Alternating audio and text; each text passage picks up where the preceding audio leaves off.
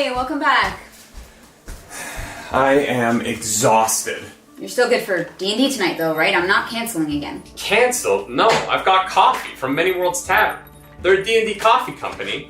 They send you the coffee, bam, and they also send you a set of dice. Look at that, D20. Natural 20 on the dice, not a joke. I know we're in the middle of an ad, but it's a nat 20. I have to point that out to the camera. Coffee? I thought they were a tea company. That's what I'm drinking right now. They do coffee, tea, even gaming supplements to homebrew for your world. Many Worlds Tavern sells over 20 different coffees and teas, including a featured coffee of the month called Treasured Realm and a tea of the month known as Fabled Foliage. Each month you get a 12-ounce bag of their featured single origin coffee, a collectible realm card, a collectible realm sticker, a 5e magic item, and a randomly selected full set of polyhedral dice. Wow, they do so much. I actually found them because of their charity work. Did you know that they've raised over $40,000 for gaming nonprofits since 2021? And this month's charitable donation is a matching donation so that you can double your donation to Doctors Without Borders through Roleplay Relay's Heroes Without Borders. Link is in the description down below. Thank you, Many Worlds Tavern. Make sure you go follow them, get yourself some coffee, some tea, or something to help you be a better DM. And do something nerdy tonight. Bye. So I heard that you either don't have any dice, or you don't have enough dice. The two genders. Don't worry, I can fix that.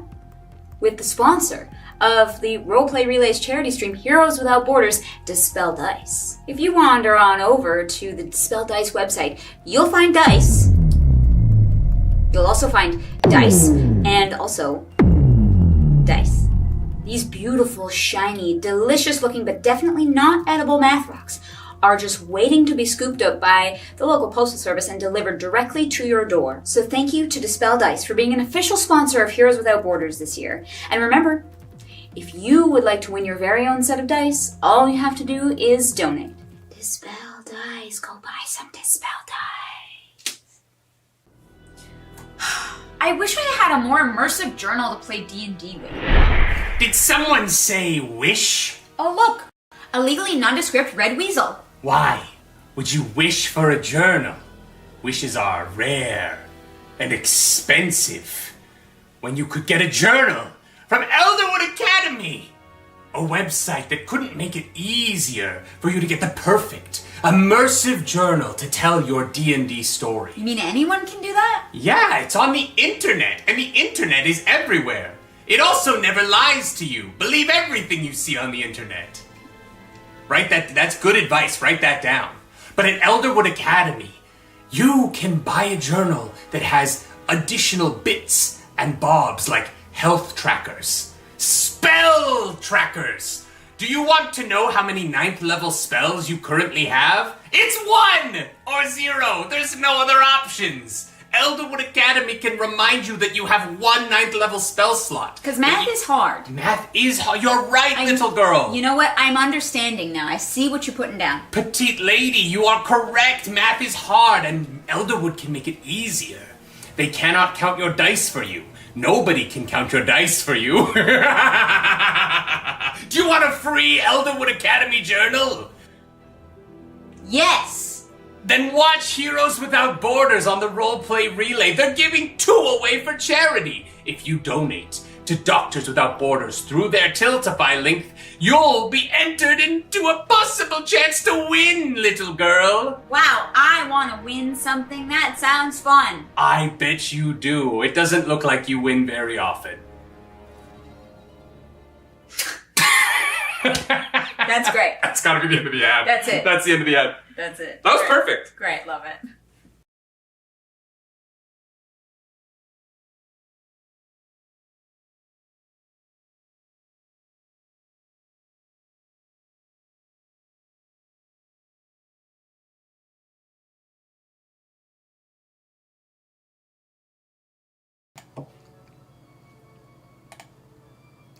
Ooh, what's up, Internet? My name is Nerdy.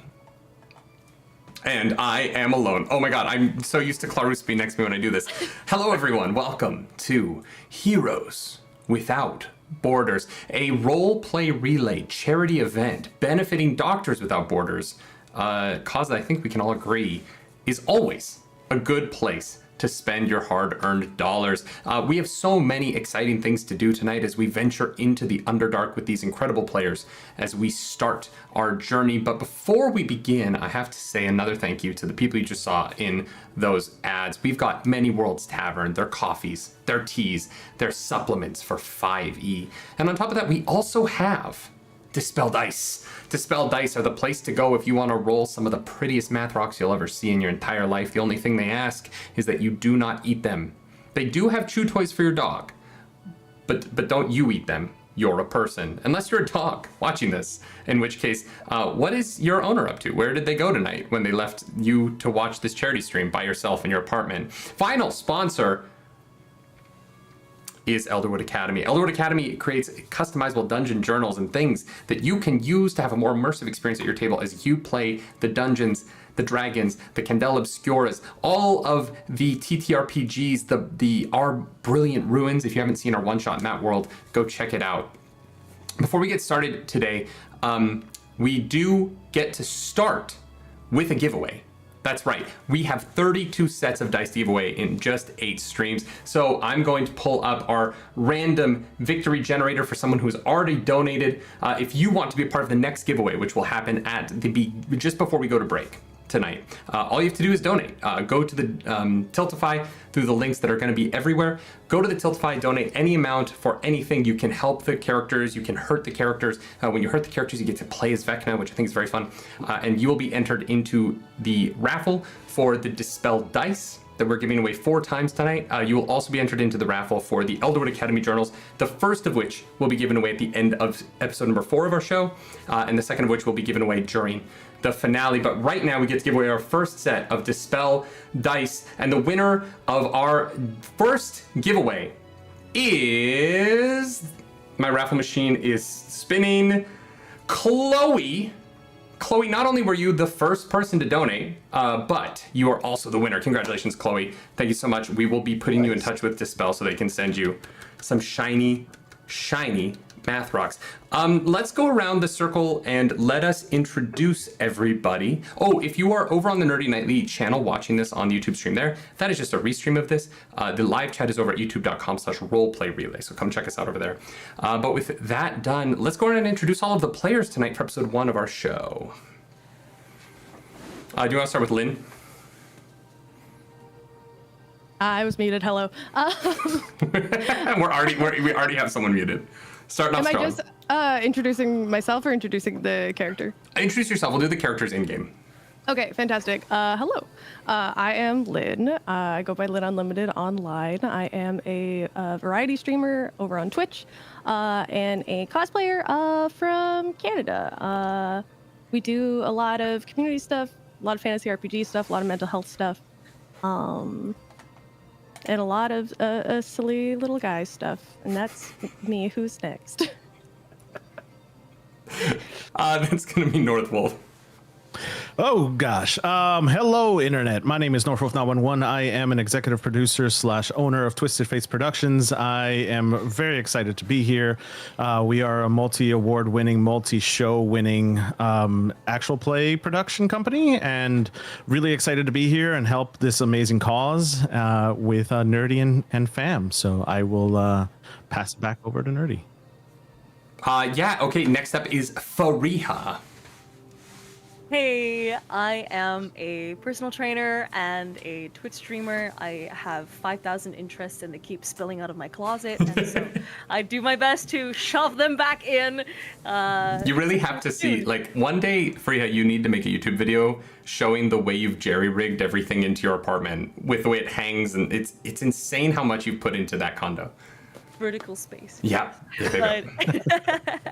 Yeah, I do content about good storytelling and the joy of the process and of learning and of like art and music and also cosplay stuff. So happy to be here. And yet, despite all that, you're still mostly known for singing as Toad. At least to me. I'll never escape Toad's shadow. Hey, it's my favorite thing that you do. Run DMG, do you want to introduce yourself? Hi, I'm Ryan. I also go by Run DMG Online. I do a lot of meme stuff. I do skits. I'm on TikTok, YouTube, everywhere that you probably are in any given place. I do a lot of charity work. I'm very excited to be part of this. I love Doctors Without Borders. Love all the work that they do, and I'm really thrilled to use my old lady voice and get to see if my voice will be. I have an actual legit real world meeting tomorrow that's very important. We'll see how my voice does if it survives the night. I mean, Stuck on it. I have to do a 10:15 a.m. Charlie and the Chocolate Factory in the morning, so I'm real curious to see how this is going to go. So with all of that, thank you to our sponsors. Thank you to Kristen and Pilks, who both just donated. Before we get into it, Many Worlds Tavern has joined us this evening as a matching donation. So the first $1,669 dollars that we raise, your money's doubled. Every dollar that you donate, they'll donate $1. And so in that, if you donate 10, the charity gets 20. So please, while they have this little matching thing going on, please take advantage of it by mostly donating to hinder these characters. Play as Vecna, make their lives harder. I do want them all to die and for them to not successfully get the piece of the rod that they need to go to the final fight on December 13th. Because the fewer players in that stream, the fewer parts of the overlay I need to work on. So make my life easier by helping me kill these characters. You know what? Just because you said that, I am going to constantly put myself in danger as a wizard, and I'm just going to see if I get crushed. I just really quick have to multi-class some things. I'll be right back. Okay. No change of the character sheets. No change of the character sheets. Level 16 barbarian. Can someone in the YouTube chat tell me how is the sound balance right now? How are we doing before we get too deep? Can you hear everybody? Can you hear me? Can you hear the music? There's going to be a delay. I hate asking things on stream because I know I'm going to have to wait a delay for an answer. Wait, it sounds better. No, wait, it's not that good. No, wait. And we get sound is good. Well, with that, shall we begin? Wonderful. Good evening, friends, and welcome to the Kicking Horse Tavern here in the town of, oh my god, I wrote it down and I have already forgotten it. We're off to just the best start ever, perhaps. The town of whatever you want it to be. No, it has a name, and I want to say the name because I want to see if I can pronounce the name. Because this is the name from the book. Oh, for those of you who don't know, this next 8 episodes of the show are loosely based on Vecna, Eve of Ruin, the 50th anniversary Dungeons & Dragons thing. It's why we're playing it. It's 50th anniversary of Dungeons & Dragons. It's a game that's brought me so much joy throughout my life, so many times with my friends. And I know there's a plethora of other games that are going to be consuming our lives in the next few years because they look great, mostly the Stormlight RPG. But, as an adieu to this part of my life, I wanted to play D&D for the charity stream this year. And so we went with a module book. And I cannot find my own notes for the very beginning. I have everything once we actually get started, and I can't find the start of this. Is this what D&D is? Oh, Yes. Yes. Yeah. Yes. The answer to that is yes. I think we're missing the snacks, but besides that, we're good. It's I just could the go for a general snack. feeling of being lost and confused. Our adventure starts in the town of Sverfneblin. Sverfneblin, a humble mining town in a mountain range to the far north, where the snows come early in the year and the people are hardened by their yearly experience of harvesting as much grain as possible in the shortened summer season and then surviving in the dark months when the sun goes down early and the nights are long and dangerous. But our party is not from here. They've been passing through for whatever purpose is a secret they might be willing to tell for a copper or a good story in return. But they were here yesterday during a rather unexpected moment for the town of Sverfneblin, a town that sees its regular dangers of snow and ice and landslides, wolves and bears.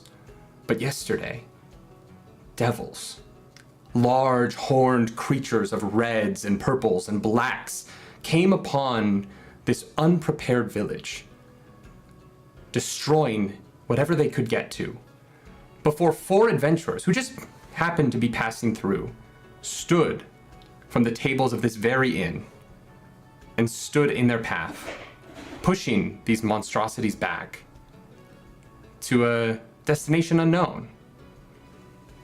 But tonight, with the rubble of the destruction cleared and the city verging on normalcy, a party is being held in this main tavern. The ale is flowing, the wine is plentiful, music is played, not particularly well, by the local band, but it is the jaunty affair of a people who have overcome perhaps the most traumatic attack of their lives, thanks to 4 intriguing and different peoples sitting at a center table, ringed by onlookers excited to pass a drink down. Would you like to introduce your players, our player characters, at this main table?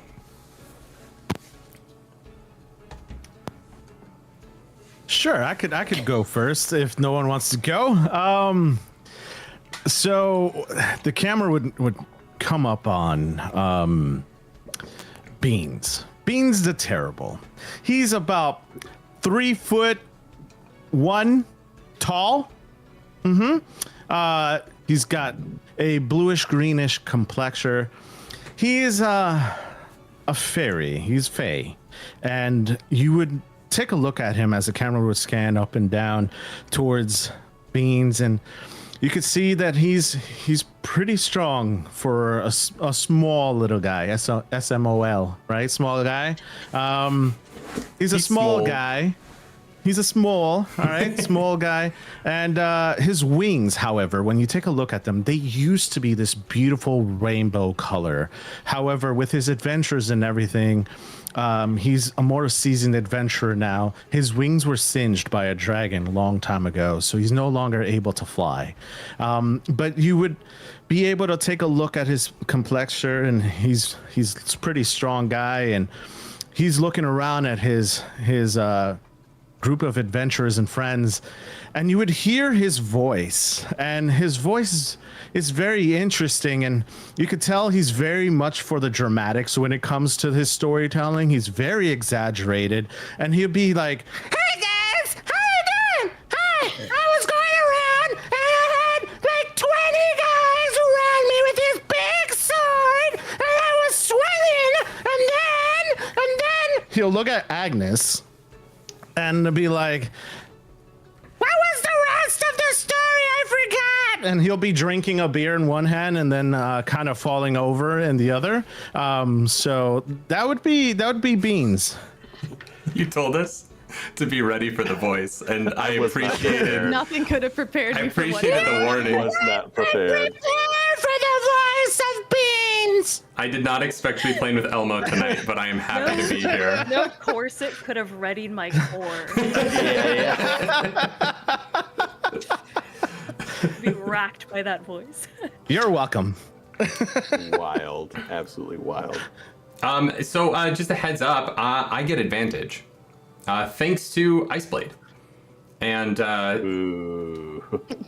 I think that's the only thing that we have so far. So, yeah, so you turn to Agnes and you say, what is the rest of the story? Agnes, what is the rest of the story?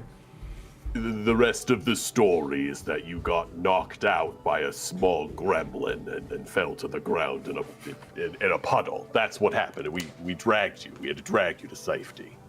I don't remember that story. Well, that's why you don't remember. You were unconscious, my little schnookums. And it's very funny when she says little shookums. Agnes Weatherdew is an adorable little gnome lady, very much like Sophia from Golden Girls, except just small.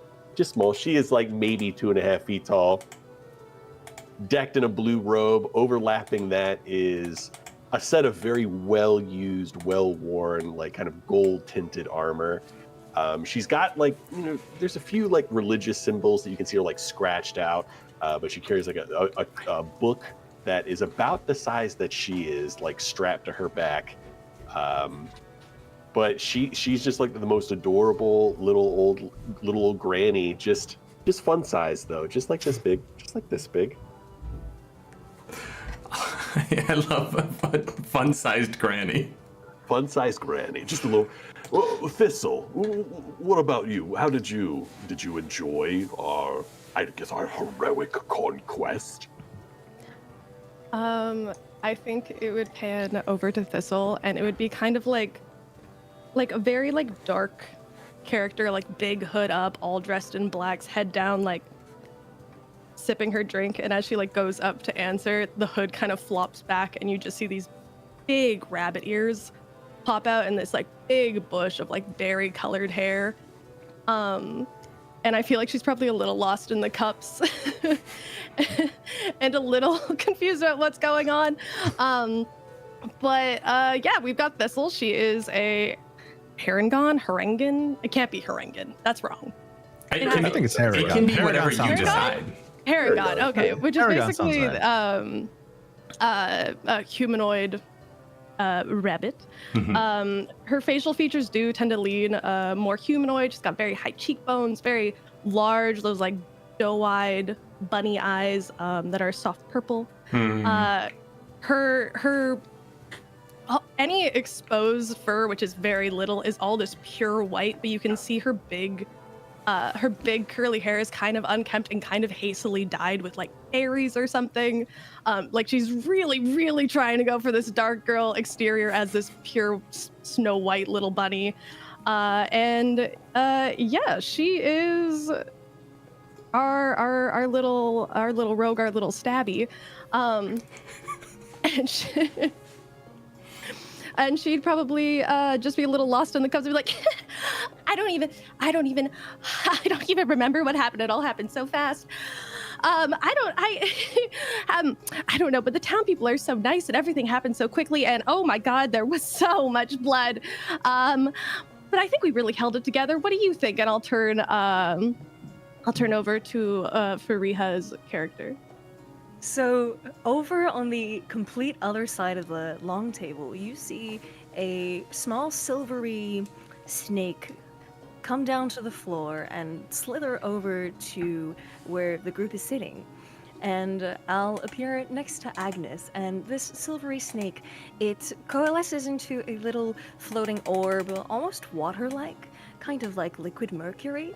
And you'll see as this forms into a person. And what you see before you is one with silvery skin, but with little bevels by their jaw. And you can't look at their face too long, for it'll start to morph. But they slip next to Agnes and say, "Oh goodness, this band sure is something. At least the ale is good, and the company seems pretty." Yeah, the band. I don't think they get out and play much. It doesn't. You don't think so? No, that drummer is not using a drumstick. He's just using his face on the drum. It's. I've never seen that technique, and I've literally been all over. You look over, and there is like this like very tall blonde like Nordic man who has this like fur pelt, and he has a drum in front of him that he's playing like a snare drum, but then he also has this big bass drum. Instead of having like a kick pedal he does kind of smash his head to the side into it to like keep beat. But you know, as songs go on, his neck gets a little tired, and the beat of the song just kind of keeps slowing down as he kind of can't keep rhythm anymore as he's trying so hard. I don't know if anybody peeked it, but he is bleeding out of that ear. I don't think he should do that much longer. I think at that moment, Beans would probably go over and help him stay on beat and just smash his head against because it's annoying him. Hey, it goes a little faster. Oh no! Oh jeez. There's a moment that this entire room kind of stops for a second. All of the sound ceases, and people just kind of think that this rather small fairy just suddenly started attacking someone in town. And then when you start doing it to the rhythm, people kind of catch on, and the rest of the band starts playing again. Like, they're uncomfortable with what you're doing, but you also just saved the town, so they're like tolerating it. They're like, okay, I guess. He always fixes things in the strangest of ways. Hey, It it's is honestly- working. You're welcome. It's honestly a little bit better. It is better. I can't take anything away from it, although there is blood getting up that drum. I don't know. The song sort of, in its natural way, comes to an end. And the lead singer of the band kind of, the bassist looks like he's about to start another. The lead singer goes, I think we're going to take a quick break here. We'll be back in a few minutes. We'll probably play another set tonight. We're going to check on our friend. It seems there's now a hole in our bass drum. I don't know if we're going to be able to do this without that. And so they warily looking at Beans as they pack their instruments up and hurry off of the stage into a back room that the food has been coming out King Julian! That's my voice. I disconnected. And suddenly we're DMCA'd and shut down. Oh, it's so sad. DreamWorks coming after a charity stream. Expected. There's a King Julian everywhere! And the raucousness of this room settles as the band leaves and people are turning to their own tables. You can still see people are keeping an eye on your group, but they're where before they were idolizing you all as sort of these welcome heroes to the town. There's now a bit of a they're kind of weird. Like, it's nice to have them when there's an attack, but I don't know if I'd want to hang out with them every night kind of vibe. And as this new vibe settles into the establishment, there's this flash of gold light that shoots in between the cracks in the wood that makes up this building through the windows. And for a moment, it seems to this town like they're under attack again. And then the wood of this very establishment begins to shift, not break, but magically enchant itself as the ceiling begins to spin into a pattern. And you see, looking down onto your table from above, made out of the wood of this ceiling, a man's face. He's bald and has a goatee with a finely waxed mustache. And he's looking down upon the four of you, befuddled. This absolute look of confusement? That's not a word. Of confusion upon his face. And he looks down at you all and goes, hello. This was not what I expected. I cast a wish, and yet here I am. Who are you? Yes, you. I'm gonna look down into my cup, being like, is this what? Just down the rest of the drink, because clearly this is a hallucination. Like, Wait, everybody be calm. This happened to me in the 60s. What you're going to want to do is find a piece of wood and put it between your teeth. You won't, otherwise you'll bite off your tongue. It's going to happen, and things are going to get weird for a little bit. You guys are all from Faerun, right? Are any of you proficient in history or arcana? Me? Yes. Both of those, in fact. Roll Arcana. roll a history or an arcana check, both of you, depending on which one you're proficient in. That's a 21. Oh, That's great. a 30. That's a 30. I think with the 30, I think I'm gonna let you have it. You look up at this face, and there's this moment of confusion as the wood settled into it, and you're very concerned about what might be happening. And then something clicks in the back of your mind as you look up at this face and go, oh my god, that's fucking Mordenkainen. That's the famous fucking wizard Mordenkainen. You probably had his poster on your wall as a child. You And he's saucy looking down at you. Mordenkainen. What are you doing here? Oh, I you told do know no who I last time. You can't have any of this. You're not built of sturdy stuff, Morden. Agnes, you're not what I wished for. Oh, here's what you always say, but you always seem to find me. Damn it. Well, beggars can't be choosers, I suppose. I I'll make you believe beg. that I've been brought here for a reason. Vecna is attempting to destroy the multiverse. And as you say that, the regular people in the bar around you all go, wait, what the fuck is happening? People are leaving. People are very confused. There are some people who are deeply concerned. But the word Vecna seems to spark fear in the eyes and hearts of the people of this tavern. However, that fear is lessened because Jabroni donated $500. Oh my god. Woo! So, thanks to our matching donation from Many Worlds Tavern, we're at $1,420 raised already, you guys. Oh my god. We haven't even done anything yet except have technical difficulties. Yeah, so, as Mordenkainen realizes that you are, in fact, the Agnes from his past. Not a past lover, but a past crush that turned him down. That's what they all say. Unfortunately, we are rolling from the deck of many things to start off this evening. Okay, well, this could just be over now. Like, this might be the whole new adventure that we have. So, I need you to roll me a d20 Run DMG. Me? Yeah. I got the deck of many things drawn. Unfortunately, yes. You're going to roll me a d20. Oh, okay. There's something about the wish spell and your past, like, you've turned this man down in the past, and the magic of being rejected is interfering with the magic of the wish spell that is bringing your team into this mission. And so in doing so, the deck of many things have been magically drawn out of your pocket. Oh, honey, he wants you so bad. Oh, he always does. He's like, oh, he's not gonna beg. I've heard him beg plenty. 11. Okay. Fingers crossed, that's good. All right, you drew the Talons card. I don't know what that means. I don't know. I didn't think anyone would actually donate. Too late now.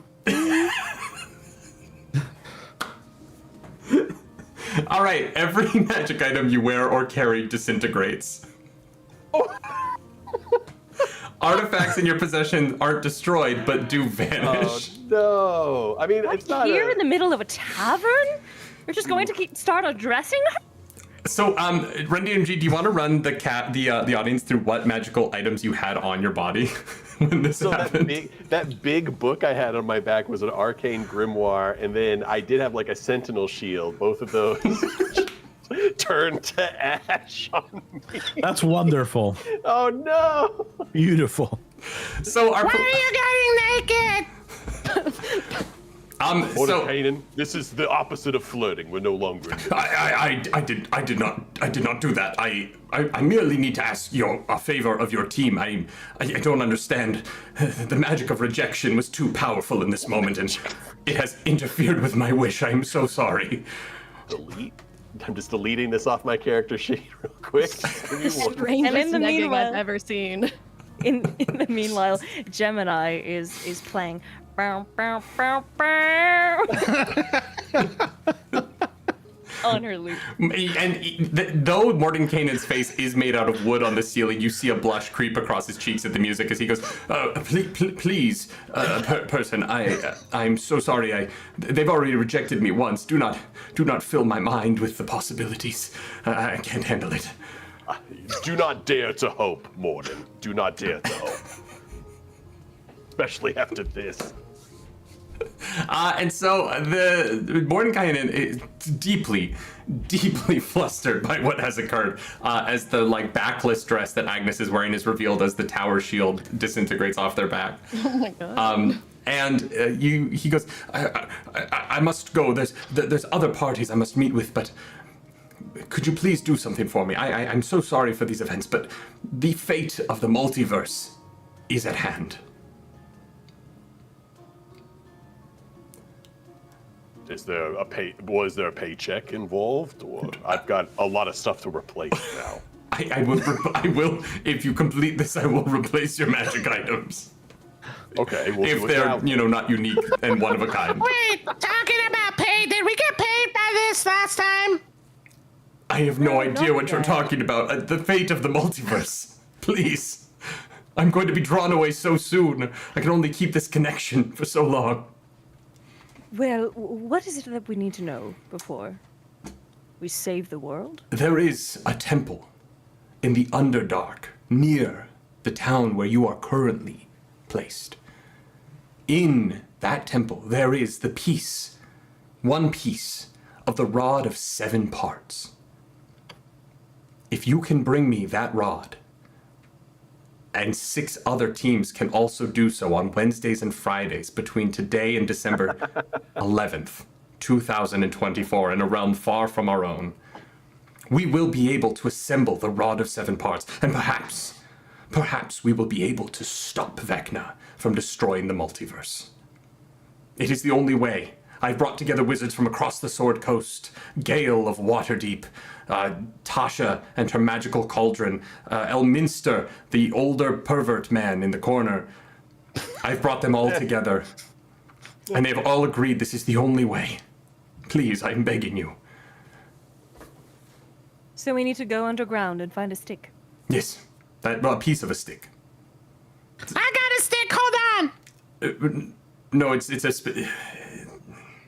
They've got a stick. I think we're good. I need a very particular. You can see like somehow his hands have now come out of the ceiling, made also of the ceiling's wood, as he's just rubbing his temples and then pulling at his mustache and then rubbing. He's so deeply concerned. Before you Agnes, splinter yourself up there, what else should we be looking for? Any telltale signs? Any markings? it's a rod in a cave. If you're with Agnes, you're probably pretty seasoned adventurers. This should be something that you can handle. The old rod in the cave, Gambit. You've talked about that many times. We'll know it when we see it. Yes. Get a room, you two. I wish. No, I didn't say that. Agnes, I'm sorry. I said I would stop saying things like that. Oh, here you are. You wished it. I did. You know what? I did wish. I did wish to find a party that would help me in this endeavor, and I can't believe it brought me to you. Will you please take on this mission? Help me save the multiverse, or else we're all going to die. Yeah. Great. And then with that, he's just gone. He fucks off as soon as someone says yes. He hears one yes, and he is out of there. You should have kept him longer. I was having fun. Mordenkainen is good for a jab or two. As you look around the room, the bar has mostly cleared out. Some people are like hiding behind tables. You see some people have pulled out knives and swords, and like someone has a bow drawn at the ceiling. Slowly lets it in. The bartender comes around. Sorry, I didn't get your names, but I do remember stories of a cave nearby that the horrors used to come through many years ago. It was to the north. If you follow the crest of the mountain like a crescent moon, there's a path that leads right to the entrance. But nothing's come out of there in, 45 years since a legendary adventurer went in and sealed a magical door. I visited that door once as a child, but it has never moved. Why'd you visit the door? I was a child. I thought it would be the stories that children tell each other to scare one another and to dare one another. I was trying to impress a girl, and What's her name? Oh, her name. She's over here. Tyra. And this woman kind of like peeks her head up and like waves. This like, hot barmaid, just like absolutely massive breasts that are just spilling out of her milkmaid dress in the most anime fashion possible. He's like, I married her after I impressed her that day, yes. Oh, mazel tov. Congratulations. It does exist. Thank you, yes. There's a girl like her in every tavern in the Faerûns, I've been told, but that one's mine.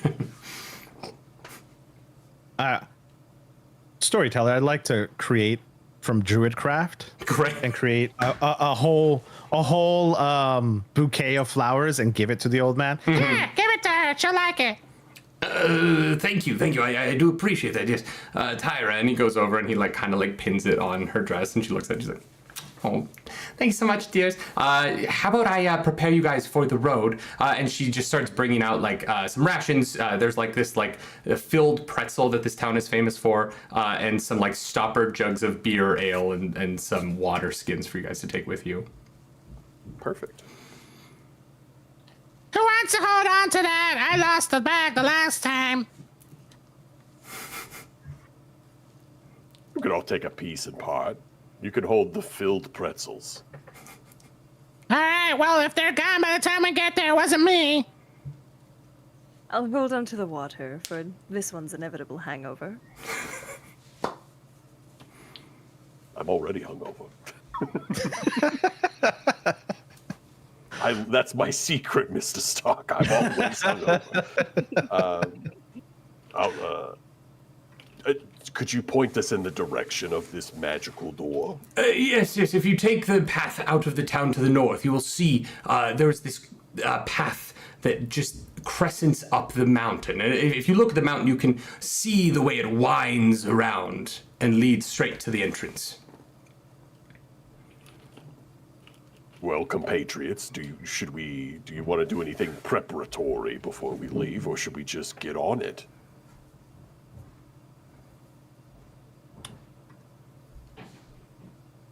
Oh.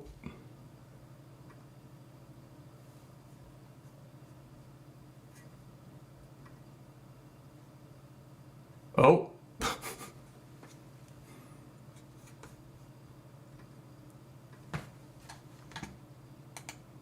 Yeah. Oh, sorry. I lost you guys for a second. Are we back? We are back. Yes. So sorry about that. Not sure We're what in the right happened. spots too. Yes. Great. Discord got weird on me. Vecna hit the Discord. So we have good news. Jabroni 006, who previously donated to pull from the deck of many things, has pulled a pre-selected magic item for Agnes. So Agnes, you now get a magic item back. What was the special magic item that you had picked as your one-off? I think it was like the Staff of the Magi. Do you want to tell our audience what the Staff of the Magi does? It's like the most broken, overpowered thing you can possibly get as a wizard. Hey, someone donated $150 for you to have this, and thanks to Many Worlds Tavern, that is a $300 donation. So we have now passed $1,700 donated. Oh my god. Woo! Let's go. Thank you so much, Jabroni. You have been incredibly, incredibly generous. I am so grateful. I also get advantage. And Light Blinded Fool, you've named an NPC, so will you name so throw that name in the chat so that I know what to name that NPC for you.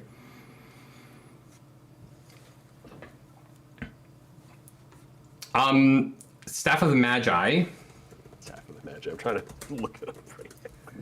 The Staff of the Magi is a quarterstaff. Legendary. Can be wielded, gives you a +2 to attacks and damage rolls made with it. The staff has 50 charges for the following properties. It regains 4d6 +2 exponent Charlie's daily at dawn. If you spend the last charge, roll a d20 on a 20. The staff regains 1d12 +1 charge. It has spell absorption. It can cast Conjure Elemental, Dispel Magic, Fireball, Flaming Sphere, Ice Storm, Invisibility, Knock, Lightning Bolt, Pass Wall, Plane Shift, Telekinesis, Wall of Fire, or Web. You can also use it to cast Arcane Lock, Detect Magic, Enlarge, Reduce, Light, Mage Hand, or Protection from Evil and Good. It has a Retributive Strike. You can use an action to break the staff over your knee or against a solid surface, performing a Retributive Strike. The staff is destroyed and releases its remaining magic in an explosion that expands to fill a 30-foot radius sphere centered on it. You have a 50% chance to instantly travel to a random plane of existence, avoiding the explosion. If you fail to avoid the effect, you take force damage equal to 16 times the number of charges in the staff. On a failed save, a creature takes an amount of damage based on how far away it is from the point of origin, as is the following table. So you can take. There is a possibility that you can take 800 d12 damage. Yeah. If I'm reading this correctly. Just a small novel. What? Yeah. No. Honestly, a great exchange. I had an arcane grimoire and a shield, and now I have the Staff of the Magi. You know what? Fair I'm is sure fair. it's fine. You I'm lost sure it's fine, you right? lost an uncommon shield and a grimoire, and you got unlimited fireball. Yeah, I'm set for life. You Holy lost half your shit! clothes and you got a rod instead. My gosh, you're getting more and more into me. This isn't the first time Mordenkainen's stolen some of my clothes and given me a rod instead. You know what I'm saying? Thistle, you're paying attention to the room around you as Agnes pulls out the staff, and the rest of you are looking at it all intently. Everyone's excited.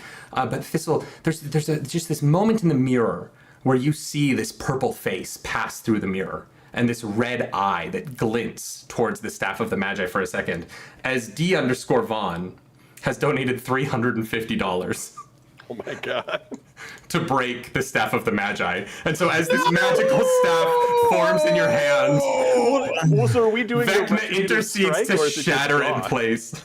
It always goes with you and Mordenkainen. Hear me out. What if it breaks in 7 pieces? We wrap this whole thing. Like, I- Did that say bring him a stick? That my counts. heart cannot take this Hunt anymore. and a stick hunt yeah, the and a emotional stick roller hunt. coaster Agnes is going through the last probably 60 seconds in game. Get Goodness, me we're off going to this stop her roller heart. coaster.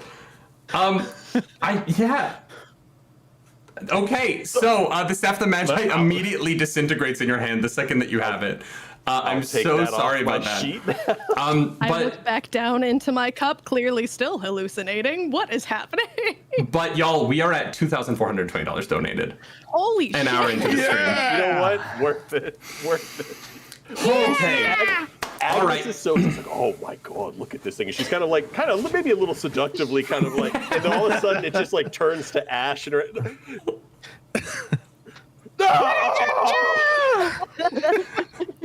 And just What did you do? Why were you touching it that way? for a brief moment, you see Mordenkainen's lips appear back in the ceiling, and you just hear the whisper, "That was just like my heart." And he disappears again.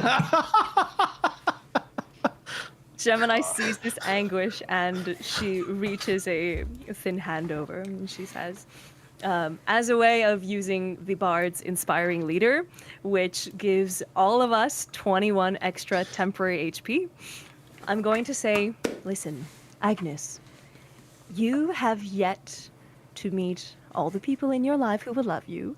You have yet to touch all the rods you will touch.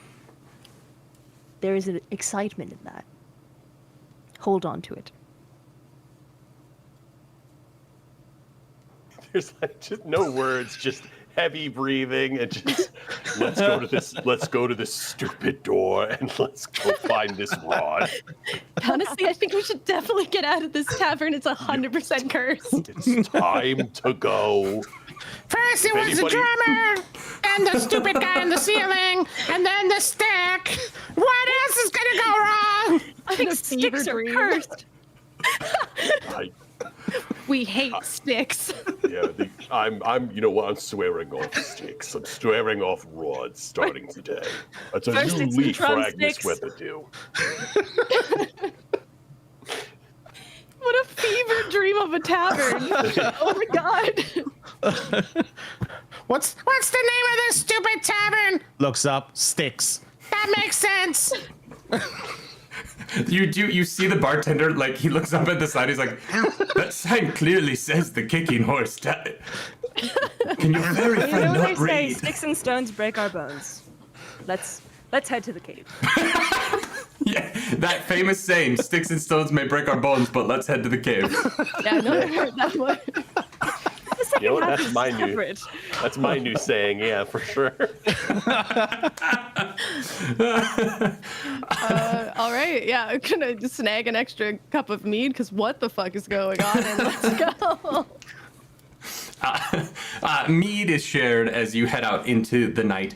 It is a gorgeous evening when you look up into the sky. There's not a cloud to be seen, and the stars are beaming brightly, illuminating a town that, when you're looking at eye level and below, is a little bit rougher than when you arrived the other day. It was not, beautiful by any means, but it had a certain architecture to it that was homely and friendly. And now there's bits of log that have been put over the scratches that demons left in the walls of people's homes, and where some of the thatch has been burnt. You can see people have already started to try and repair the places in the roofs, and you can tell this is a place that will soon be beautiful again in its civility and in its, sort of pedestrian beauty of a place where people live and people love and people build a home. But as you pass out of the town into the wastes and wilds beyond, you are quickly met by the sparse coniferous forest that on the path that leads towards the mine, that is the financial livelihood of most of the people who live here. And as you pass along this path, in front of you, the mountain grows ever closer as you hike for probably 15 minutes before you start to feel the incline beneath your feet as things begin to pass up and up. And you reach the moment where the tree line breaks and you are on shale. Gray rock that heads towards the peak, kilometers above. And as you look up, you can see the well-beaten path off to your left that leads to the entrance to a mine. And to your right, you can see, in little bits of golden stone that sparkle in the moonlight, a crescent moon path that leads up about a fifth of the way up the mountain to a landing and to what you've been told is a door to a cave to the Underdark. What would you like to do? I do say you have to go up to go down. Many times. Wait, what? What? Like sex, Agnes, like sex. Oh, we do it different at my age. It's a lot more horizontal than it is vertical. Is it dark inside the cave? The cave is up the mountain. Yeah. We shamble slowly, horizontally. I'll pop out some dancing lights to light our way in the cave. Oh, very nice. And they'll all take the form of little Mordenkainen faces. I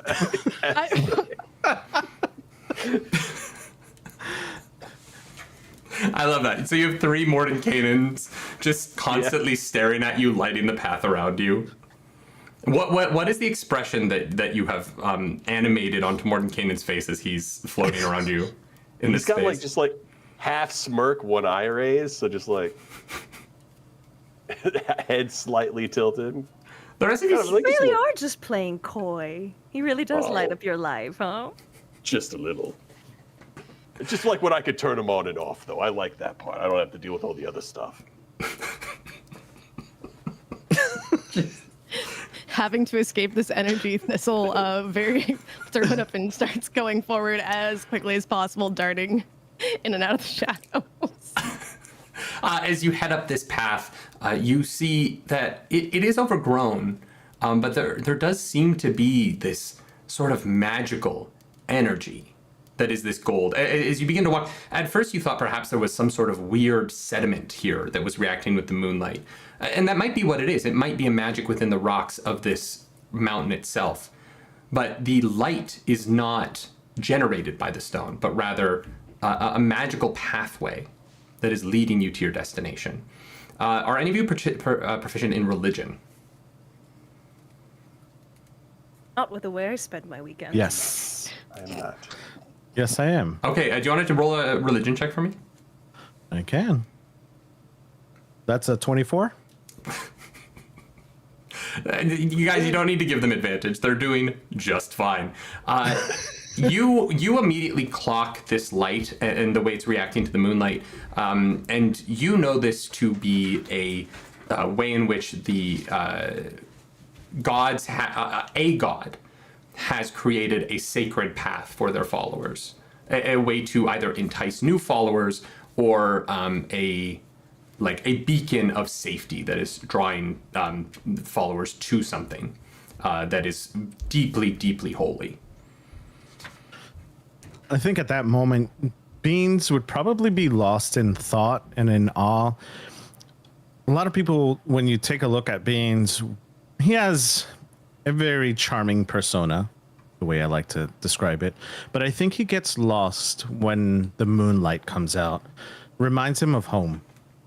So you'll see him kind of lost in his own thoughts, cracking a joke here and there with everybody else. But as he kind of takes a look onto during the religion check, he notices the lights, and then who would be next to Beans? I think he would just I think this would be away from you, so maybe Jim and I.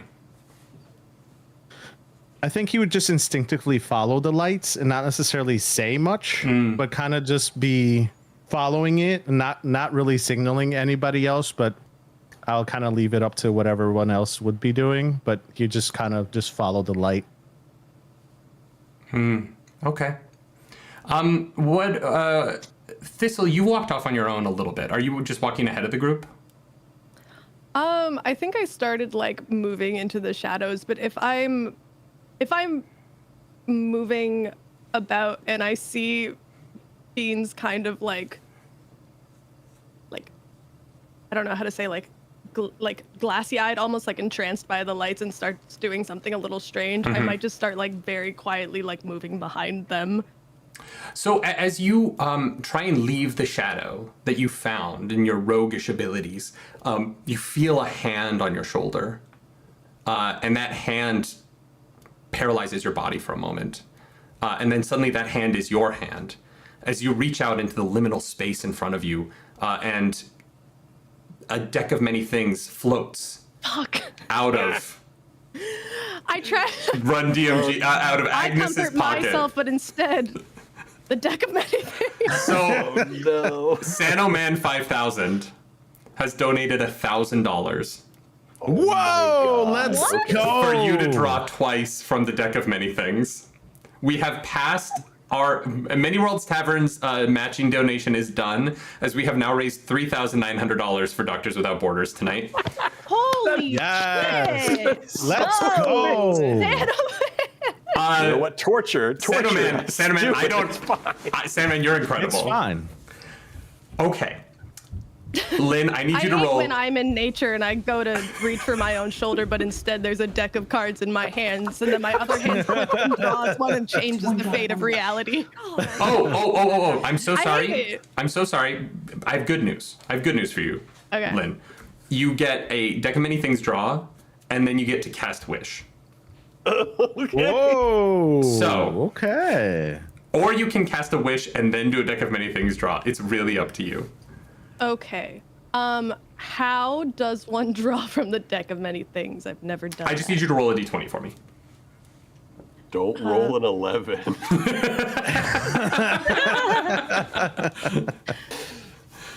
Wait, how do you just roll like the individual dice I think on the there left it of the is. screen. Yeah.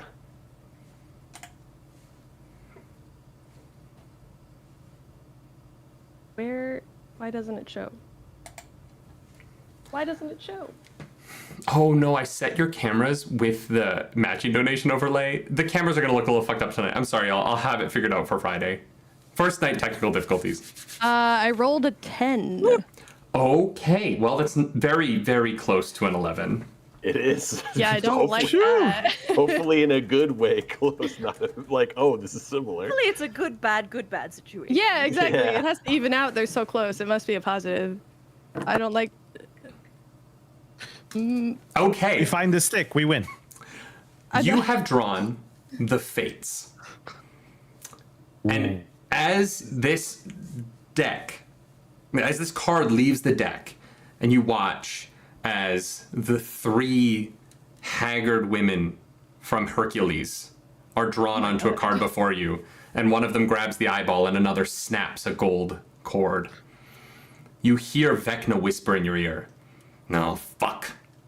And that paralysis is gone, and the entirety of existence passes before your mind in this moment. as you get to erase one event from history as if it never happened. Do we take out Vecna babies? The real question. do we pull that?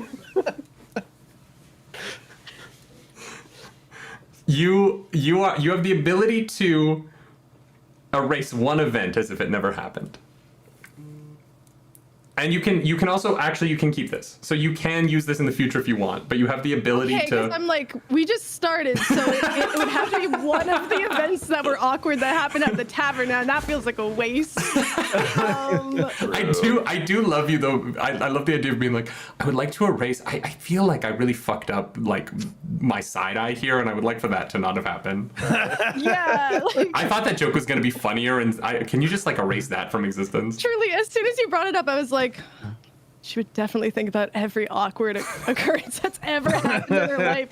Just like every joke that she said a little quietly and then someone else said louder and everyone else laughed really hard. Like, I would erase the moment I met Tom Hiddleston. What? And we were on the set of the first Avengers movie, and I've told this story before, but I was working on the movie, and my friend Dina was we were having this stunt conversation, and it was like this conversation with like the stunt coordinator and Chris Hemsworth, and I can't remember everyone was there, but Tom Hiddleston like walked up right next to me, and I turned, and next to me is, he's gorgeous, like he's so handsome. And I was very surprised, and I wasn't ready. And so I turned, and I looked him dead in the eyes, and I just went, I thought I'd be taller than you. Or I thought you'd be taller than me. And then the conversation stopped, and I didn't know what to do, so I just walked away from it, and I left. You know what? That might be a canon event. I would that might like just to be unavoidable. in-game erase that for an early charity. No. Yeah, so that's my moment. I think about it most nights before I fall asleep. Fair. Is this why you have insomnia? Probably. Yeah, it started on that day. All right. No, if you don't want to use it right now, keep it in your back pocket. You can erase any event in That's nifty. the game. Okay, I want to. The craziest shit has been happening so far. Thistle has just been on a hallucination ride. Yeah. There was a man in the ceiling. You were playing drums with a man's head.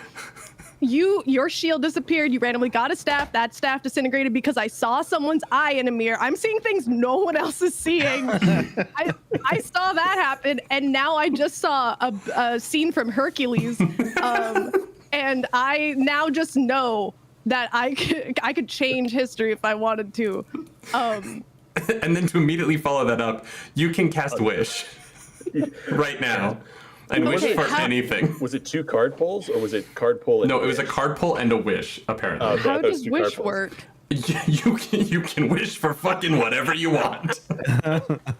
It's pretty extensive. This is and so these two things, I'm sitting here like, so I wish for the stick, but then like, that's awful. And I also don't know what stick it is, so how could I possibly wish for it? Logic. There's a part of you could absolutely wish for the part of the rod of the 7, what is it called? The rod of 7 parts? Yeah. Hey, I'm trying to logic my way out of this for you. I'll figure out the rest of the game. I don't know. We'll take a break and then we'll go from there. Okay. Being just been given so many pieces of the universe for some reason, I'm like I think I was like turned away from the group for a second. Can I just turn back to them and my eyes are like wide, like white astral starry projections and just be like, help. Are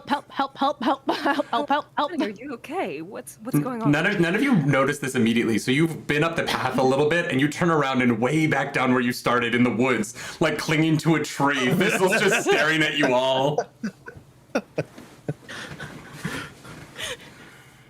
Some terrible drugs. Yeah, just I guess you look back down and there's just like this white rabbit losing their mind. Being like, guys, hi. Okay. Okay. Oh, okay. So I don't. Hey. Okay, is anyone else seeing all the shit that I'm seeing right now? Are you seeing how all of the universes connect? Slow down. What was in that mead? And also, what are you seeing? Yeah, what did you see? Everything, everywhere, all at once. It's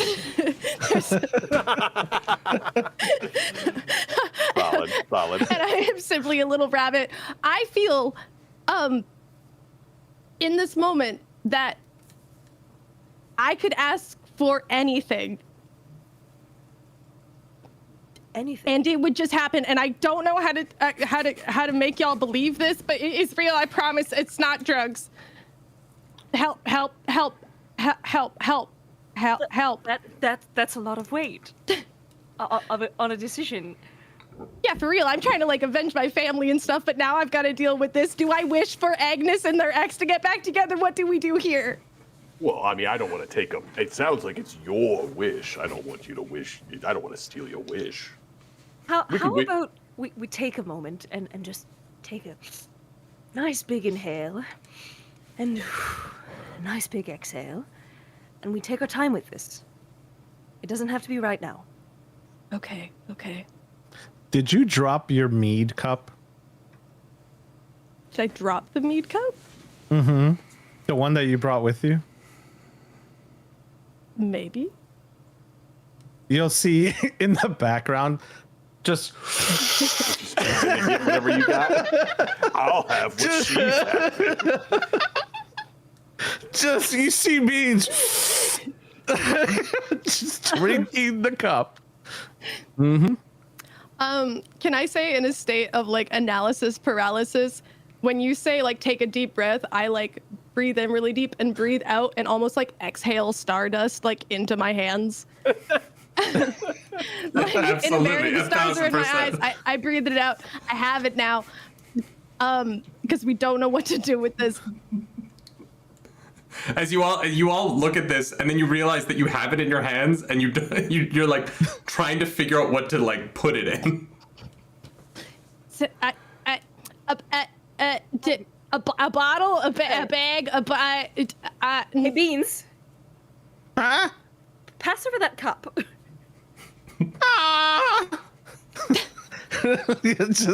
He'll just really sadly pass the cup. I'm gonna swipe it real fast and try to tilt the contents of pure stardust from her hands to this cup. Don't spill any. Don't want to spill any stardust. Oh my god! We'll just seal that up in there. And be like, and I don't know how to explain it, but I have a great idea for a screenplay. I've got so many business ideas. Tell you. I saw everything, and now I know what a movie is. Great idea for a play. What's a screenplay? It's gonna be a story about mother-daughter reconciliation, the weight of nihilism. Yeah. Oh my god, I am crying. Apologizing to your gay daughter, just typical stuff. Classic stuff. Oh my god. Okay. Cool.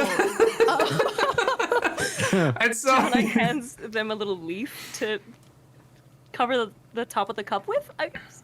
Excellent.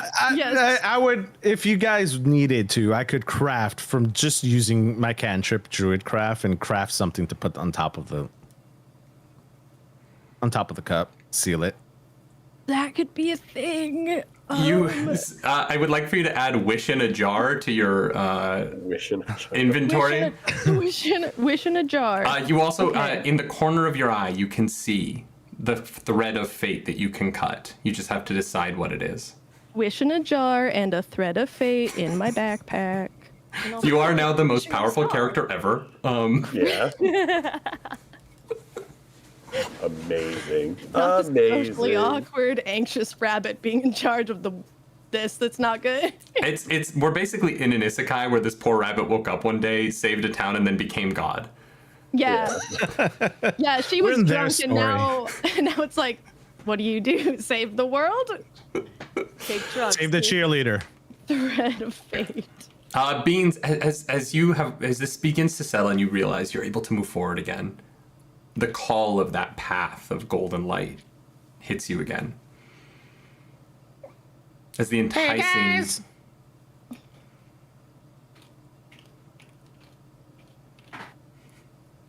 Hey guys! Great use of the space. I love it. Into the wireless headphones. Hey guys, there's something down there. Is it down there or up there? It's up there. It's a path. It's like this like crescent moon that almost seems carved into the mountain out of light, out of golden light. Can we see this light or only Beans?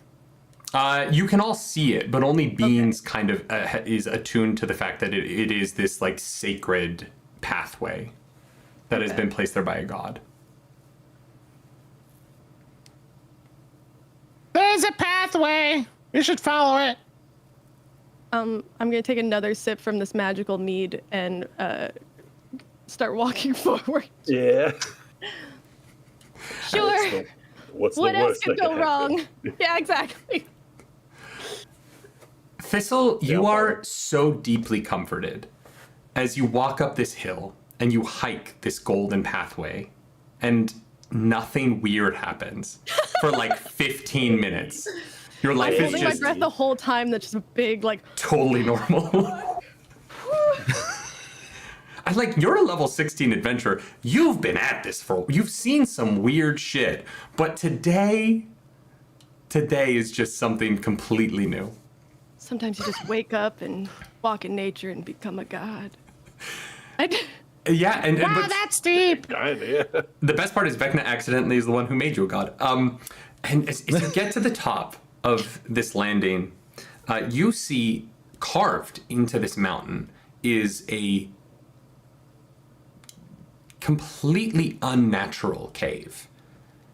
It looks beautiful and inviting in a way that feels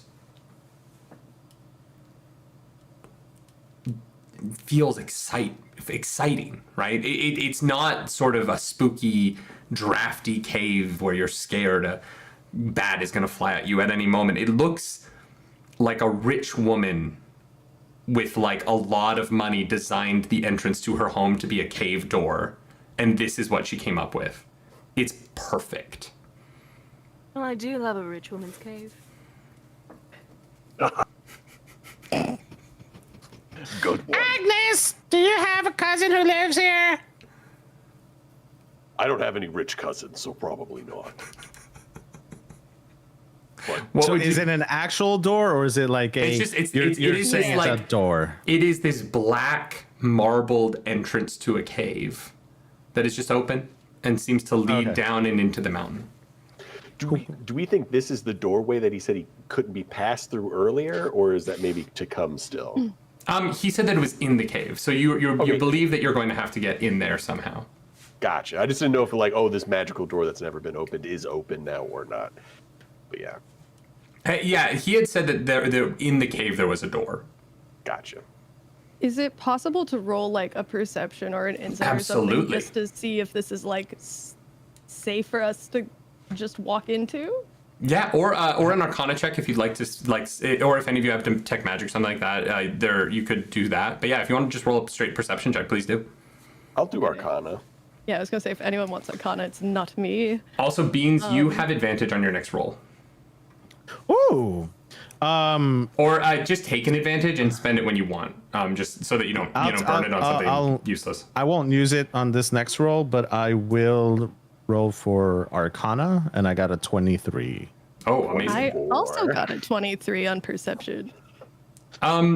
Yeah, on perception, you see that your perception check, Thistle, you are looking at the stone of this, and then you're looking at the mountain beside it, and it is immaculate. It is like where the rest of the mountain looks worn over time in the way that all natural structures do. This looks impeccably clean. There's no dust, There's no forms of sediment or rock in it or on it that are foreign to this substance. Whatever this black, near marbly rock is, it is flat. As you slide a hand across it, it is perfectly smooth, except for the angles where it creates this fractaled pattern. And you're comfortable putting your hand on it because, Beans, you rolled a 23 or 21 on your Arcana. You are able to suss out that there is a feeling of magic from this stone that is so old, no spell could still be active. Magic created this, but there's no effect that is still ongoing. But whatever was the source of this construction was a magic ancient, and so long ago you can't imagine that it would have survived to have any sort of detrimental effect in the modern time.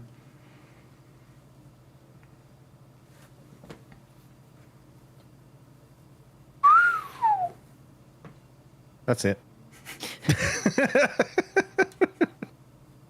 Okay, so magical but feels safe to approach. Like there's no spell active. Yeah, it does. It feels safe. I definitely think Beans would take the lead here. Normally he wouldn't, but since like something feels like he's being drawn to with the religion check and then now the Arcana check, he's like, all right, I think I'm feeling safe enough, and he'll just keep walking in and not feel any threats around him. I do have a passive perception check of a 20. So in case something tries to come out at me. I think he's just gonna kind of keep going down and follow the path because he's trying to remember the story that the old wizard was saying, and kind of just moving down the path looking for this stick that everybody wants. As you head in, the three of you have a moment where you hold your breath and nothing happens. And Beans begins to pass through. As you get inside this tunnel, you realize whatever this blackness is, you begin to see it everywhere along these walls. And there is no natural stone in this tunnel at all. It is only the darkness of this black, milky marble that is perfectly created to entice you deeper into whatever this cave is. Are the rest of you following him? Yeah. Yeah, I'd say like following closely, like dagger kind of drawn, just nothing weird's happened, and that's off-putting at this point. Like, Been too long since something like world-shattering has happened. As you pass... I'm sorry. No, go. I was gonna say, as a bonus action, I'd like to go into starry form. Great, yeah, please do. And light the way. Basically, as it gets darker, you'll just notice kind of glimmer and shine happen throughout the entire body of Beans, and like what you saw was just greenish before is now being presented in a way that it looks like the night sky. And when you look at the night sky, you see constellations all over. And he's going to take the constellation of Archer in his starry form. And what if you know him enough and you've become close to Beans, the sky that he's representing is his night sky at home. So it's his home from wherever he comes from. And he lights up the way with just him illuminating the darkness around him. As you light up in this space, the light that emanates off of you begins to reflect off of the carved and fractal stone. And as you all look around at the beauty of what has been created by the emergence of this starry form, you see that there is a pattern to the fractals here. And what previously was a focus on the raised bits of this black marble, you now see that the veins of silver at the deepest recesses between these pieces of stone light up and create almost a spider web-like pattern throughout this entire hallway. And as you look around, it is beautiful. As if someone managed to, create a tunnel of Swarovski crystals, delicately laced line by line in every direction around you. But there is, for the first time since approaching the beauty of this tunnel, this foreboding sense of, well, spiders are bad, though. Either someone had a weird fascination, or maybe things aren't what they are meant to be. As you keep going down the tunnel a little bit, you come to a place where, rather than the tunnel descending before you, cut stairways are before you, with perfectly measured stairs, each one exactly the length of the one before it, heading down to the right. And a little bit down the ways, the tunnel splits into two different paths. One to the right and one to the left. What would you like to do?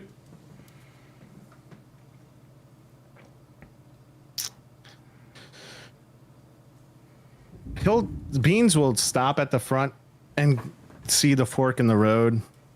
Is there anything that would dictate, because we're seeing the gray lines along the wall and whatnot,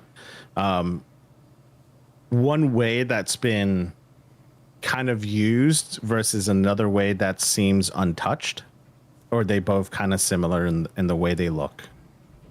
All of it is perfectly clean. There's no evidence of dust or debris. When you turn around and look at the pathway behind you, there is no evidence that you have walked in here, as far as you can tell. I think you'll turn over to Gemini, and something that you'll notice between Beans and Gemini is that everyone around Beans, with the exception of one person, hears a high-pitched voice. But with Gemini, they hear a different voice. And it's his more natural voice. But for whatever reason, everyone else just hears his high-pitched voice.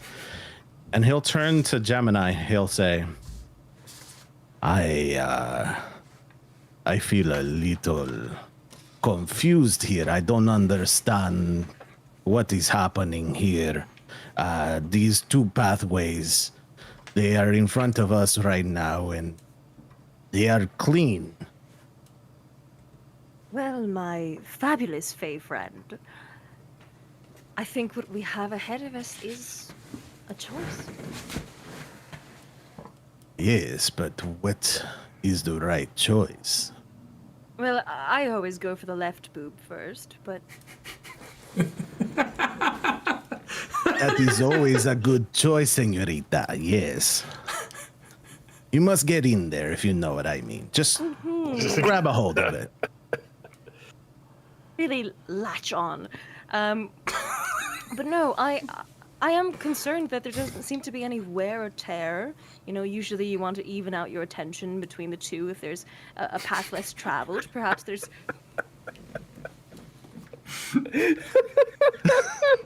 Why are you laughing? No reason. No reason. Perhaps, you know, there's something to be found there. Something of value in evening out the scales. But yes. What do you think?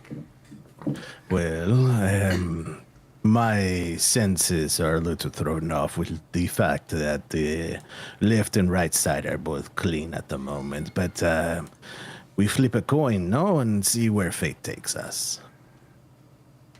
It's taken us far already, my friend. That is true, señorita.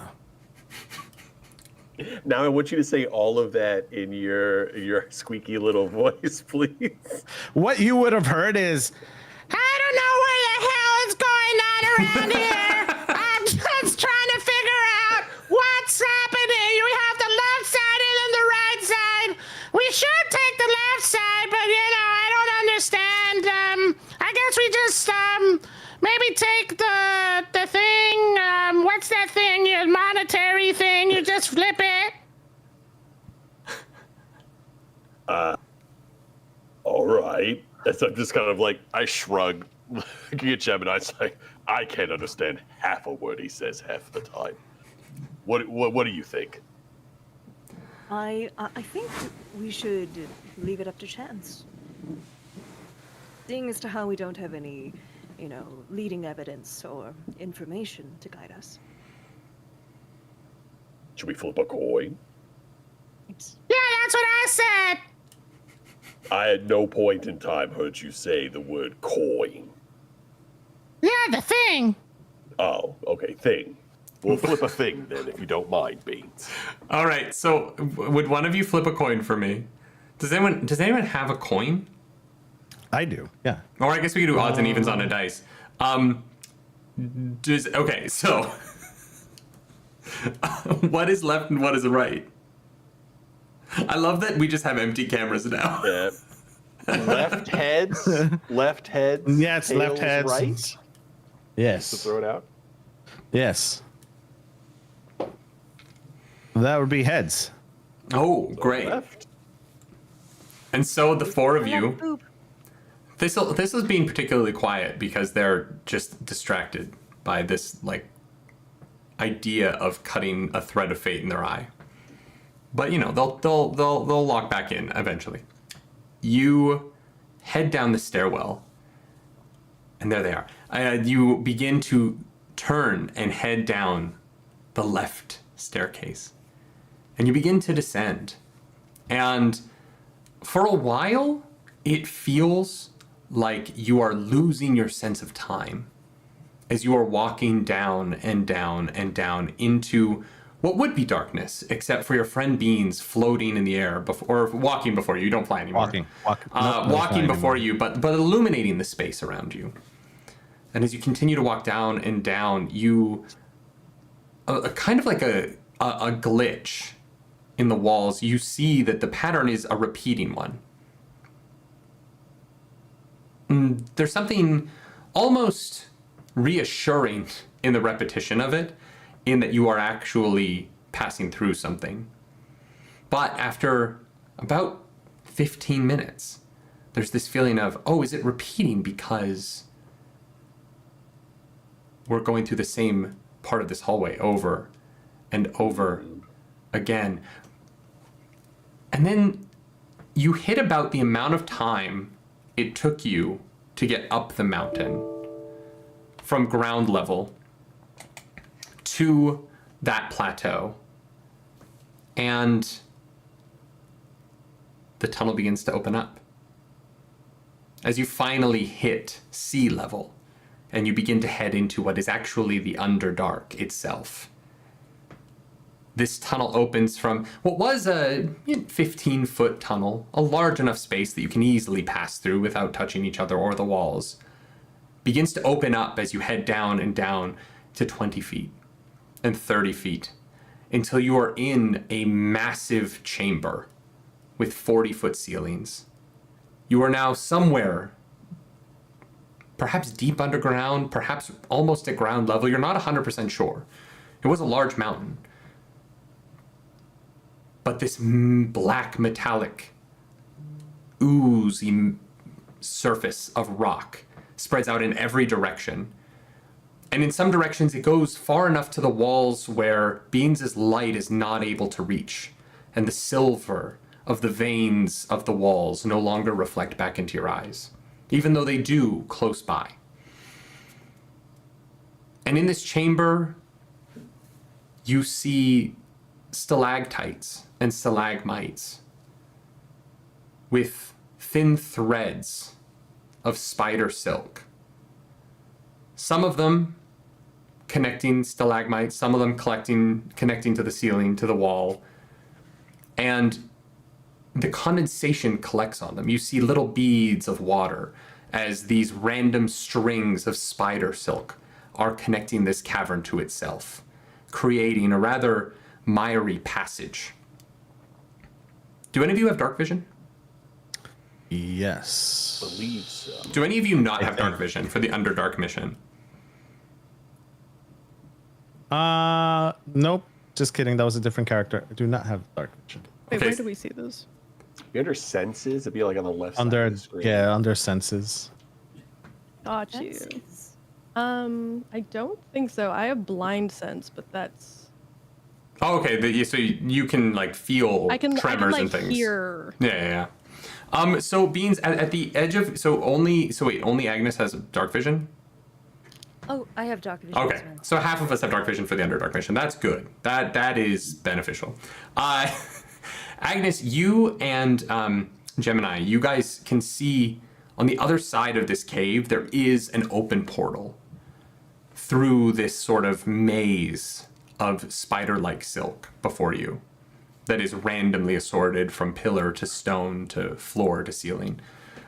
For Beans and Thistle, very quickly at the edge of the light emanating off of Beans, there is no light. It drops to complete darkness almost immediately, and you cannot see deeper into this cavern whatsoever beyond 15 feet. But this portal is open 85 feet on the other end for those of you with dark vision, and you can see that there is a way out on the other side. What would you like to do? My friends, stay close. We will be your eyes. Yeah. Something tells me that we might want to avoid touching the little strands of web strewn about our path here. In my experience, unless you want to be tied up in the moment, you should not touch the restraints. And so, how can we avoid this? How close are they? How close are the strings again? Sorry, they're just like everywhere in just front of you. So like, if you were careful enough, you could maybe plot a course through that you could get to the other side, but it would take some time. But there's it literally is while you can see through it because it's spider silk. It is sort of like walking into a labyrinth and expecting a minotaur, but instead of walls, there's just arrayed strings of silk like a laser trap, kind of Mission Impossible style. You could always set it on fire, señorita. I was thinking I that. was thinking, I've got Firebolt. We could just kind of like pop, pop, pop, pop. You don't think it'll send off any auditory signals? I mean, you will send off an alarm. For Is there- burning it. Is there a way to kind of like spy mission dexterity our way through the laser webs? You absolutely could try that if you want, but before we do, we have to call out, we got a $100 donation from Kiro-chan. No reward, no, you guys don't have to worry, nothing bad is happening, but $100, thank you so much. We have officially passed $4,000 raised. So thank you for Let's go. Absolutely incredible start to this charity event.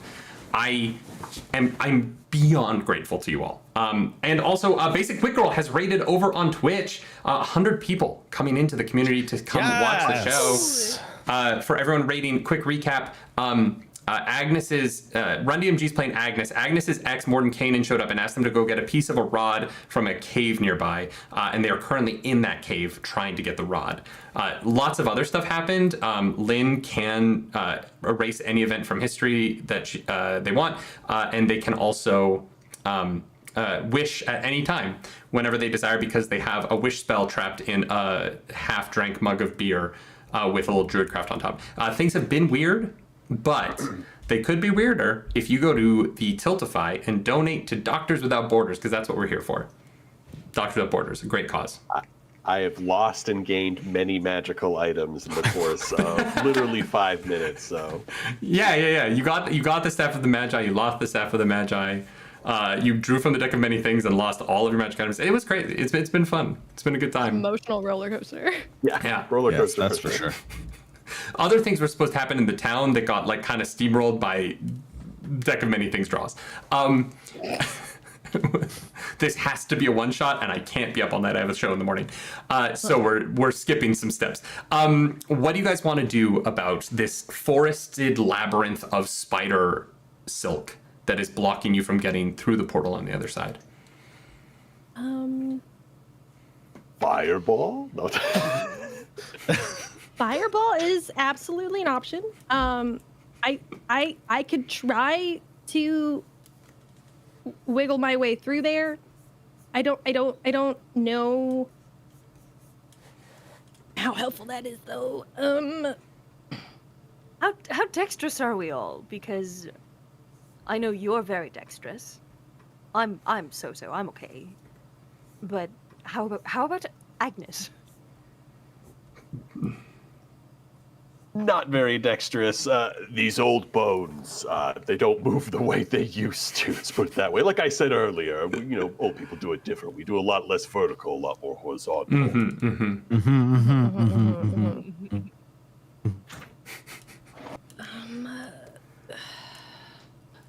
What do you guys want to do? Fast choices. It's a one shot. We got to get out of here. Somebody can carry me if they are feeling very spry. I'm very teeny. I think we just hit it with fire. Hit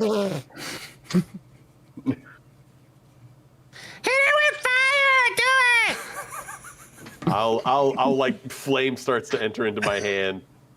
Last chance to veto. Fire! Yeah. Okay, I'll just so start like. Are you doing fire bolt or fireball?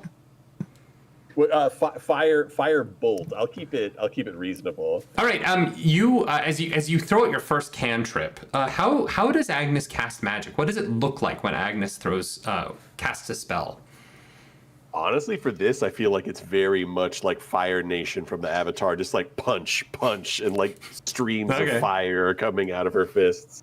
They're not quite streams because it is a cantrip. So you get these like small blasts of fire, and they are snapping individual threads, but where the condensation of this cave has landed on these spider silks, the ensuing flame sputters out rather quickly as the dampness of this cave is stopping you from being able to really burn through with a cantrip. I'm gonna be like, all right, back up, everybody. Well, how big is this room? Am I gonna like roast myself by launching a fireball in it? I mean, it's 85 feet across and it's 45 feet tall. So no, there's definitely a place where you can throw a fireball if you want, and not, All right, it's enough of this child play. We're gonna go full Agni Kai, and I'm gonna like snap my fingers as a little spark comes out, and just the whole room gets engulfed in flame. I'll burn a 3rd level spell, and I will cast Fireball. As you cast Fireball, I need you to roll damage for me in the middle of this room.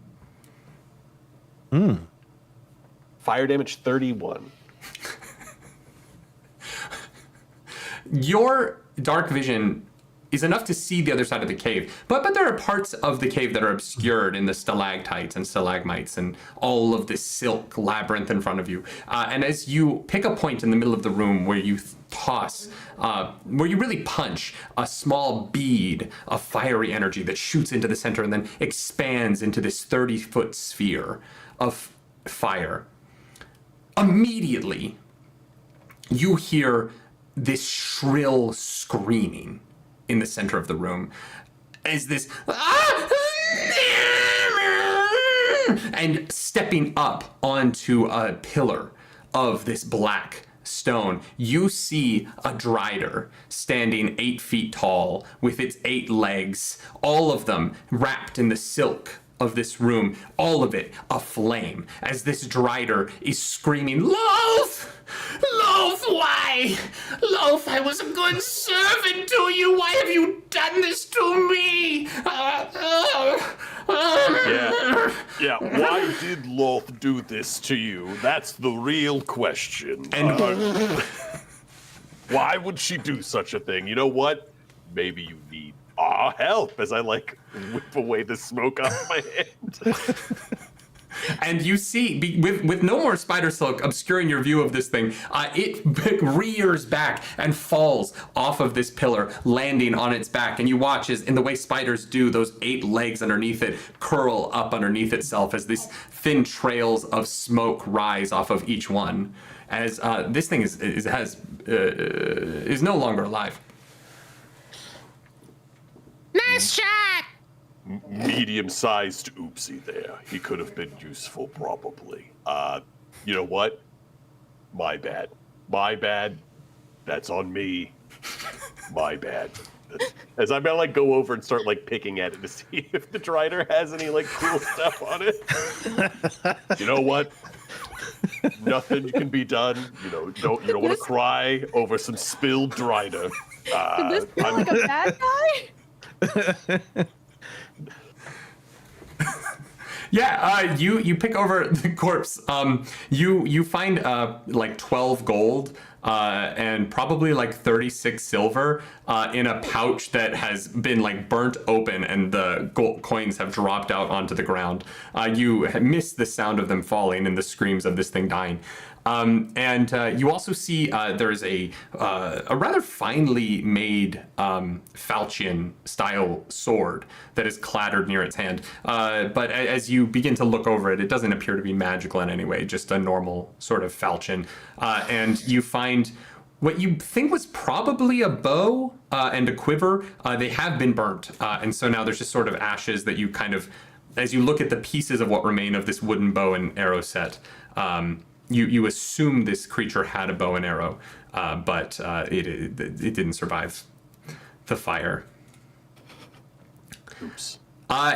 Through the portal at the far end of the room, you hear this grinding slam. And then the grinding of stone. It almost sounds like something is grinding circular against the stone down the pathway through the portal on the other side of this room. I think I hear something.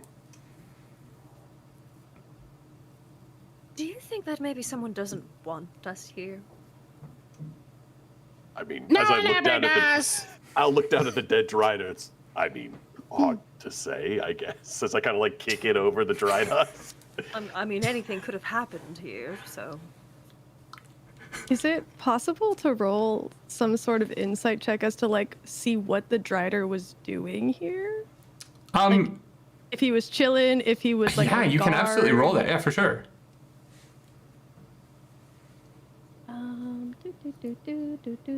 17 insight.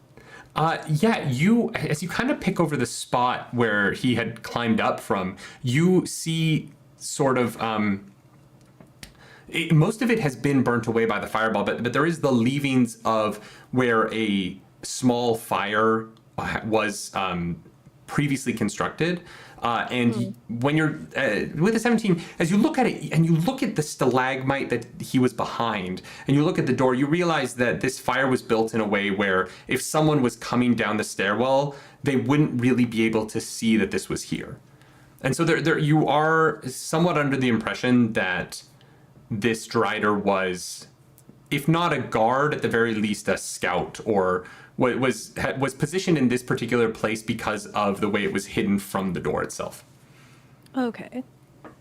Yeah, I don't think anybody really wants us here. I think this guy was gonna. I don't think this was a good. I think you actually might have made a good call there. I don't think they want us here at all. No, and I think it's important to remember that, well, they tend to post the weakest soldiers outside, so you might want to be careful. Got a couple more of those fireballs if we need them. Yeah. Yeah. It will be fine. It's fine. We're gonna be A-okay, everybody. We're gonna do this thing. I tell you what. I'm poking it with a stalagmite. What would you like to do? Looking forward, what do we see now? Is it more webs? No, they've burnt you burnt the shit out of those. There are some on like the edges near the walls, but you guys have a pretty straight shot if you guys want to just go through that portal at the end towards whatever is in the next room. I'm down to do that. Mm-hmm. I'm down to wherever Gemini does, because I can't see shit. Yeah, that's true. The two of them are just kind of pointing that there is something going on. As you guys go, for Thistle and for Beans, as soon as Beans' light illuminates this portal, you're able to see that the entrance here opens into a much smaller space, probably a 20-foot little circle of space. Not little, but a 20-foot sort of entrance to a massive circular door. This thing stands 30 feet tall and is made out of the same stone as the rest of these tunnels that you've been passing through. But the spider web on this door, it begins in the direct center. and grows out from there in every direction, 15 feet in the air. Is the center point. And then in every direction there is a straight line, and those are connected seemingly at random in the way that a spider web is built.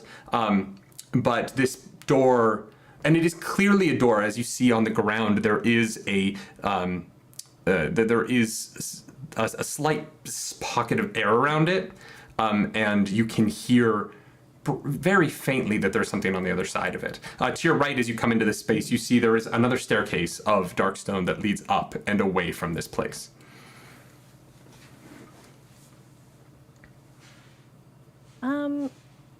Is it possible to kind of like approach and like lightly press my big rabbit ear to the door to try to gauge what's happening on the other side of this door? Yeah, absolutely. Roll an investigation check for me.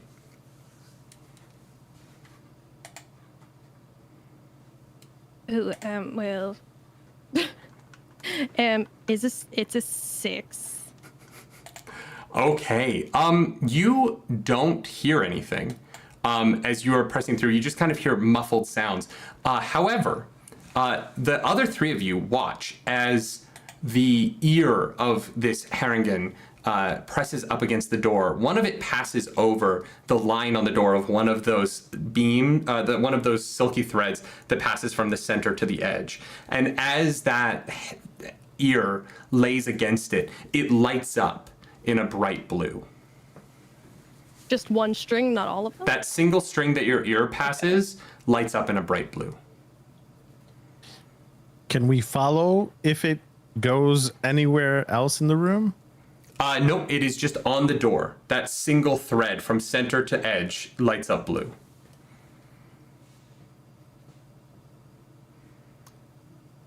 Well, that's different. This is an odd night. Is this some sort of Simon Says door? Are we supposed to pluck the strings in the right order, or? I think at that point, Beans would just pluck it. Bing! You watch as the blue energy there vibrates, as if you plugged it like a spider string. And the connecting lines between the door, between that string and the others around it, also light up in like kind of a soft white as you pluck it.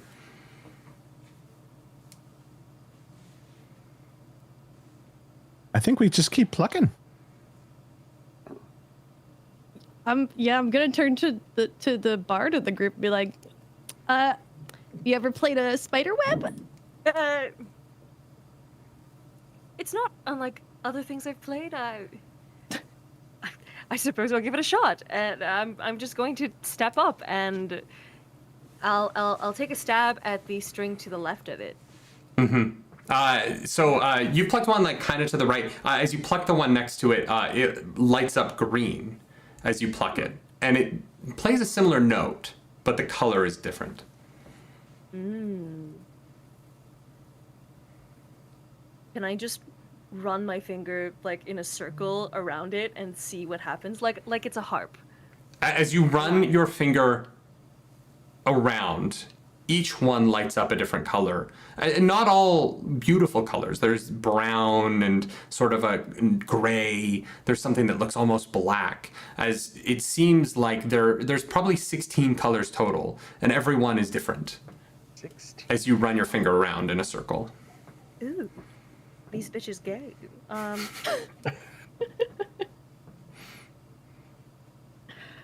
What are we thinking? Maybe it's a gradient that we need to hit, or Maybe there's like a specific colors, the number of colors we're supposed to get.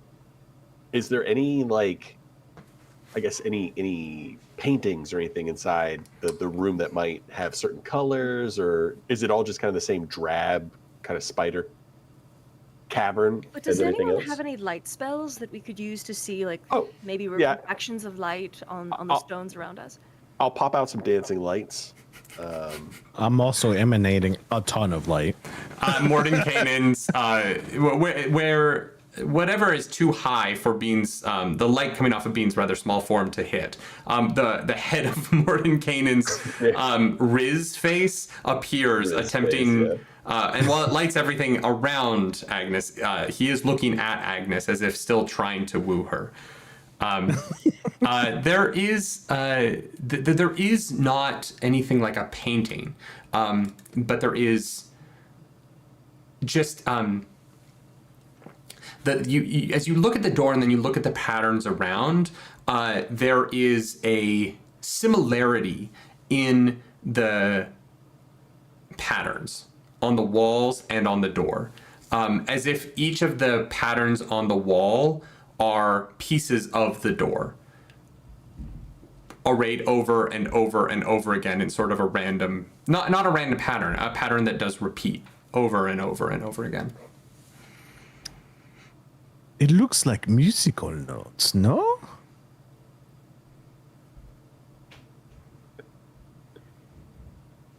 Oh boy. This is not what they taught us at the academy. They didn't teach you how to play Spiderweb? No. Are you even a bard? Do you Fake even bard.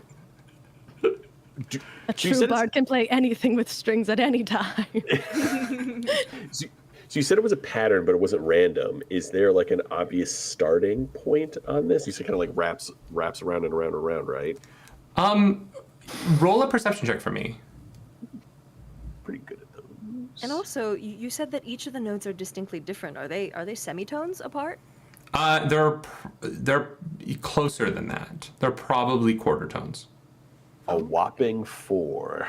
You aren't even sure you're looking at spider webs anymore. You're looking around like, are we sure it's spiders, or are we sure it's not dragon wings? They kind of look like dragon wings. They kind of do. Can I roll an investigation check around the room? I know that we just investigated the wall, right? Mm-hmm. But I guess what I'm looking for is maybe a notebook somewhere or anything that would say like this arrow follows this, so that we would follow it in a particular order. Yeah, sure. Roll an investigation check for me. All right. That is not 20. You don't find anything, but for the first time, there is a place on the stone that seems marked, and it's right underneath the door. At the base of the center of the door, there is a place where you see old dried blood is still sitting there. I guess I'll start plucking it in order and follow the pattern up on the wall, so in a repeated motion, to see if that would do anything to open the door. As you pluck it, the lights light up and the quarter tones play in a version of music that is foreign to your ear, as you're most familiar with sort of the 13-note, quarter note, semitone structure of the music of Faerun. This is a beautiful chord that moves so much slower through your ear than you would expect. But all of the colors light up as you go around in a circle, or as you follow the pattern. And nothing happens, door doesn't open, just stays the same. Nothing new. Would I, hearing that the Dryad cried out for Lolth, would I know anything of the music and the history regarding music theory? Yeah, roll a religion check for me. Yeah, okay. Or performance? What would be the good... Because it's music theory knowledge, but what is music theory as a skill? Did you go to the Royal Conservatory of Music in Canada? And what is your theory grade? My theory grade? I taught at the highest level for the Royal Okay, so no, but Thistle or Gemini. I know that you play every instrument known to fucking man, but what does Gemini do? Roll a performance check. You're a bard. Performance would be kind of in the realm of. All right. Let's see. Oh, I can also guidance you. I just realized I have guidance, so roll I'll say a little prayer for you, and you can have an extra D4. Incredible. Let me roll a D4 real fast. Do I have one? Yes. Okay. Well, I rolled a 2 plus 15 is 17, and then with your guidance is 20. Dirty 20. You are able to. You are as you. You're not even watching as Beans plays this wall. You're turned away, but just hearing it and knowing music the way that you do, you hear a song that is just right. It's different than what you're used to. It's a style of music that you are not trained in, but this is the right song. Whatever the rhythm that or whatever the selection of notes that he's chosen is the correct pattern, and yet nothing's happened. What if I take out my lute and I try to bend at the frets to get at these microtones, and I try to play back what I just heard? And you watch as you play your instrument and as you strum, and there's moments where you're not able to quite bend quite to the right quarter tone. You watch as you play the note and the same thread on the wall lights up as if plucked, but you're plucking your own instrument and it reacts to the music that you're playing.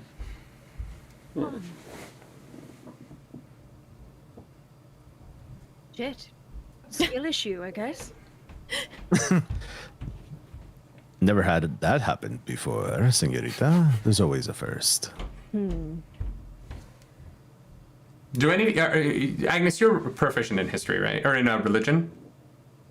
History, not. I have a decent plus to religion, but I'm not proficient in it. Do you want to give me a religion check, since you guys know you're dealing with Lolth? If any of you have a proficiency or are good at religion, A dirty 20, or a little filthy, dirty 20. 10. You would know that Lolth is a god of sacrifice, and that she has a deep-seated need to be desired, to be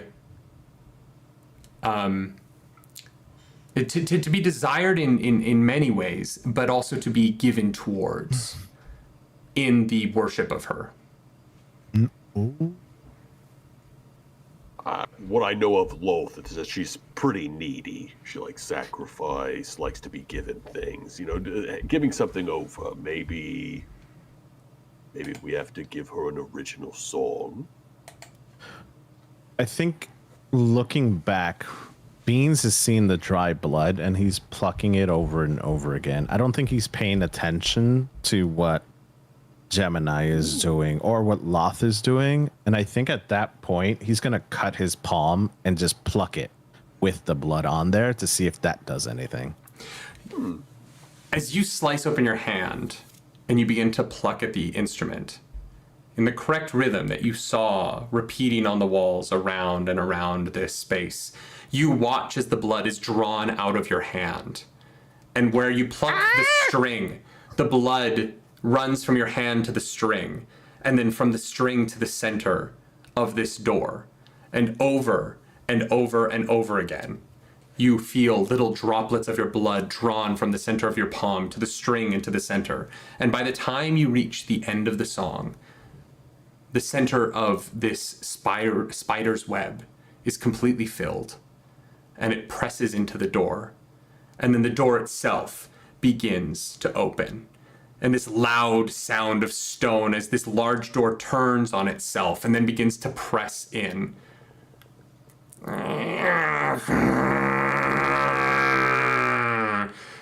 And you hear from inside, oh no, fuck, no, they killed Carl. Ah, god damn it, no, don't let them in. And this massive red claw shoves itself into the doorway and peering out through the door, much like the day before, is this giant 12 foot in the air head peeking its way out, this red goat head with giant red horns and this long snout and these angry eyes filled with the fires of Avernus, stares down at you as you hear from behind that the high-pitched screams, no, they're coming in, no, they killed him so fast, please don't. And as this thing snouts some fire directly in your face, we're gonna go to break. Hey. Just like In my face? Rude. You were the closest one. Thank you so much. That was part one. None of that went how I thought it was going to go. But we can't plan to raise $4,000 immediately, which is amazing. Thank you so much to everyone who donated. Thank you to Many Worlds Tavern. Before we go, we do have to do another drawing of a Dispel Dice giveaway. So, very excited. Here, let me click this thing so it can begin to, it's like a wheel. 1 second. The winner of Dispel Dice number 2 is D_Vaughn. You were a little shit disturber and you destroyed the great Gift of the Magi weapon. No, they don't get it. They don't get it. Reroll. But you get the dice. So congratulations, You get the D_Vaughn. dice, but they explode when you get them and disintegrate. Yeah, I would be. They dispel. dispel. Dice. That's gonna be your dice. I'm just saying we are not shipping them out. Dispel Dices, so you can open that I'm so dyslexic. That package without fear. I promise you're going to get a beautiful set of Dispel Dice. Thank you so much, everyone. We're going to be back in 15 minutes. Does that sound good to everyone? Yeah. Sick. We are going to disappear. We're going to go do human body things. I'm going to go have a snack and get some whiskey. And then we will come back with... there was a way that you guys could have gotten into this temple without, immediately being in a fight. But, it's going to be fun to see what happens. Thank you so much, everyone. We'll be back in 15. Bye. Hey, welcome back. I am exhausted. You're still good for D&D tonight, though, right? I'm not canceling again. Canceled? No, I've got coffee from Many Worlds Tavern. They're a D&D coffee company. They send you the coffee, bam, and they also send you a set of dice. Look at that, D20.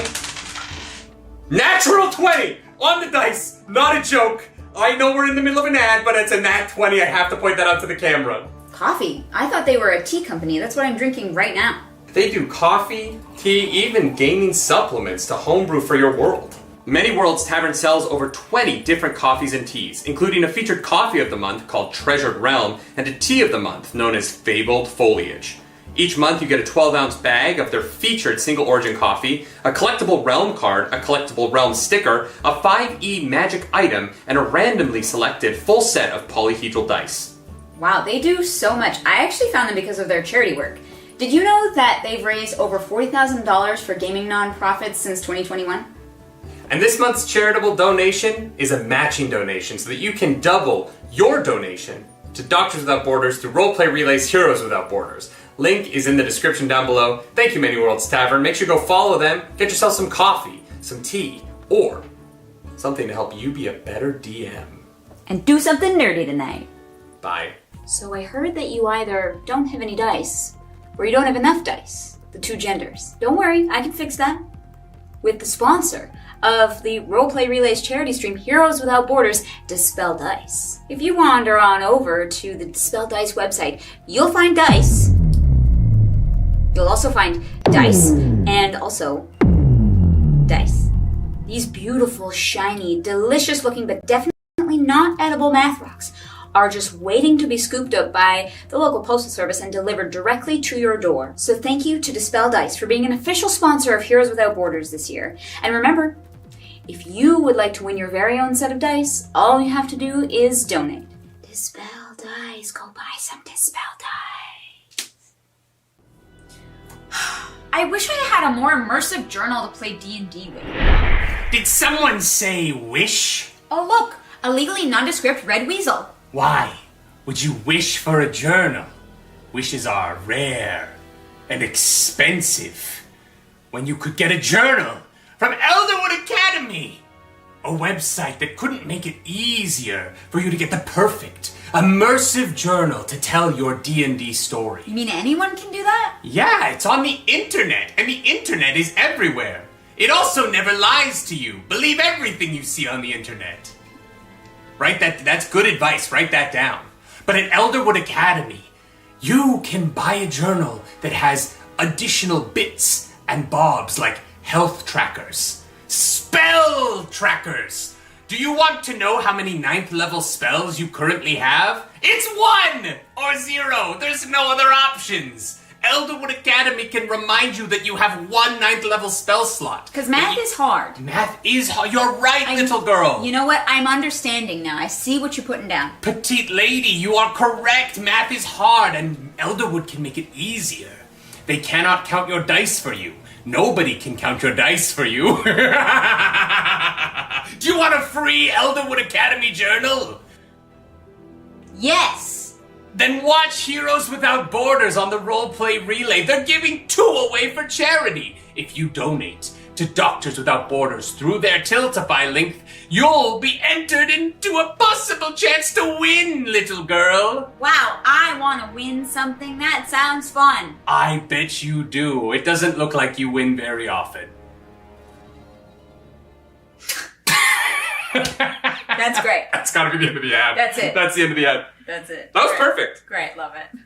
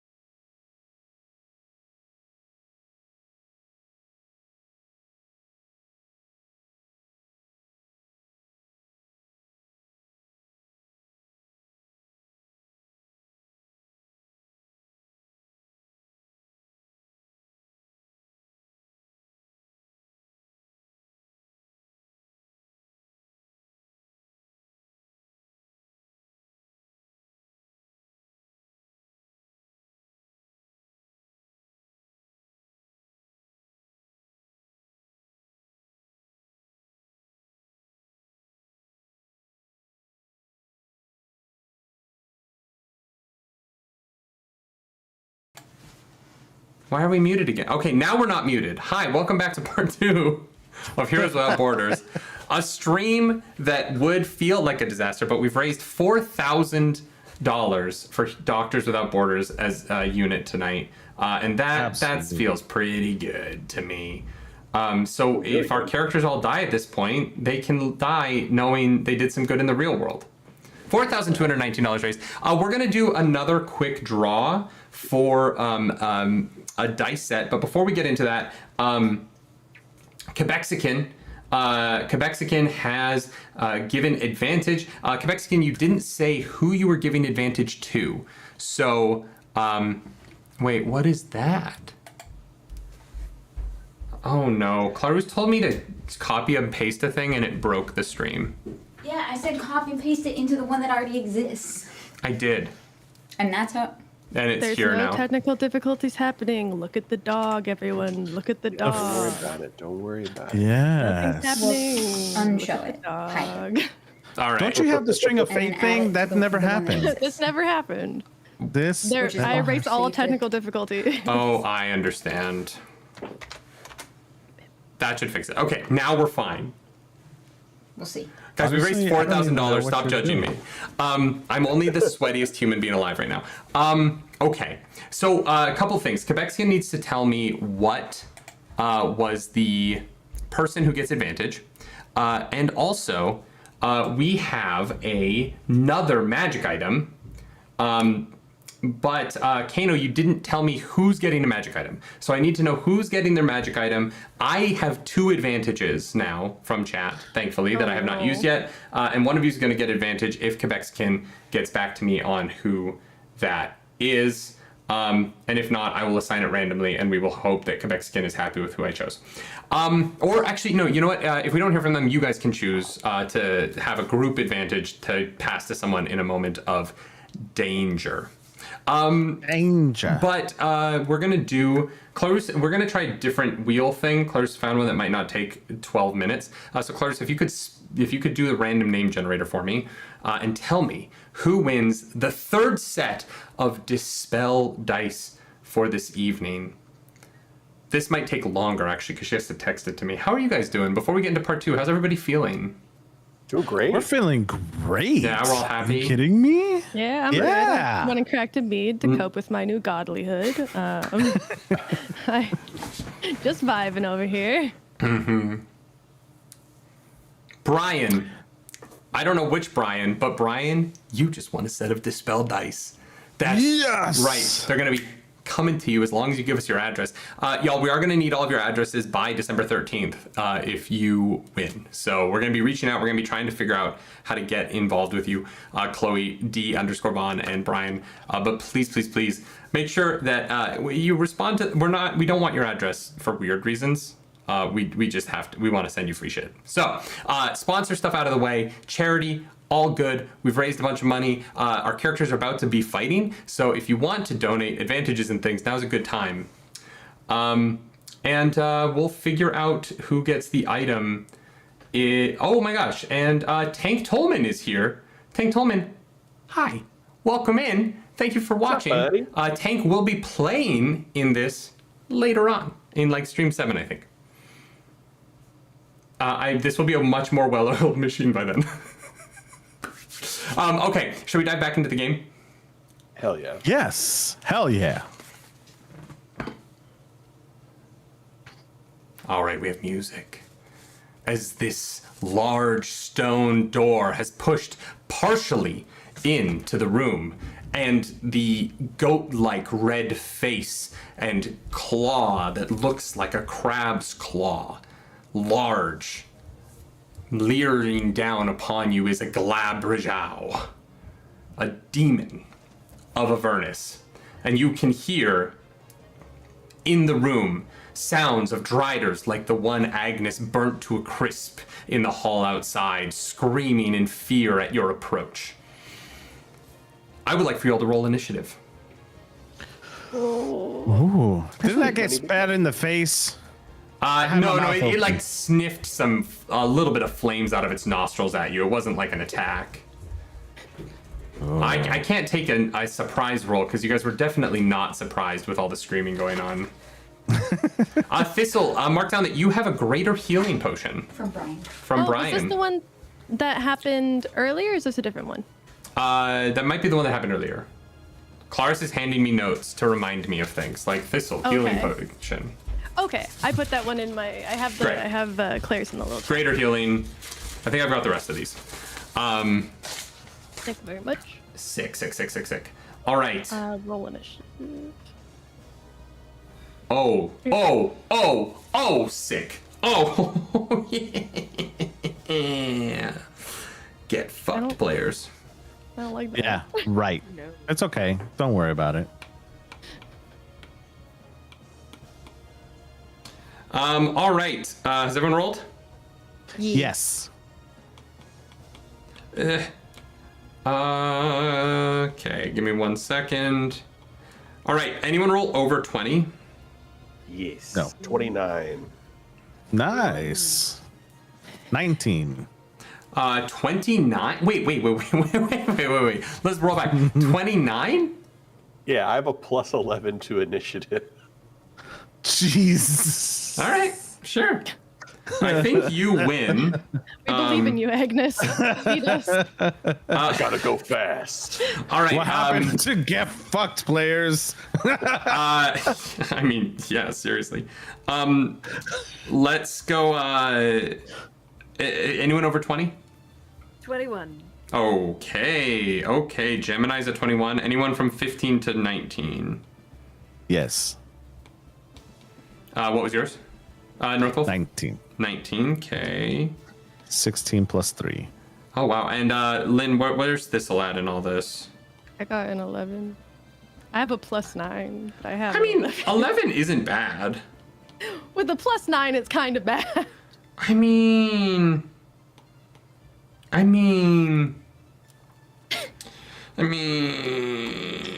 you know, sometimes we're good at things, but we're not good at them on the day. And Yeah. this is one of those moments. Yeah, she's distracted. they She's had thinking about much the state of drink. the world.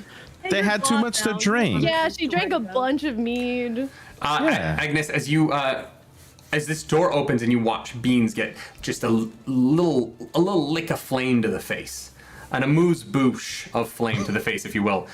You are the first to react in this moment, as you are old, and you know the thing about the elderly is they've seen everything. They're prepared. They've been to wars many times.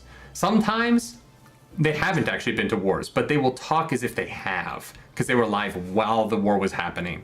But you're a seasoned adventurer who's done some shit. You're fucking ready to go. What does Agnes do immediately upon seeing the Glabrajau's face? I think it's almost reflexive, but she is going to burn a 4th level spell and cast Banishment on it. Just kind of like the second she sees claws in the face, like, not today, devil, and All right. not today, Satan, and is going to cast that. So the save is an 18, and I believe it is a charisma saving throw. Okay, now, the thing about the Glabrajau, and I'm probably pronouncing that incorrectly, is that it is a goat-faced giant demon with crab claw arms, over top of which it does have 2 punching, like fist, it has hands on its lower arms. I don't know why I call them punching hands, but despite being a crab-clawed goat-faced monstrosity of a demon, weirdly charismatic, actually. You know, really a good hang, has a +3. So what was that save? Got to make it 18. I rolled a natural 20. So you watch as the Glabrajau gets hit by this banishment spell, and it takes a deep breath and snorts out a little bit more fire right in Bean's face, but this time its eyes are staring daggers to you as the spell ripples across the fur on its shoulders and back and gets shunted off of it by sheer charisma. And you realize in this moment that Glabrajau's hot. That's a hot demon. And he is just sexy enough to not get pushed into another plane of existence. Mr. Glabrajau. You can't see his abs yet, but you know there's like 8 of them. You know what I mean? Like, you're like, oh fuck, man. What's Then what's he Lover's Arc hanging? starts now. Sometimes you see a mountain, you gotta climb it. I'll move back a little bit. Just to keep my distance, but that'll be my turn. I don't have anything else I can do besides that. You are in a 20-foot little like circular entrance room to this door. To your right, there is a staircase that goes up, where you could get some cover in the stairwell. There is the portal behind you. Do you want to stay in this room and back up? Or are you trying to stay or are you gonna head into either of those? I'll go up those stairs a little bit, kind of around the Great. corner, get some distance if I can. Fantastic. Do you want to do anything with your bonus action? I don't think I have any bonus actions. Alrighty then, we are gonna go to the Glabrajau.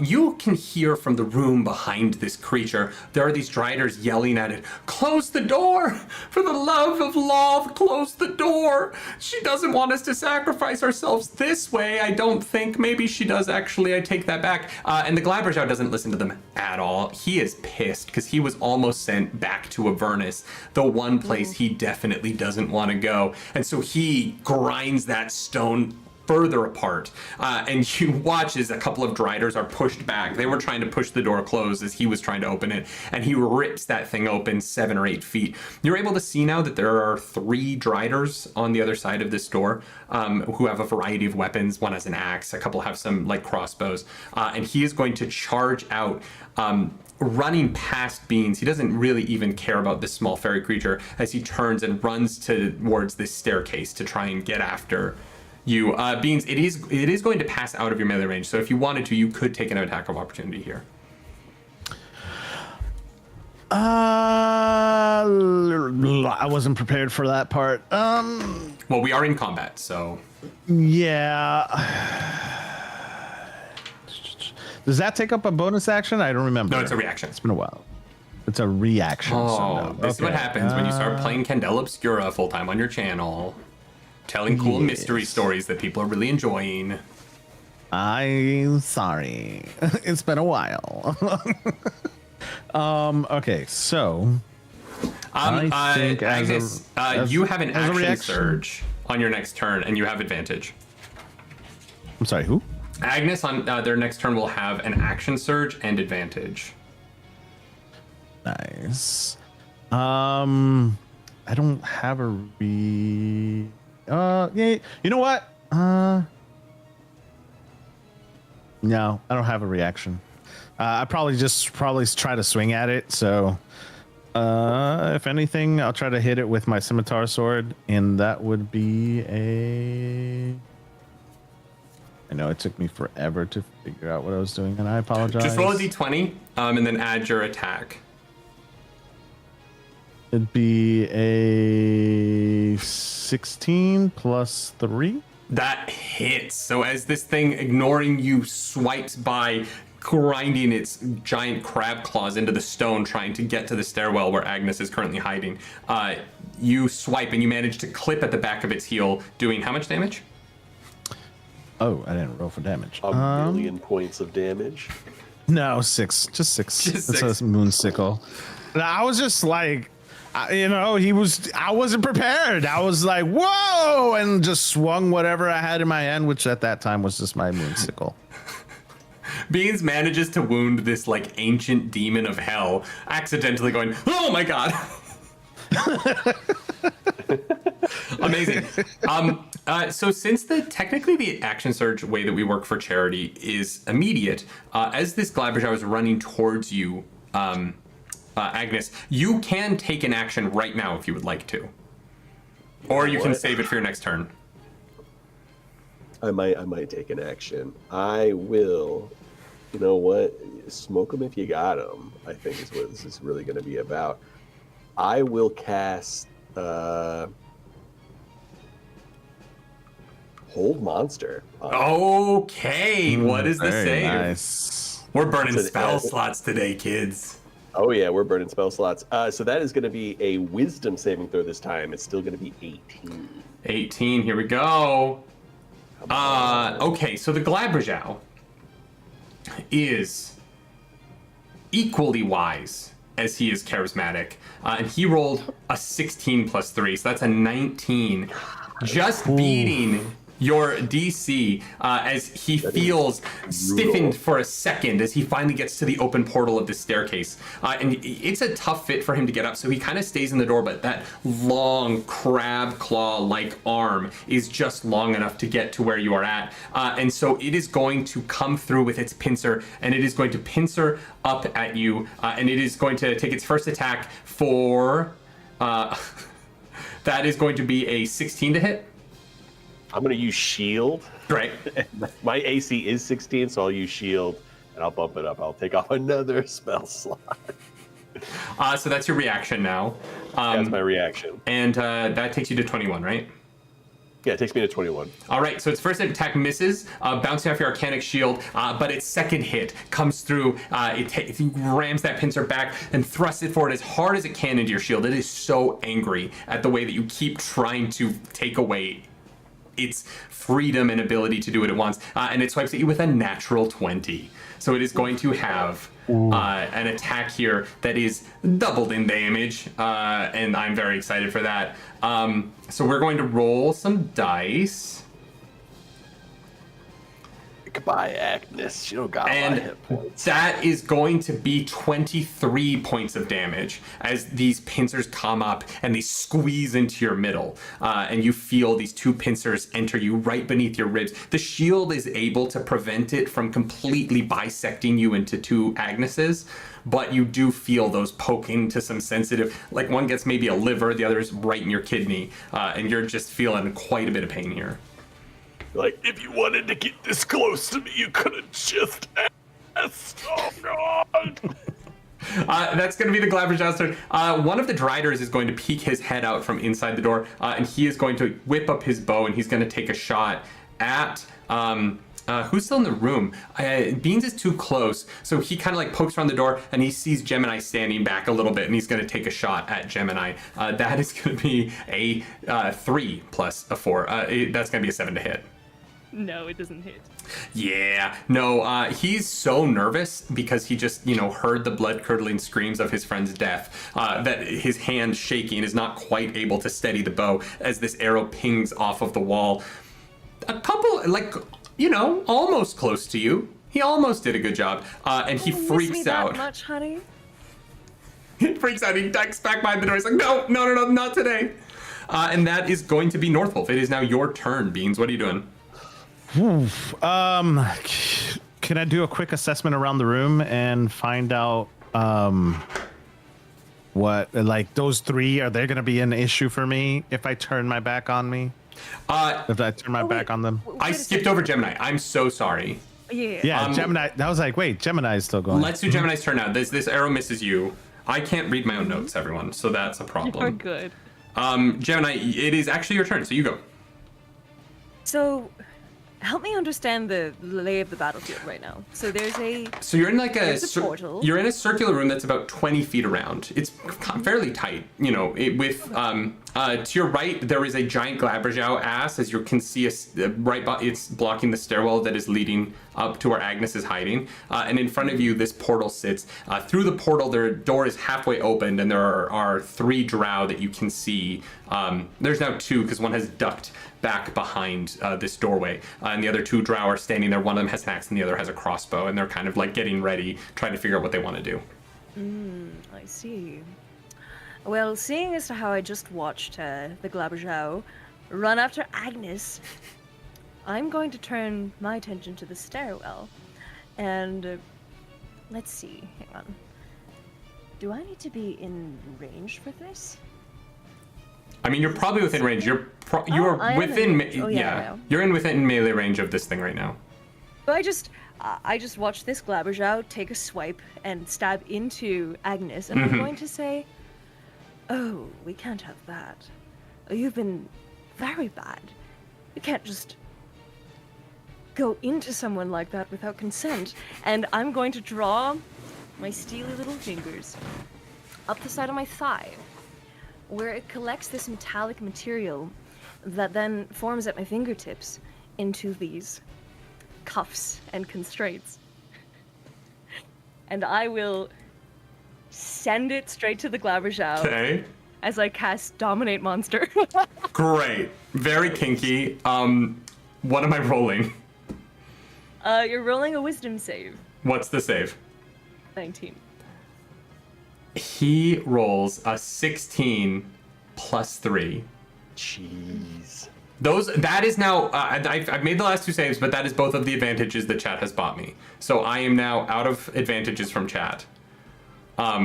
You guys are slowly, actually, this game you guys are kind of playing against chat a little bit, because as they give me more advantages, I'm going to make these saves. But your Dominate Monster does fail, thanks to, I can tell you exactly who you can blame for that Dominate Monster failing. That one goes to Nat Marshall. Nat Marshall! Hey! Nat is going to be playing on this. Oh, and Lynn is gone. Nat is going to be playing on this in the future. So make sure you check out their stream. I think they're... Oh, and now there's double of me. Well, we lost Lynn, and now everything's broken. There we go! Nat Marshall will be a future member of this stream, and so you guys, if you want to come back and donate, you can donate to help me fuck up her day. That is going to be North Wolf. What is being... Or no, wait, you still have bonus action and movement. Well, seeing as to how we're still doing fine, I'm going to use my bonus action to cast Unsettling Words. Okay. Which is one creature I can see within 60 feet, rolls the Bardic Inspiration die, so a 1d12, and then they must subtract the number rolled from the next saving throw it makes before my next turn. And I rolled a 10. So the Glabberjaw has a negative 10 on its next roll. Wild. Okay. What did I say about being bad? Do you want to move? Where am I in relation to? You are right in front of the doorway to the hall, the large like spider hall that you came into to get in here. So you're like 15 feet from the door in front of you to the half open door, and the Glabberjaw is like literally 5 feet to your right, and then the hallway, the large like tunnel space is behind you. I'm gonna step just to the side of the portal. Great. To the door in front of you. Great. So you're gonna take like 5 feet forward. You're gonna come to step next to Beans. Yeah, just to the side of the open doorway. And as you do, Beans, it's your turn. What are you gonna do? Same question. If I look behind me, do I see danger? Do they look threatening? Oh, inside the door?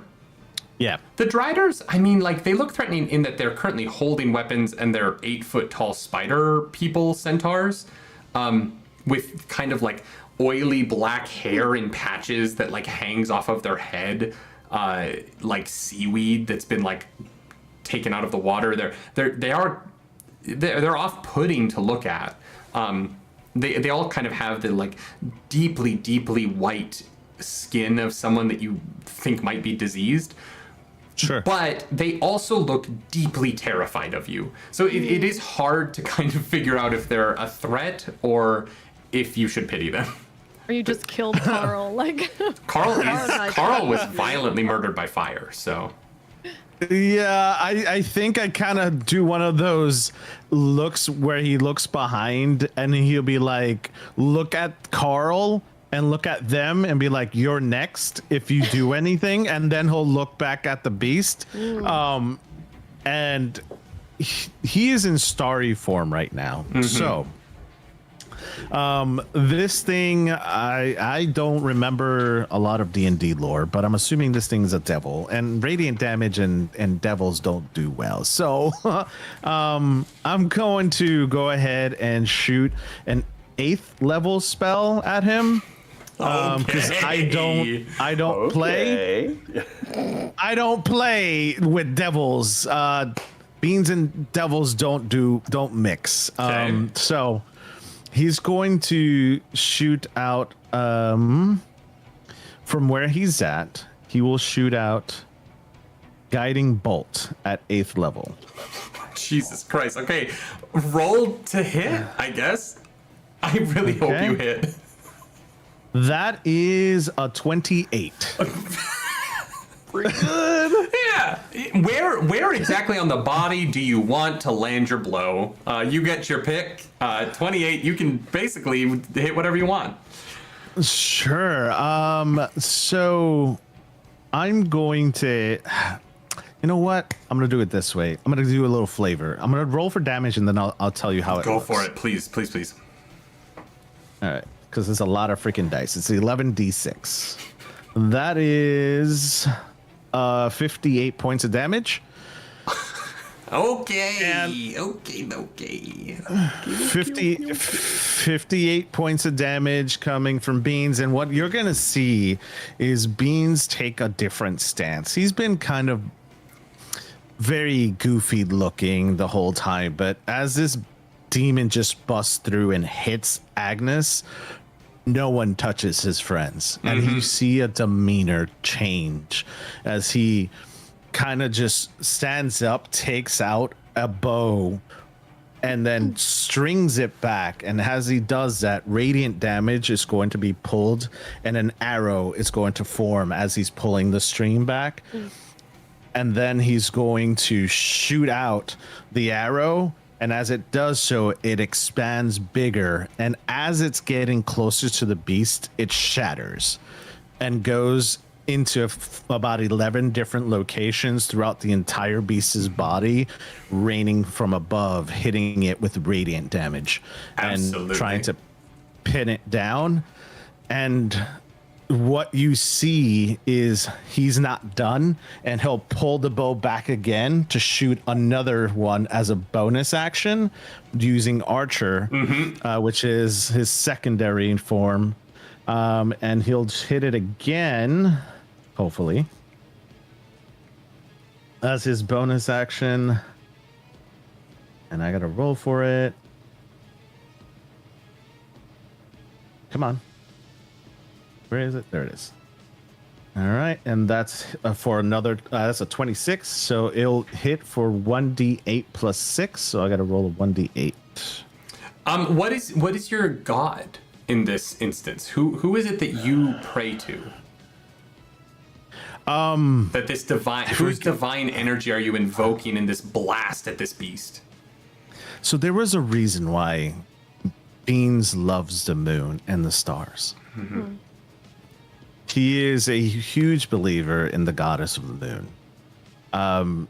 She's never failed him before, and I forget the name of the goddess. Saloon. Yes. Yes.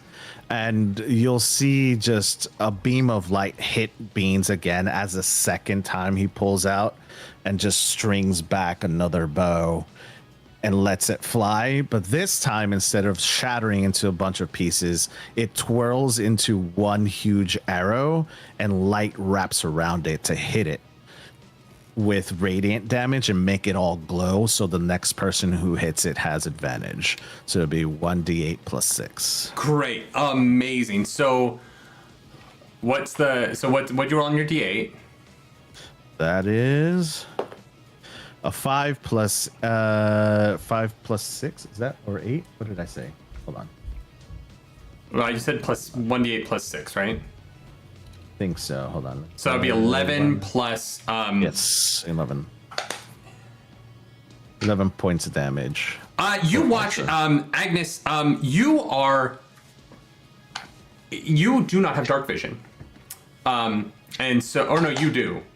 Fuck, I can't remember who does. Agnes, your vision has been, your vision of Beans' light has been blocked as this hulking form of the Glabrajau blocks out the light as he covers the tunnel and pierces into you. And so, as you are familiar with your dark vision, the world has gone to this sort of grayscale that allows you to perceive the world, but not really see the color and intricacy of it. And that is shattered in this moment as piercing through the body of the Glabrajau in multiple places, there are just small beams of light that one at a time come flancing through, filling the space around you with light, and you are suddenly blasted with not just the light of these radiant arrows, but also the copious amount of blood that pours onto you from these wounds all over the Glabrajau's body as Beans has dealt an absolutely devastating magical radiant blow to this fiendish Avernus creature. The blood on you is weirdly hot. You're like, it's not sexually That's hot like the Glabberjow. Like the Very hot. The Glabberjow is very sexy. But this blood is temperature-wise, it's like almost scalding. Not quite. You're okay. You're not gonna take any damage, but you're like, oh my god, like it's like the perfect shower temperature. You know what I mean? It's like lukewarm. Flashdance. I just kind of. Yes. Absolutely. Absolutely. Yeah.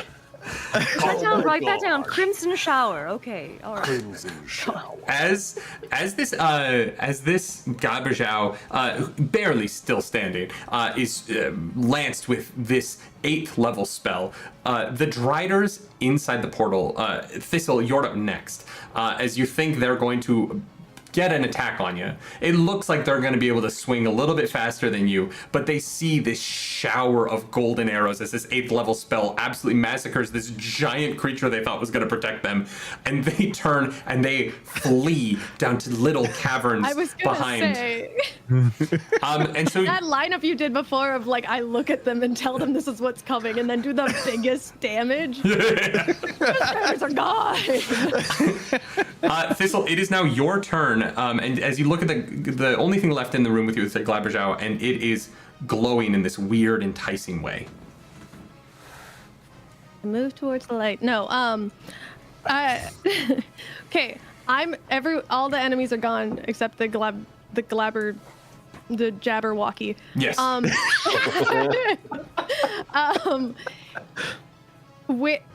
Where is everyone else, and like where am I in accordance to? You are like literally 5 feet from it. Like you are like looking up at it. You have been the door opened, this goat head came out, and you've just been standing in the middle of this room as all this chaos and carnage has happened around you, and you're still so distracted by thinking about the fact that you could just like erase this moment if you wanted to, that you haven't yet moved. And so everyone else has done something and you're the last to go, and you're like, oh shit, I should probably like do something. I feel like everyone's moving really fast, but It's like I'm watching it in slow motion and watching the strings of fate like move through the room, and I'm just like, Jesus, what a weird Wednesday. Like, is anyone else within 5 feet of me? I'm like right next to. You're like right next to it. Agnes is on the other side of it within 5 feet, and Gemini is to your left within 5 feet of it. So then, would I be able to get sneak attack? Yeah, it would absolutely be. It is so focused on this tunnel, and you are behind it. It's not even thinking about you. You could absolutely get sneak attack. Okay, cool. Then let me see how this goes. And you would roll with advantage here, because in a bit. Of the guiding bolt. Guiding bolt. Yep. Oh, okay. Oh, actually, that would give you sneak attack technically, because you technically getting advantage from guiding bolt would give you sneak attack anyway. So. Okay. So I think how I see it in D&D Beyond is sneak attack only has damage under it. So I imagine I roll to hit with my dagger here and then sneak attack after. You roll to hit and then you just roll the sneak attack damage if you hit. Okay. Yeah. I rolled a 23. Okay, that that hits actually. In fact, that does do the damage to the thing. And then underneath it actually says piercing damage 6, sneak attack damage 32 for a total damage of 38. So as the only things you can reach on this creature right now are like its lower back, its ass, and its legs. Yeah. But I am still going to ask you to make this canon. How does Thistle kill the Glabberjow in this moment? Okay. Nice. I think, basically all of this is unleashed. Everyone is moving so fast around the room. All of this is happening. Agnes is having their like splash dance moment. There's blood everywhere. But Thistle is almost like in slow motion, like watching the strings of fate like tied between everyone, like move around the room from whatever happened earlier. And in that moment, I think taking, like, finally, like, leaning into it and getting comfortable with it. On the way to stabbing the monster, there's, like, a slice through the air, more so, of, like, a string of fate. And just going off of the dirty jokes her friends have been making all day, she tries to fit in and stabs this thing right in the ass. Like a beautiful, ethereal moment, and then just like, friendship, ass.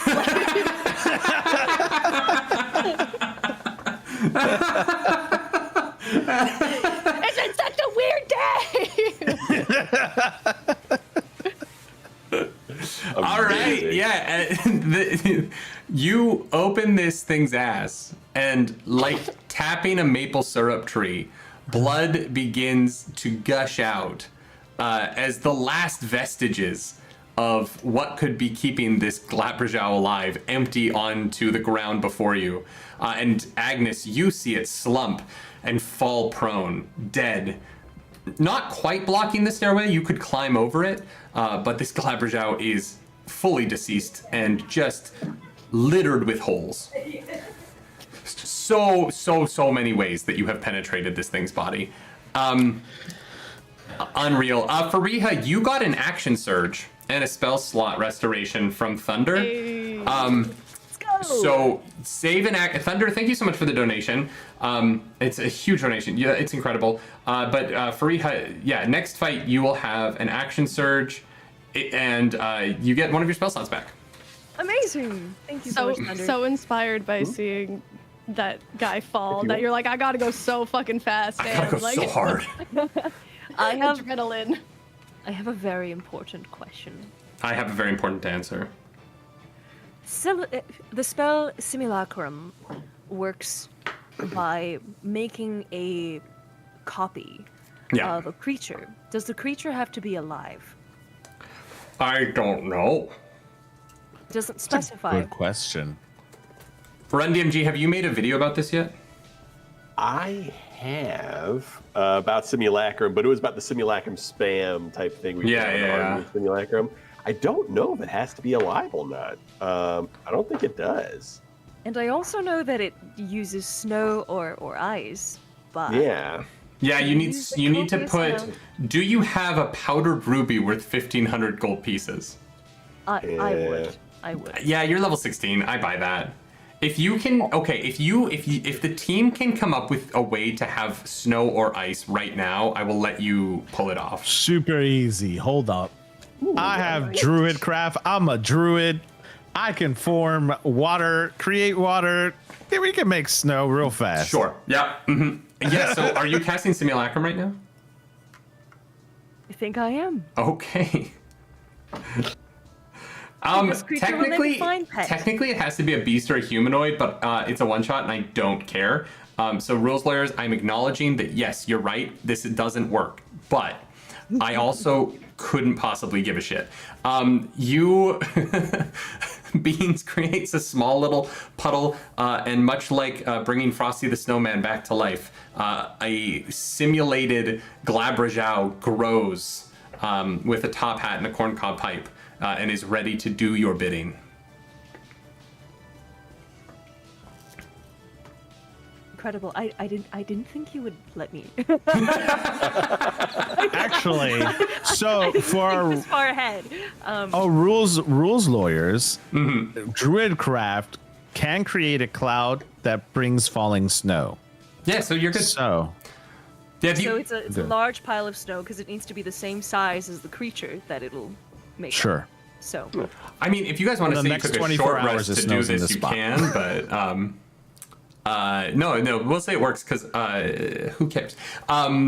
Rules are for nerds, and we are nerdy nightly. Wait a second, I fucked that up. Are like cool nerds that don't need to follow the rules. So you see this amalgamation of not just the snow, but kind of pinkish with the blood on the floor, as well as with some of the webs in the surrounding area, all mixed in to this horrifying tapestry of textures, but one that closely resembles the fallen Glabrajau, with all its holes. All the holes. all of its holes in. It turns. It's holy. It turns to you. Is like, why did you make me like this? What is my name? He's never good at naming things. What is my purpose? It's Bob. I can be Bob. That works for me. What is my purpose? I lower my dagger and just sometimes.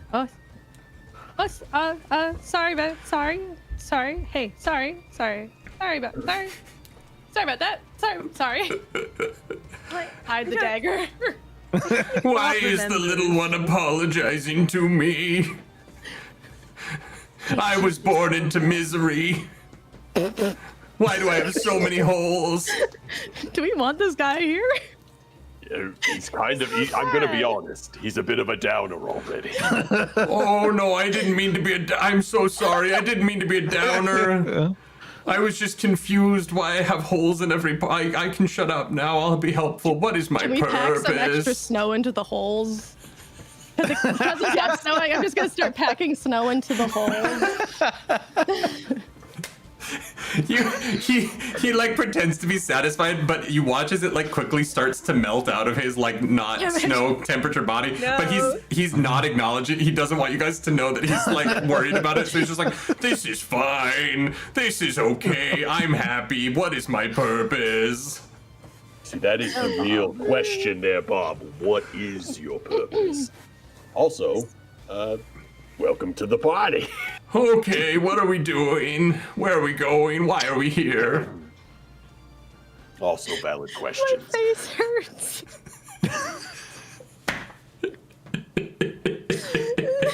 I must have silence somewhere. Hold on. I actually do have silence. Can someone just like, I don't know, someone say some encouraging words to this guy?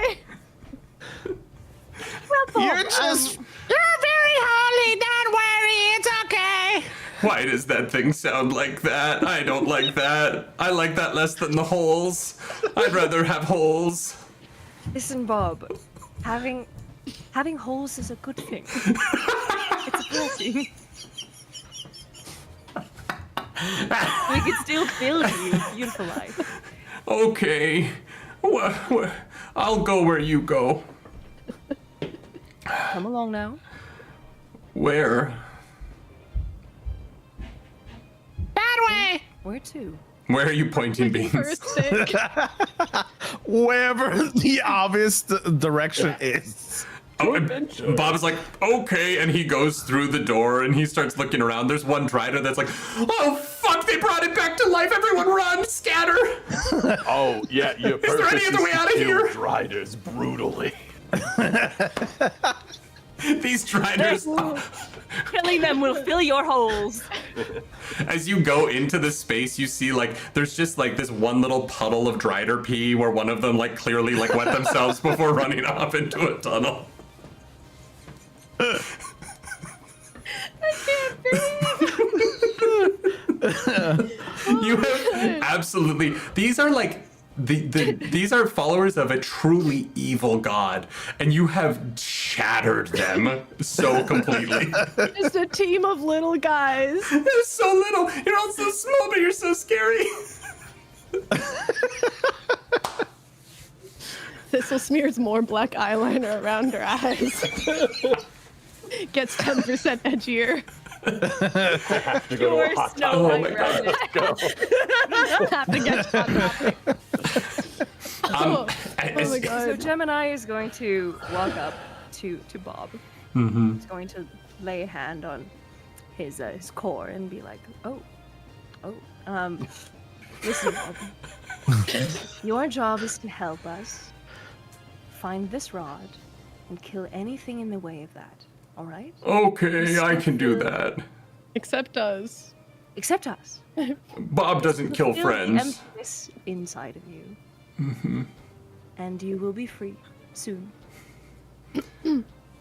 That sounded like a threat, but okay, yeah, I'm down. There was a slight ominous quality to the way that Right. he said, I'm not you'll too- be free soon, and then he kind of like touched him a little.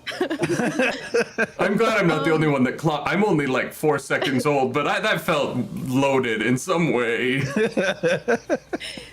In a way to help bolster him, since he's like a goat and like a demon, I take a little bit of my eyeliner and just smear it around his eyes because I think we're on the same team here. Oh, thank you. And that I definitely feel like more part of the team now. That's awesome. Yeah. Thank you. I appreciate you. It really brings out your eyes. You're doing great, bud. All right. Well, it looks like there's 3 ways to go from here. So which way do you want to go? And you do. You've entered into this small little entrance hallway. There are some racks for weapons. There is like a scorpion-style like mounted crossbow that has been abandoned, but is loaded to shoot. So there's a path directly in front of you, and then there's one to the left and one to the right. And you can hear sounds of Driders, like some of them are peeing themselves, some of them are screaming, some of them they're all running in every direction from here. Is there anything to loot, or is it like the crossbow? The Glabberschau didn't seem to have anything on it, and the Driders seemed to take everything they had on them with them. Okay. So you didn't actually kill anything in this room because they were so scared. How's Agnes looking? Not like bloodied or anything, but like, maybe limping a little bit. Someone else's blood. Yeah, I'm covered in a lot of somebody else's blood. That is accurate. But I don't need healing. I'll be all right. Gotcha. Okay. So yeah, which direction you want to go? Can we investigate the 3 path openings? See if we can Absolutely. hear anything down it. Roll an investigation check for me. I really gotta stop offering to do investigation. I'm really bad at it. I love that it's I always the rolled person crap. you least expect. Got a 22. Ooh. I rolled crappy. I rolled 11. Hear me out. I got a 3, but I do have blind sense, which means that if I'm able to hear, I'm aware of the location of any hidden or invisible creatures within 10 feet of me. So if anyone's real close, but if anyone's real far, I'm shit out of luck. You tap into your blind sense, and you are just inundated with how deeply Bob breathes. Like he's a big goat, and his breathing is just like.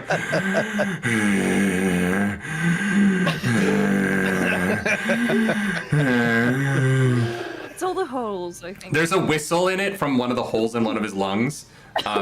So you're distracted. But Agnes, with a 23, you kind of are listening to these various archways, investigating down them to see if there's one that kind of leads you a little bit more towards something. And it does seem like off to the right, you lay your ear against this strange metal door that's open. But seems to be you kind of lay your ear into the hole next. It's an open door. You put your ear towards that hallway. I don't know what the fuck I'm describing. And you hear you faintly hear someone say, Coom, sorry, Tyra, I know you're in that form. I'm so sorry. They're here and we can't, there's nothing we can do. We can't fight them. I hear quibbling over here.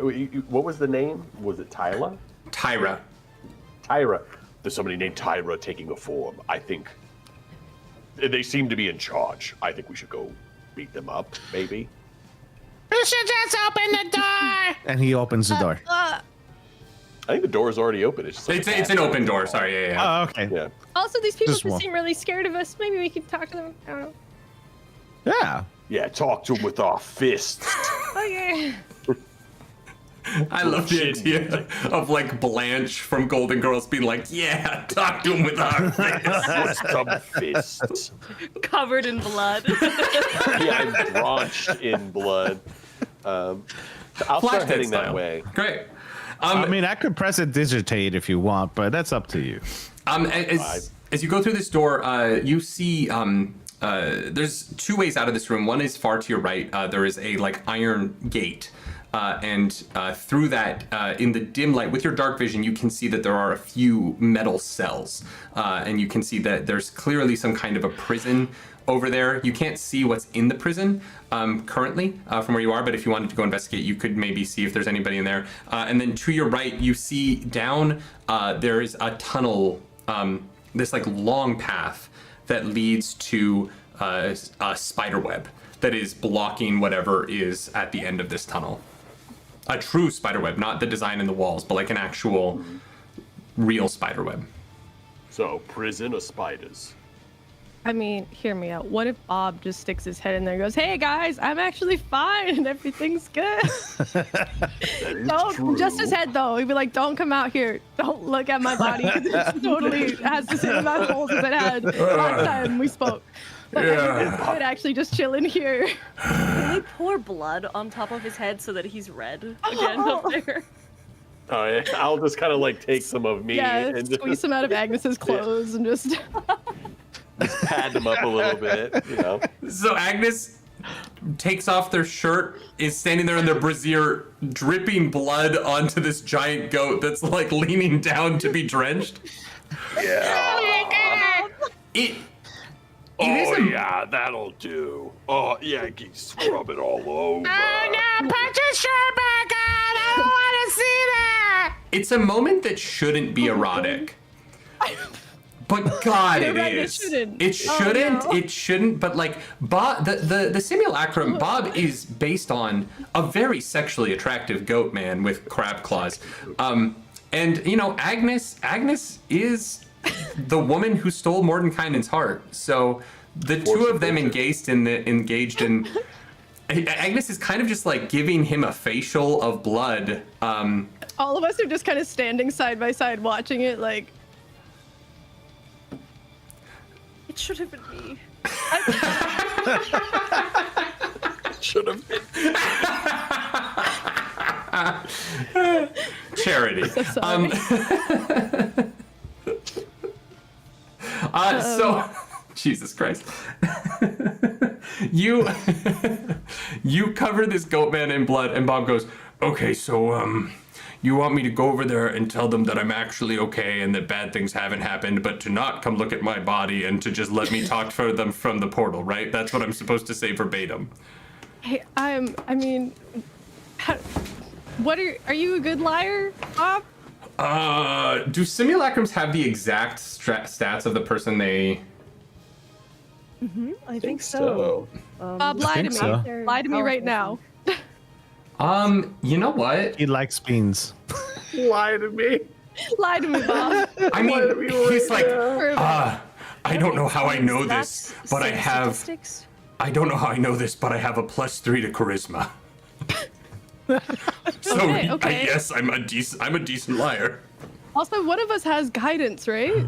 Yes, guidance. I have guidance. We should. I'll give a little rub.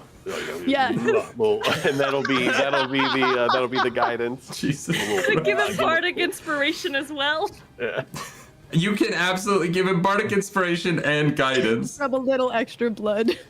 Yeah. for sure. Oh, Bob, we're so proud of you. All right. Such a good boy. Such a good little boy. For flavor, can Yes. I turn to All of this is Thistle flavor. and have a jacket? Like you have a jacket. I'm assuming you have a jacket, and then he'll turn to you and be like, Hey, can I buy your jacket? You'll see why. Okay, I take off my jacket and trust Bean with it. Under that jacket's another jacket because I am emo. Yeah. It's one of your 3 hoodies that you've been It's wearing. somehow So he'll layered grab up. he'll grab the jacket and cast enlarge on it twice. And then put it on Bob. So it covers his holes. Yes, to cover his holes. Oh my god, Bob. so So you demure. have Very mindful. Very good. Oh my god, I haven't breathed in like 10 minutes. between the jacket and the makeup, I feel like I could lead a rock band or something. Yeah. We are starting a band after this, and Yeah. he has to be in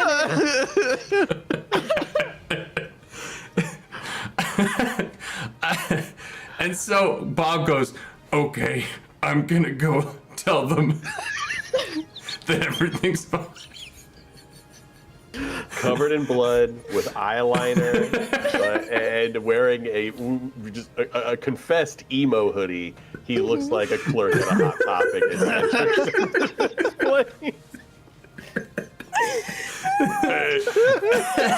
Hey, everybody. You guys, I'm so into Nightmare Before Christmas now. Have you guys seen My Hero Academia?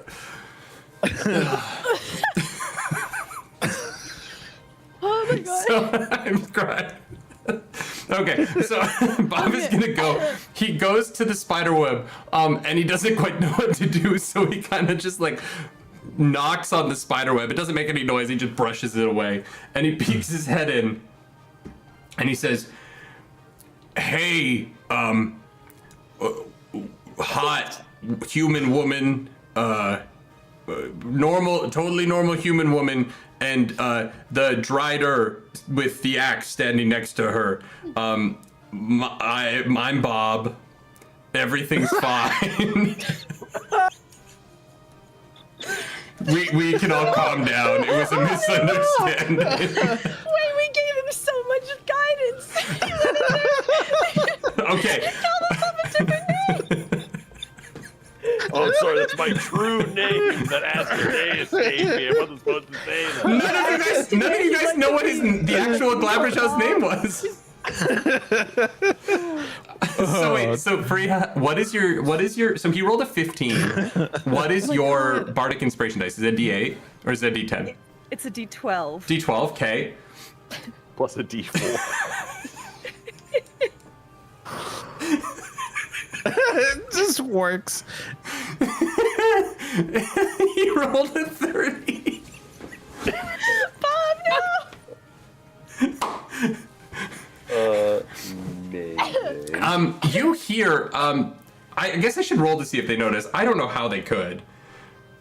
Yeah, no, you hear a voice on the other side of this conversation who turns to, you don't hear them. You just hear a woman's voice that is immediately recognizable to you all.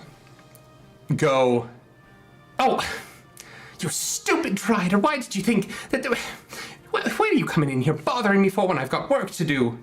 And you immediately recognize the voice of the woman who gave you deliciously filled pretzels in the town of Svelfenblermerman as Tyra, the tavern wife, Full circle. is dressing down this Drider for bringing this problem to her that is clearly not a problem because the dope ass Glabrishow in the leather jacket and the eyeliner has convinced her everything's fine. As he should. Everything is A-okay. And so Bob is like, just wanted to let you guys know that I'm gonna go back to my post. So sorry. And he's gonna turn and start walking back towards you guys. And his like big claw arms are just kind of like hanging in the air. But with his lower two arms, he goes and gives you the double thumbs up. Amazing. Did anyone else hear the voice of the pretzel woman? Yeah, I guess that name is kind of familiar now that we think about it. I mean, what are the chances there's two of them? 50-50. Hey guys, I'm back. I'm Bob. I don't know if you remember me. There's a really hot lady in sort of like a shit. a dress back there, and she was real mean to that Drider. So I don't know if she's important to what are we? So again, what is my purpose? So we're finding a stick. Oh, there's so okay. Yeah. It's a very specific stick. Don't What does worry. it look like? We don't know. Yeah. Oh, So just any stick you see could be it. like a complete. You just need like a long piece of wood. No, it's a Maybe. special stick. Oh, It fits together with other pieces. It's part of it's 7 parts, but this is one of them. So you're looking for a piece of a stick, but you don't know what it looks like. A piece of a stick. I'm assuming it's got like, a locking thing, or maybe it's got some, what is it, like grooves. a stick that looks like there'd be 7 other pieces to it for sure. Is anyone here proficient in Arcana? Me. roll an Arcana check to see if you know about the infamous Rod of 7 Parts. 27. 21. Okay, so you would know the Rod of 7 Parts is a metal rod that has these glowing green crystals on it that are a sort of magical stone that are able to transmute great power onto the wielder. And so each of the pieces of this would be some piece of metal with sort of this, with a large chunk of green glowing stone on it. Big metal rod, glowing green, gems on it. You should get that checked. Did you say glowing green? Yeah. I think so. Well, there's a big green glow in the room, like in the air. Oh. With the pretzel lady. Yeah, I think her name's Tyra. Tyra, yes. Yeah. Bad with names. Should we go in? Should we talk it out, or should we just pop? Well, their guard's down because Bob, you did such a great job. Yeah, such a good boy. That now have. Am I a boy? Oh. What is gender? You know what I mean? It's a construct. I meant as a boy, as a BOI. I use that kind of a gender neutral term, just a little guy. But also I guess that is also gendered, so it doesn't help much. That's a small I can be a little person. guy. And you can see him like looking at how his large hulking form. He's like, I can be a little guy. Yeah, I like that. I just want to be a little guy. Welcome to the team, little guy. Oh, thank you. What do you guys want to do? I don't know. I think that's been Bob and his journey or their journey. The world is our oyster. I think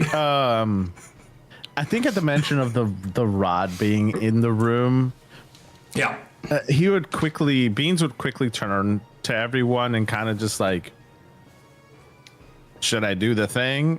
And just walk in. What if Bob went and asked for it?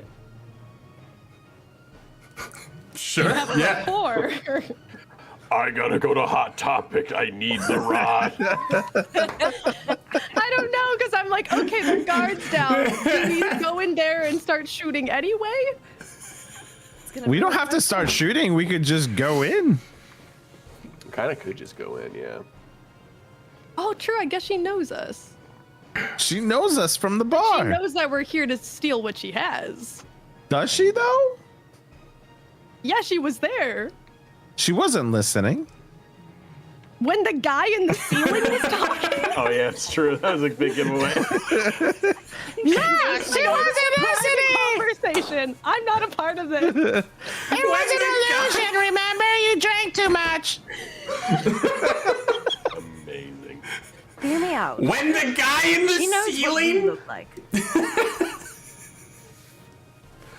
We could change that. Yeah. I have minor illusion.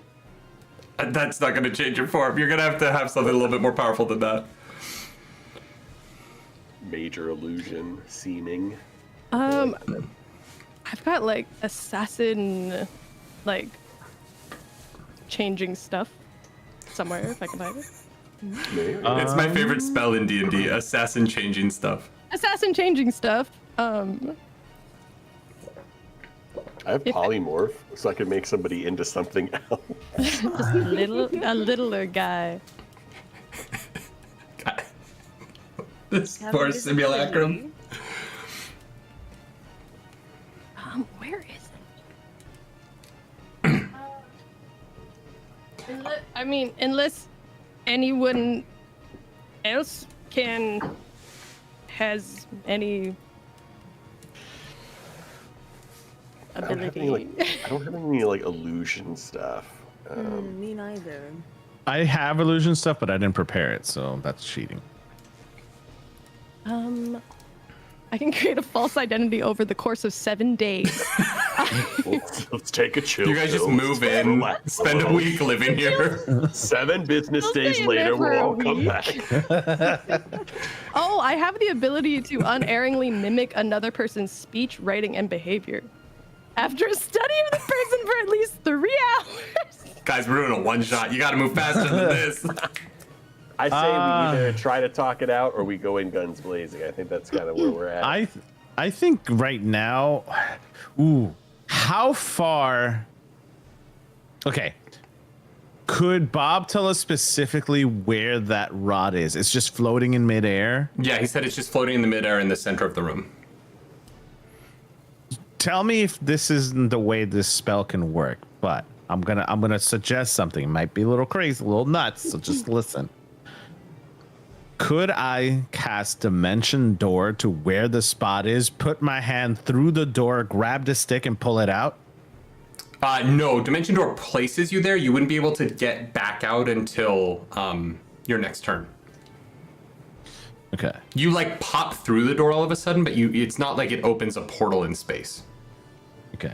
What if we take that plan and I change my form and I go talk to her with the very charismatic Bob?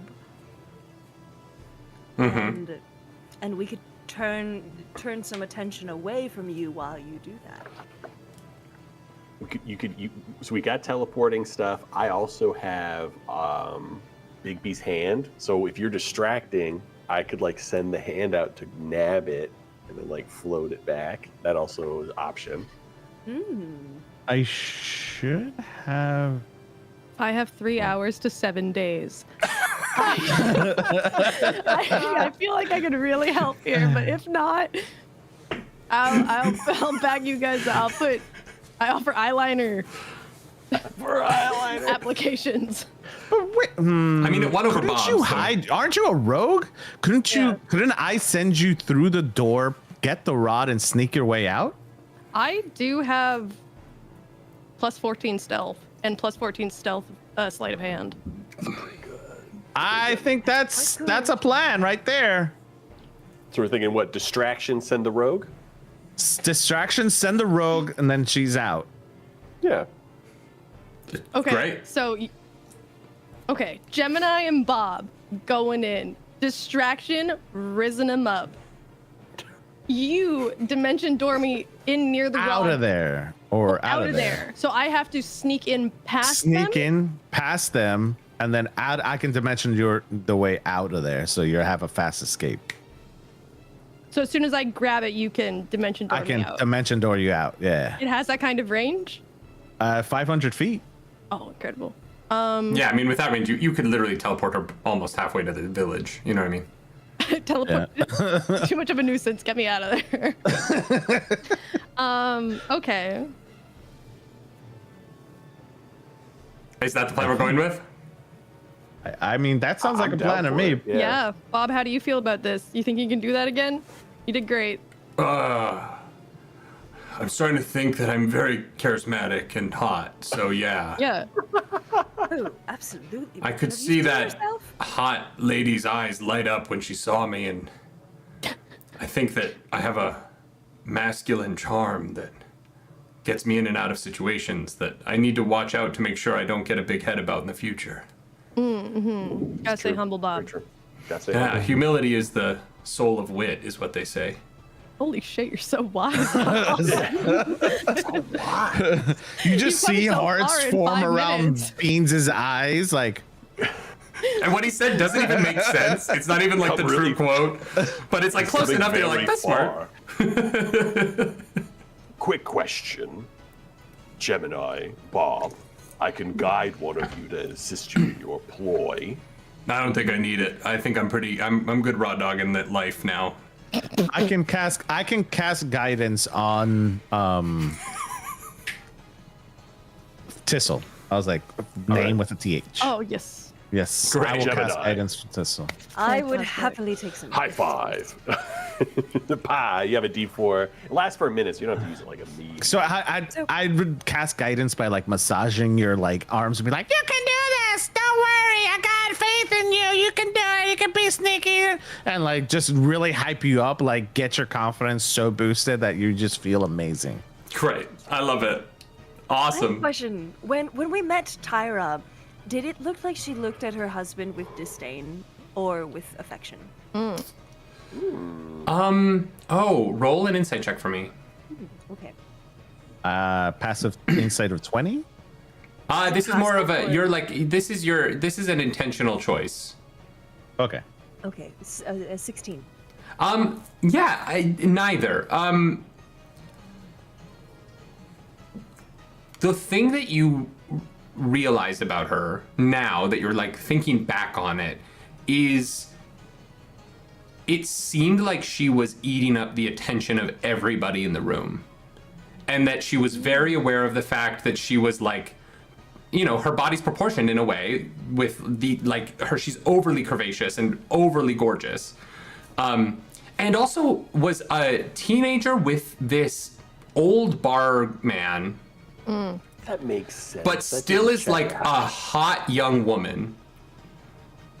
And seemed to be soaking in the attention of everybody in the room, acknowledging how gorgeous she is. Is it giving like worshiper of Lolth kind of vibes? I mean, it is starting to feel like there's something supernaturally going on with this woman. Okay. So, well, between me and Bob, I feel like he covers the more hunk side of the spectrum. Yeah, absolutely. And I could serve the other side in case that's more her type. And so I will sing a little song, and I'm going to pull out my lute again, very quietly pluck away at it, and sing. They say the little ones yearn for the mines, and we're in the mines, and I shrink. Love it. How small do you get? Oh, just thinner and a little shorter than 6 foot. Okay. You're trying to give Now off a I have- little bit more bottom energy. Yes, now Great, I love it. More twinkish, yes. You just hear a whistle. All right. So I'm guessing the plan is Gemini and Bob are going to go in first, and then after that, you guys are going to creep forward until you can see the staff and teleport Thistle up there. I'm gonna stealth Is it- in probably behind Bob's, like in Bob's shadow, kind of. I think, Great, and great, head great, great. towards the staff. So- and as soon as I grab it, I think then Bean's gonna. Yes. Then I Mention on grab them out. Great. So roll a stealth check for me, and we're going to do the entrance to the room.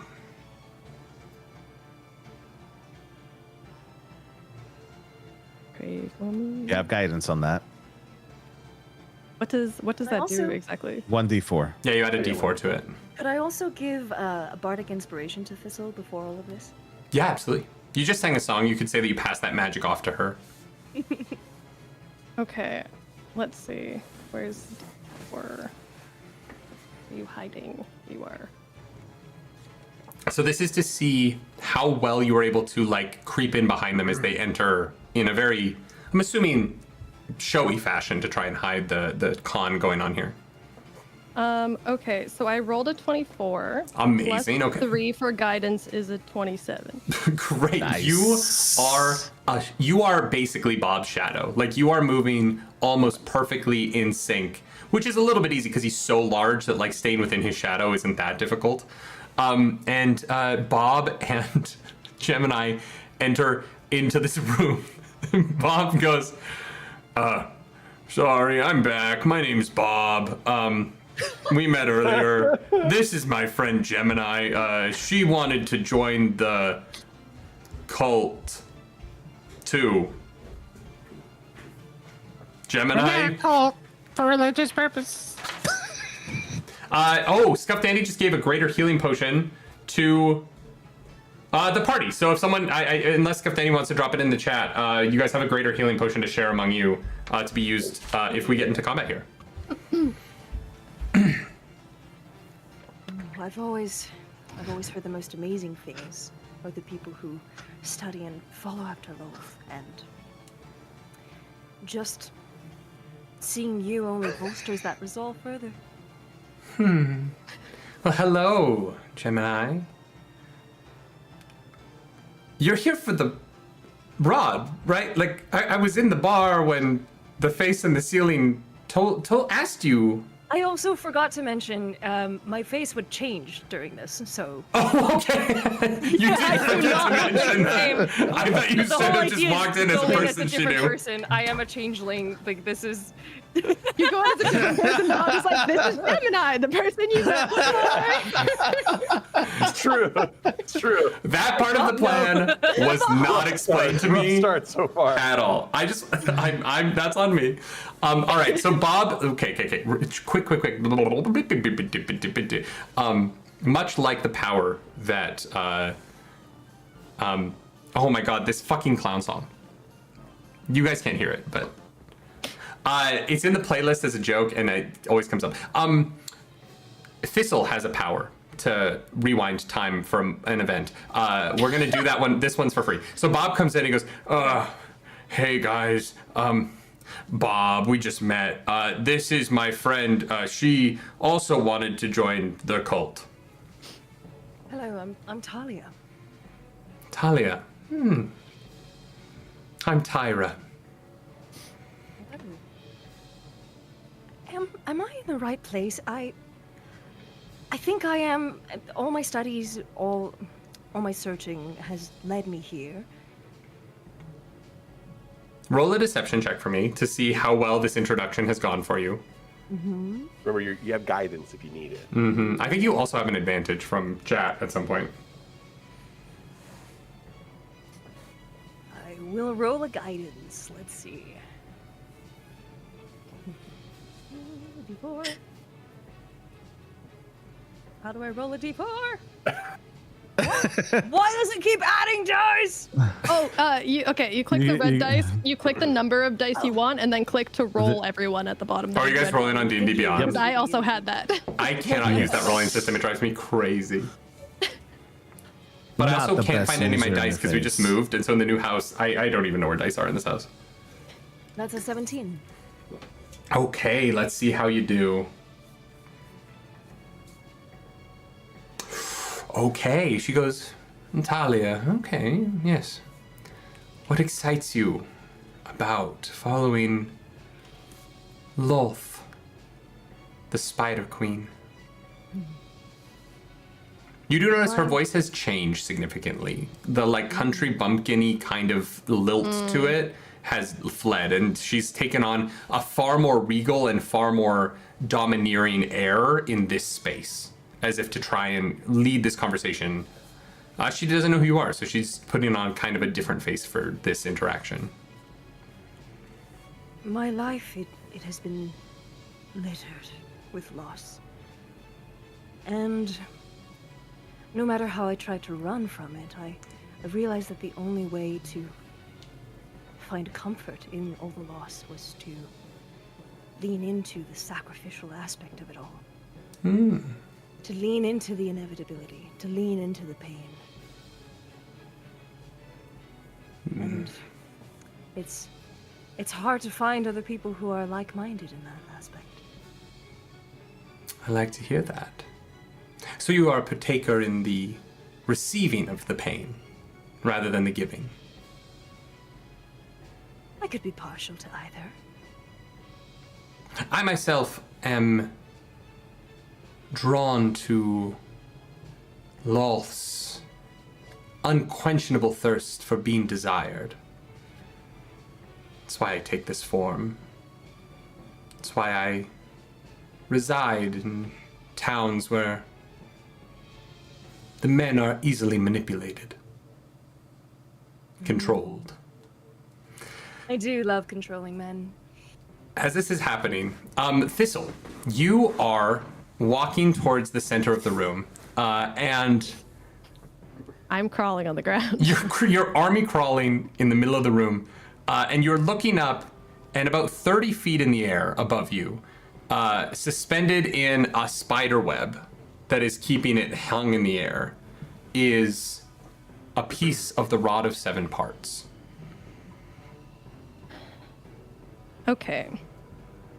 How high up in the air? 30 feet. You can Okay. jump that. Yeah, I'm a rabbit. I've got rabbit hop, which allows me to jump 25 feet. Okay. Provoking opportunity attacks. Wait, 25 feet straight up, or you can go 25 feet forward? Maybe. I don't. It just says jump. I'll allow it. Okay. So you're 5 feet away from it if you do that. Okay. So, as soon as I jolt up in the air to grab this, I need to get out of here. So can I do I have like an eyesight of Bean? Like, can I see Bean somewhere? Beans would be at the door, like eyeing it, not necessarily poking his head through in case they looked, but like he'd definitely be keeping an eye on you to keep eye contact so that he could, like, once you hopped and confirmed it, I would dimension the door underneath you. So Bean, that definitely was the plan. Bean got to the edge of this room and realized that while he can see the floating green light, you army crawled into the darkness, and without dark vision, Bean lost you, and so is not currently aware of where you are. Yes, but hopefully Bean is just looking at the glowing thing and expecting me to appear at any second. Yep. I pray. I'm like ready to get it. I don't know if I feel like I should wait to see if Bob or Gemini are able to have I don't know how to line up like a big sound or movement or like shift or something happening with me launching, so it's not just like, yeah, I also really like Lothan. It's like rabbit, like rabbit god.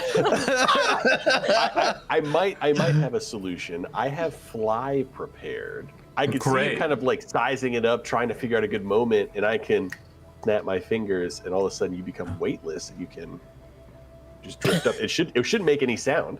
Just ascend. Yeah, just yeah. I'll while this is happening, I see you trying to like figure out the right time, or like if you can reach it, I'll cast fly. Okay. And since I can cast it on multiple people, I guess I'll cast it on myself, you, and no, I think it's just I have to touch a willing creature never. Yeah. Oh, okay. It's too late. Sorry, she's already in the middle of the room. So I think can't do that. I guess I'll prepare an action to rabbit hop at this item as soon as there's some sort of big movement or moment in the room between Tyra and Bob and Gemini. Great. Okay. So we're going to cut back to the A rabbit conversation. waiting in the dark. We're going to cut back to Gemini making her case for why she should be able to join the cult of Lolth. And this attention, when it's on you, how do you feel? Powerful. Beautiful. Which isn't something typically ascribed to my people. Do you feel powerful right now? I say as I bore into her with my eyes. In this space, surrounded by her, I always feel powerful. You're pretty, girl. But Lolth is beyond mere beauty. There is nothing so satisfying as the attention of a god. I dally in the attention of men when she's busy elsewhere. But when she's here, She's in this room. when she's And watching me, here, oh, nothing beats that. And you can like almost see like her skin shudder as she says that, looking towards the ceiling. I dare to take a step closer into her personal space and dare to trail a finger down her forearm. Mm-hmm. How do you know it when her eyes are on you? What gives it away? Faith can be a very powerful force. It can give you insight. I've lived for a very, very long time. And I never truly saw until I gave myself to her.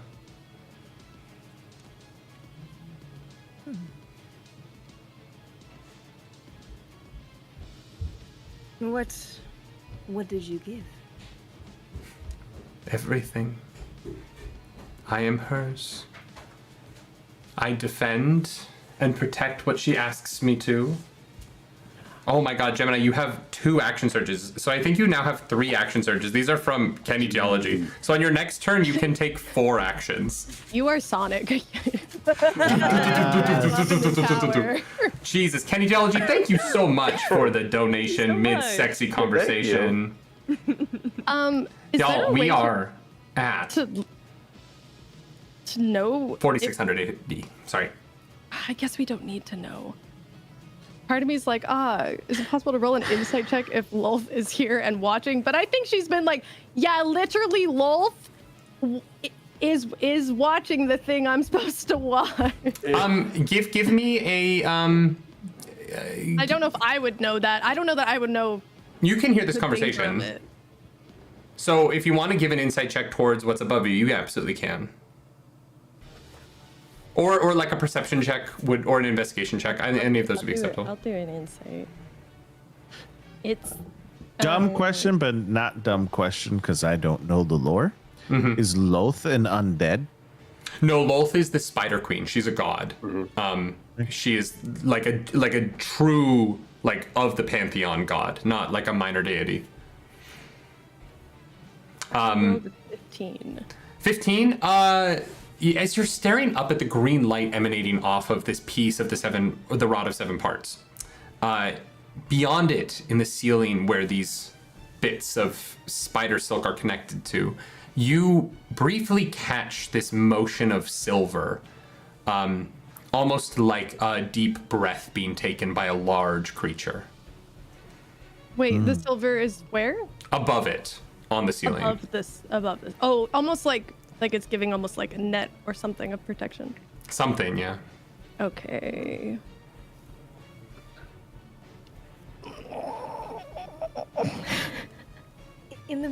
How is she responding to the advances?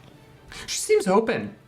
With Bob's 30 earlier, she's super at ease. She's in her house.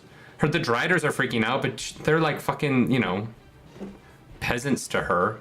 And so she thinks they're just jumpy little babies in the wake of this Glabrajau, which is, this fiend stomping up around them. So she doesn't, the other Drider seems to have left, and through there, you see there are other entrances to this room past her. And yeah, she's the leader of a cult of Lulth who is talking to a hot lady who wants to join the cult of Lulth. She seems totally down. All right. Well, I'm going to escalate then.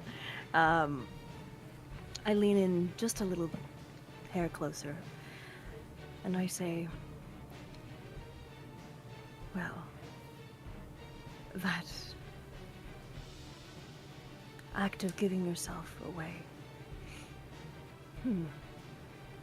What if I wanted to do that? Would you show me what that's like? Me? You'd have to give yourself to her. For I cannot have what is not hers. That is the deal. I'll do it. I wanted this for so long. Then come with me. And I'll show you the way. Shit. She reaches forward and she grabs your hand and she turns her back on the door that you entered in and starts leading you towards a door at the end, one of these other entrances, away from the rod and away from what else is going on here. So not facing the staff right now. No. And as she does that, she does say, we have to get this in because it was a charitable donation. She says, my name is Kum Gatur. And that is named by Light Blinded Fool. boy. You know what? Give the money back. Dr. Slapboard doesn't need that money. As everyone spits their drink, I go for the rod. Oh, boy. Question. God. Thank you, Lightblindful. I appreciate the donation. Does Bean see Gemini being taken by the hand, and could I make eye contact with Gemini before Gemini is they facing leave? away from you, so no. Gemini would have to like turn around towards that door for some reason. You could try and pull it off. I would have you roll stealth to see if she doesn't notice, but What's Bob doing? Bob is just standing there being like, it's going pretty good. Okay, I'm just gonna stand here and keep doing my job. From my point of view, does it look like Gemini's going willingly? Gemini, what does it look like to your friends? I'm going, but there is an air of, hey, watch out in case something happens. I don't know what this means. Ah, gotcha. Now Yeah. Beans is torn in between the two. He either helps the bunny or helps his friend. I might have a solution. I have a feeling once I move towards the rod, I'm either gonna get the rod or something's gonna happen to me, and they'll probably turn around. Is what I'm hoping. I'll But put then- a But then Go ahead, Gemini's sorry. still in danger. I I'm knew gonna- it could be a good time, right? You're gonna sacrifice yourself to wolf. I put a hand on Bean's shoulder. Yeah. You watch out for Thistle. And as I'm doing this, I'm going to cast Greater Invisibility. Great. Okay. I'll make sure that I hate the word you use, voyeuristic, but I'll make sure everything is okay over there. You know, just keep an eye on everything. As I Kinky freaks. and you just hear just a bunch of like really fast little footsteps like 10 feet away from you. I'm just gonna make sure everything is fine. I feel like it's my fault for making the villain like something that has made its like seductive form in anime, like tavern wench, to seduce men into worshiping her. I was like, what would a like follower of Lolth's like evil plan be? Oh, God. Okay. So you're following. Gemini's being led out of the room. And yeah. Thistle. I feel like leaving the room is. Oh, but they're just gonna leave the room. I could just literally like. Oh wait, is there a Drider? I know the Driders are gone. As far as you can tell, the only person in the room right now was Kum Gatur. Okay, cool. Okay, so either I launch at this so that they don't leave, or if they leave the room, I can just like take it more stealthily. But Gemini's, what I hear is being led away to be sacrificed to Lolth. You don't know what she's being led to prepare for becoming a follower of Lolth. Okay. I don't know what that means, but you know. I hold Well, I do, you know. action to see what Thistle does. Okay, Thistle, this is the moment. What are you doing? You hear these like very quiet footsteps running by I was you. gonna say I have blind sense, so I think I'm like fully aware of you, just this little golden girl going. Let's see what this is all about over here. I'll give you some little loaf. Invisible, but just talking out loud. Jesus. Okay, what are you doing? I'm gonna launch at the rod. Okay, how are you getting up those last 5 feet as you jump 25 feet in the air? I'm gonna jump off of Agnes's back. That makes sense, though. It makes sense. So Agnes, as you're going, all of a sudden you feel a weight on your shoulders as Thistle jumps up on you and shoves off of your shoulders, flying into the air. I need you to roll a stealth check. Now, you get advantage for being invisible, but you get disadvantage for having been jumped upon by a giant bunny. And so I need you to launch yourself into the air to get this rod. Roll a stealth check to see if you don't make any noise as you're following Gemini out of the room. That is a nat 1. No. +6, so it's a 7 total. No, it's a That's nat 1. As you leap off of them, you start flying towards the rod, but beneath you, you hear what would Agnes's sound of pain be as they fall to the ground? The thing is, I don't even think it's so much falling to the ground. You are a medium-sized creature. I'm literally a toddler. And you just, like, Superman kick me. I think I am flung across the room. I am, like, shot like a rocket towards where Gemini is, and I crashed into a wall. Oh, God. What happened? Crumple. I'm like, Peter Griffin crumpled in the corner. Oh God! There goes that plan. I'm also wearing half plates, so I made a lot of So much sound. On that natural 1, you hit the wall so hard your invisibility dropped. Or actually, no. I need you to roll a concentration check. Yeah, how much damage would I be taking? You're not taking any damage. I need you to roll a concentration check. Just against a 10. Yeah. You'll probably hit it just because you're. Yeah. Wait. Hang on a second. You're not in the room. I forgot about a feature of my inspiration. Okay. I have infectious inspiration, which means that anytime someone gets it, it looks like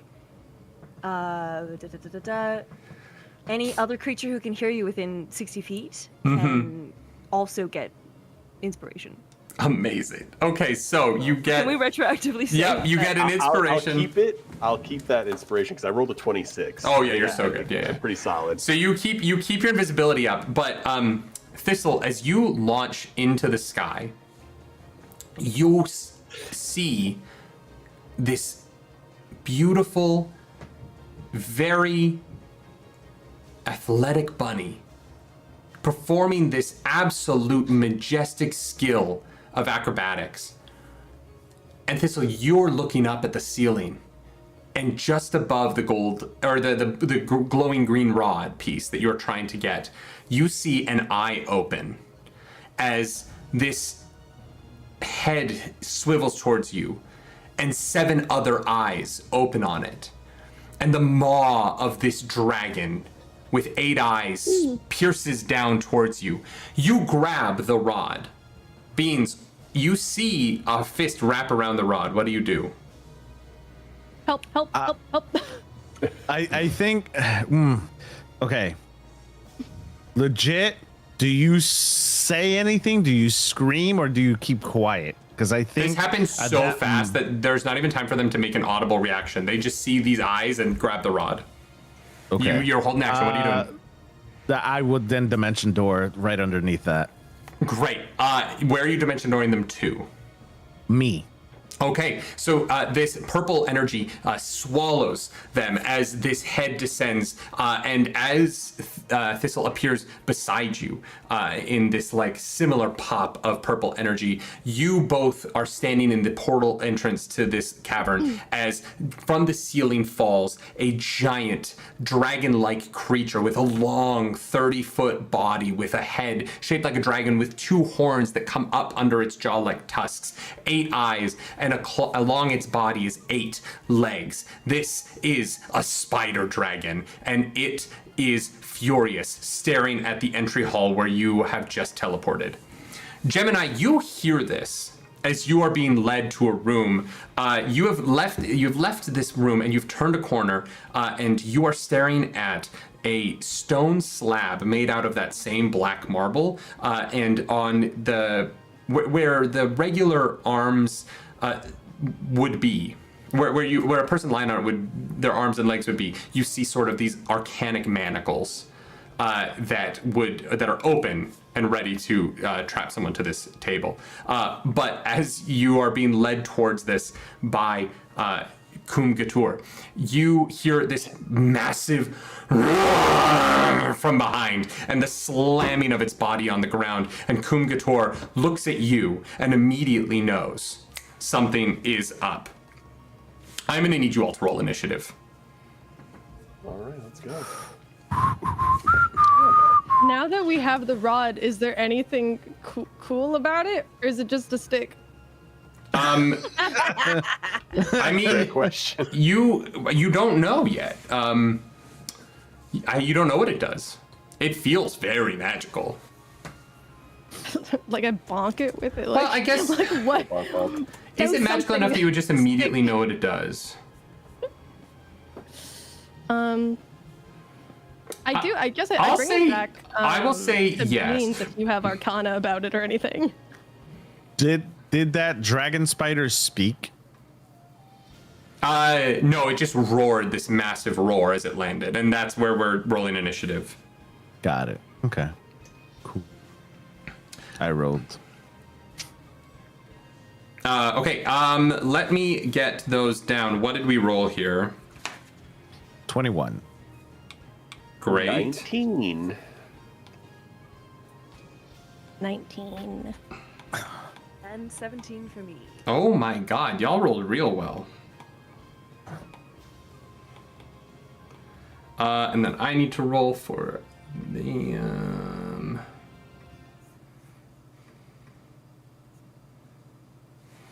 Okay, well, you all rolled ahead of them, so you guys are gonna go first. Oh, Bob.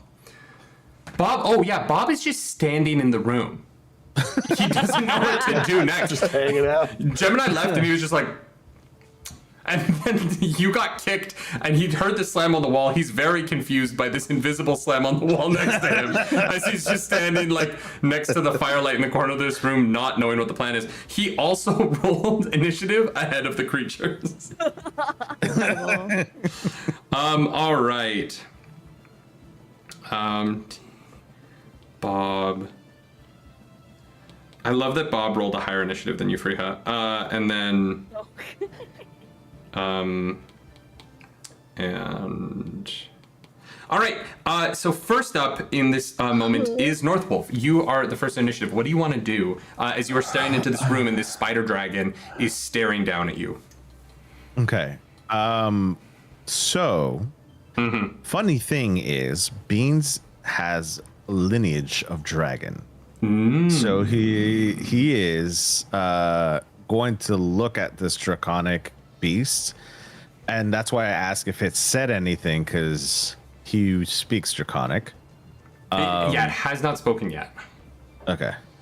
So I think at that moment, Beans wouldn't make the first move unless it looked like I guess he is threatening because he almost ate my friend. I mean, he doesn't know what's going on. That dragon almost had a rabbit for dinner. Yeah. I think at That was that the moment most Mitch Jarvis like delivery. he would basically, you would see his scales kind of light up in light. So you would see individual light in between each scale on his face and his body light up, and his wings would spread out in a draconic figure. And Okay. he'll speak to the dragon. What is it that you want? I didn't realize we had special effects. Okay. Or schmancy over here. Ooh. And you said you did that in Draconic? Yes. Okay. Is there anything else you want to do on your turn? I'll wait for it and hold action. Great. Then that is what is the trigger that you're holding for your action? If he lunges at us or Great. at Tissel. Great. Okay. Then that is going to be Run DMG. It's your turn. What are you doing? You are like against the wall between the two doors, like on your ass. Do you speak Draconic? I do speak Draconic as well. Oh, okay, so you actually know what Beans just said.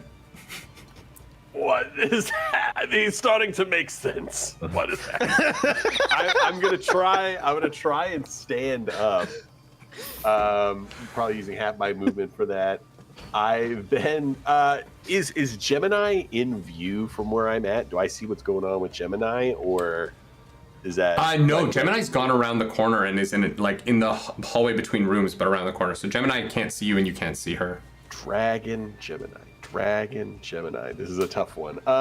I said I would look out for Gemini. I'm gonna move closer to Gemini just to make sure that she is not in like horrible danger, or they are not in horrible danger. Yeah, you can absolutely get within view of them on your turn.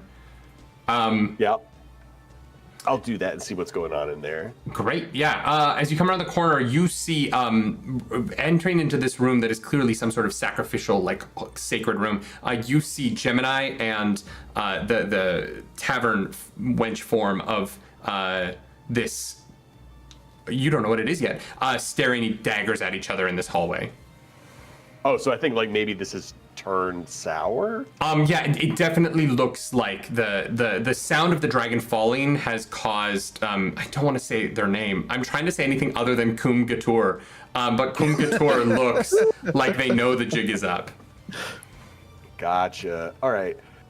I, not having too much that, because I'm already concentrating on being invisible, I think I am going to cast, just maybe as a distraction to give Gemini a chance to like bolt, I will cast Firebolt at Kum Gator. All right, roll an attack for me. 26 to hit.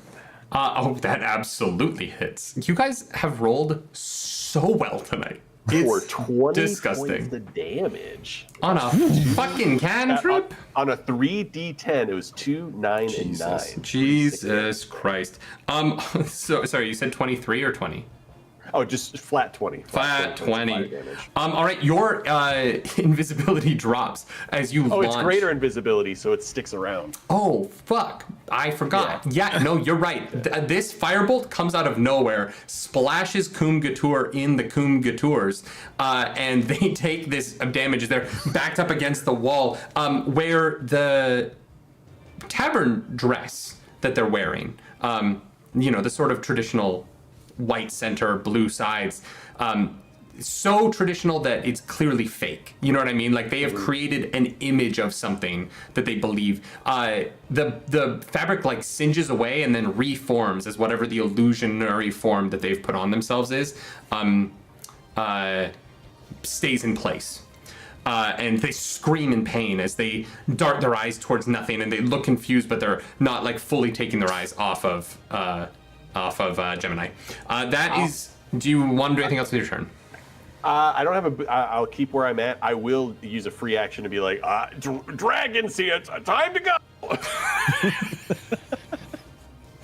Just fire comes out and dragons here. All right, amazing. Amazing, I love it. All right, Thistle, that's going to be your turn. You're standing in the doorway right next to Beans, who has just turned into a more draconic form of themselves, staring at this dragon that is very mad at you. Is there any way in that turn to get any glimpse at what this rod is I just grabbed, or like if it has any capability or possibility? Yeah. Like, can I feel something in the hand or something? You get the Rod of Seven Parts, and it will give you the ability to cast Commune. And so you can commune with a divine deity. Ignoring like components and the duration. So rather, it's an action instead of it being a 1 minute spell. You can just use the rod to cast it immediately. So I can just be like, "Hey God, what's up?" And they can be like, "Not much, homie," and then like end of turn. Like pretty much, yeah. I think you can ask 3 questions. Oh, okay. Yeah, you can ask 3 questions that are yes and no questions from any god. Okay, probably not an in-combat thing. It depends. I mean, it's up to you. You also kind of are a god at the moment, so you can kind of do whatever the fuck you want, honestly. Yeah, I'm looking around at this team, truly just feeling like if any team could seduce a dragon, it's this one. I wouldn't put it past you. We're so spread out. They're surrounded. Seduction. No. Unfortunately, I'm not the one to lead that charge. I am an anxious little bunny god. Mm-hmm. Okay. There's a dragon spider in the room. I'm beside Bean. Bean is now little fairy dragon. I'm like, oh my god. To be clear, I am in front of you in a protective stance, basically. Oh, okay. I'm still listening. I just have to run to the bathroom. Go. Gemini is around the corner. She's like, yeah, she's through the room, around the corner in another room. In like, sort of like the center of this temple area. But away from you. Probably like 75, 80 feet away from you right now. Okay, Agnes is on their way. You don't know where Agnes is because they are greaterly invisible. Okay, well I jumped off them, so I know they're somewhere in that room. Yeah. Somewhere in that room. Yeah, for sure. I heard a loud sound at some Actually, point. you would have heard them yell from the other door. Dragon's here, it's time to go. Yeah. Yep. Okay, so okay, we have to get friends out of room, but also can't let them get the staff back. Okay. The dragon in the room hasn't taken a turn yet. It has not, no. Have we rolled anything attack-wise on the dragon? No. No. I'm we haven't holding action. Okay, you're holding to like see if like words can be exchanged. Yeah. Yes. Okay. Then can maybe like stow the rod like over the shoulder or something. You know how D&D and stuff just clicks onto the back. Can I hold a ranged? Can you hold a sneak attack? Because I'm like, I see you're standing in front of me. I'm not gonna push past you. You clearly are having some dragon moment where I'm like, okay, they might talk. Plus, we have a bard in there, could seduce it. So I don't want to shoot it yet. It would be a sneak attack if you have advantage, but if you don't have advantage on it, it wouldn't be a sneak attack. But you can hold an attack on it. Well, if they haven't gone yet, I get sneak attack as an assassin rogue. But you would have to attack before their turn. Yes. So that's if you why hold I'm an like, advantage you don't until hold their sneak turn, attack. then you wouldn't be able. Then it wouldn't be before their turn anymore. I will hold an attack to. There's no way they're gonna act amicably. I will go off of what Bean's doing. I will hold an attack kind of like over the shoulder of my friend, and wait to see what happens next. Great. Okay. Yeah, let's do it. Okay. That is then going to be Bob. Bob turns to you guys and goes, hey guys, Oh my god, Bob. what's the plan? What are we doing? What is my purpose now? I crushed this so hard, and I'm doing a great job, I feel like, but you just need to tell me what's up. Where is my maker? Where did she go? Well, Bob went in there with Gemini. Do they still have eyeline on them? Oh no, Bob is. You can see it, Bob. Bob is just standing in this room where Gemini walked away, and he was like, "Oh, I don't think I'm invited." So it's just this dragon is ignoring him because it thinks that the dragon thinks that Bob's on their side, and so Bob is just kind of standing there in this tight jacket, looking cool as fuck, but very confused. FYI, the jacket shrunk back to normal because it's only a minute. You see the remains of this tattered jacket as it's shredded on Bob's disgustingly ripped musculature. I have to make another trip to Hot Topic. Expensive. Oh my god, the Hot Topic in the Sword Coast? We're gonna have to go all the way to fucking Waterdeep? It's so far. Fashion never lasts. So It's the pricey. best one. We can go to Orange Julius after though. It'll be fine. Oh my god, I want a fucking pina colada Orange Julius so bad. Or the strawberry. Strawberry one's good. The strawberry one's so good. Do we want to tell Bob to do something? Either to like be chill or follow I think Gemini or... we should tell Bob to go after Gemini.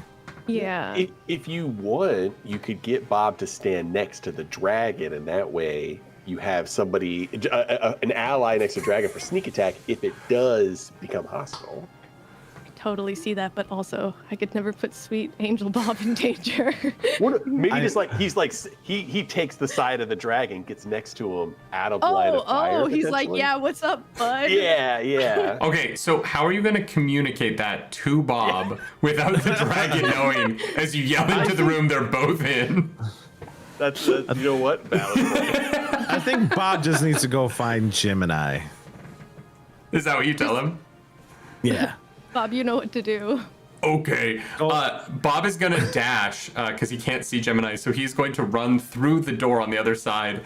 And I need you to give me a dexterity check, Agnes, because he can't see you. And so giant fiend is running through the space you're currently in. Agnes is just going to keep getting absolutely set on.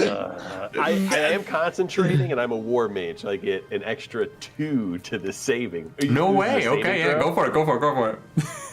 As you suddenly hear the sound of a 12-foot tall G.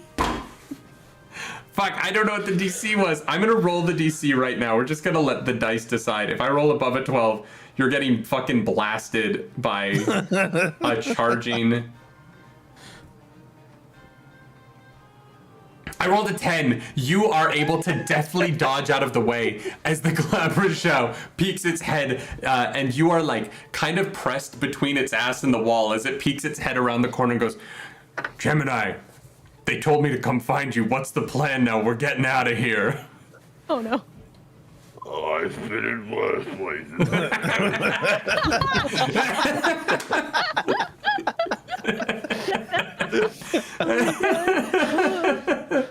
Okay, that's gonna be Bob's turn. Furry, it is your turn. What are you doing? Your Glabrachel has just poked his head around the corner and is looking at you. Follow my lead. And so I turn to Koom. Koom Gator. Really, you gotta full name her. Koom Gator. Mm-hmm. Right. Okay. I have a way of remembering that. Koom Gator. Okay. Yeah, it's cum gutter. Is how you remember it. It just flows off the tongue, I guess, you know? The things I will say if you donate money to Doctors Without Borders. Thank you so much, everyone who's donated. And for helping us raise almost $5,000 on night one. I'm really, really, really happy. What are you doing? I'm so sorry to Jet when things are getting hot and heavy, referring to the firebolt that just was launched at her. Yeah. But you must know, I lied earlier. I do prefer to be on top, actually. And I'm going to So I'm horny. going to cast Wall of Force. Great. But instead of just a wall, it says that it can also be a dome or a globe with a radius of up to 10 feet. Mm-hmm. So I'm going to contain her in what is essentially a gotcha ball sphere, since she is such an anime giant titty waifu type build right now. And I'm just gonna contain her in that. Amazing. Pixar mom-esque, you know? Mm-hmm. Yep. So nothing can physically pass through this wall. The mom from Big Hero 6. I was like, That's exactly what I was thinking about. Literally. I knew that I was getting older when I was watching Big Hero 6, and I was like, oh shit, I'm into like adult women now. I'm into age-appropriate women, but age-appropriate women are like in their 30s, and I want to be with someone who has their shit together. I'm aging. But not like Leonardo DiCaprio, like a normal person. Yeah. This sphere engulfs her, and so there's no way to get through this, right? Yep. It's immune to all damage, cannot be dispelled. Great. Okay, you have trapped. You've trapped Koom Gator in a wall of force. Congratulations. The big bad of my campaign can't do anything. The thing that's keeping her there is a one-to-one recreation of the stone slab that she was going to bind me to. Mm-hmm. Sick. Yes. Okay. So this is only a 5th level spell. That's crazy. Yep. Cool. All right. What bonus action movement? What are you doing? Bonus action. I think I'm going to Misty Step the fuck out of there. Or actually, I don't need to. I'm good. Great. Okay. I'm just gonna walk out with Bob. and He's like, oh, I'm glad I came and got you. Are you going out back past the dragon, or are you going to try and find another way out? Oh yeah, you haven't seen the room with the dragon spider yet. No, I haven't yet. Yeah, I'm just gonna turn the corner first. Oh. This is new. Dragon's here. Dragon's here.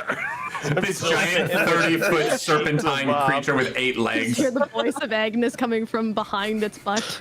All right. Well, then that is going to be my turn. Oh, and sorry, as a bonus action, Bardic Inspiration to who? Oh, I you feel also like, have I feel like 2 of you still have. Fariha, you have 3 action surges, so you technically have 3 more actions that you can take this turn. From chat. Kenny Theology gave you 2 action surges, and someone else gave you. So you actually have 3 more actions to take before your turn is over. Oh dear. Okay. Do I have polymorph? The dead flag also gave you an action surge. You can also hold an action if you want to. Bean and I are in the doorway holding action to see if this dragon will speak to Bean. Yeah, these are just from chat, so I feel like you should let's try and use them before the one shot ends. Yeah. That's a fantastic idea. I'd love to hold an action. Or Great. 2 or 3. Great. What are you holding?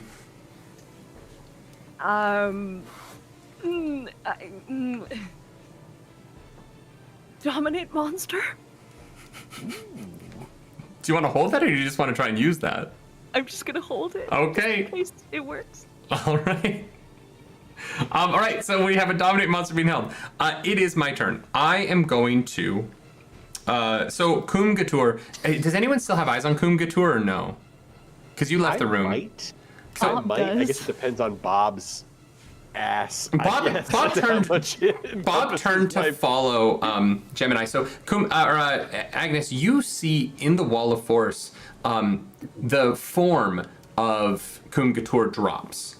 And what replaces this like artificially hot, almost caricature of a sexual woman is yellow goop in a puddle with a single red eye. And a gaping mouth, and it sloshes against the walls of this wall of force, trying to find any purchase where it could escape out into the space around it. And it's just frustratedly trying to get out of this wall of force. And that's going to be Kum's turn.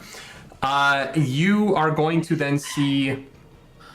it is now the Spider Dragon's turn. All right. Okay. Is there anything I can do here? Probably not. Well, shit. So the Spider Dragon is... the Spider Dragon, having been distracted by Bob leaving the room and yelling that we're leaving and all of this shit, turns away from Beans and Thistle for a second and follows him, and then sees Gemini come back into the room after having clearly cast a spell that the Spider Dragon was aware of. And so it is going to launch its spiderling breath towards this hole. And so as this maw opens, thousands upon thousands of tiny spiders are going to be shot at all of you in this hole. Bob, Agnes, and Gemini. The 3 of you are all going to need to make dexterity saving throws to try and avoid taking damage from this absolute onslaught of tiny little spiders gnawing at you as they fly by. And then since you're holding our attacks for them to do something violent, do we attack after this? Yeah. You'll all get your held actions as soon as we resolve this. Gotcha. A big fat 5. 5? Yeah. 27 for me. 27? Oh my god, yeah, you pass. Bob does not pass. So, Though, are any of you guys immune to poison or to poison or piercing damage? Do any of you have resistances to that?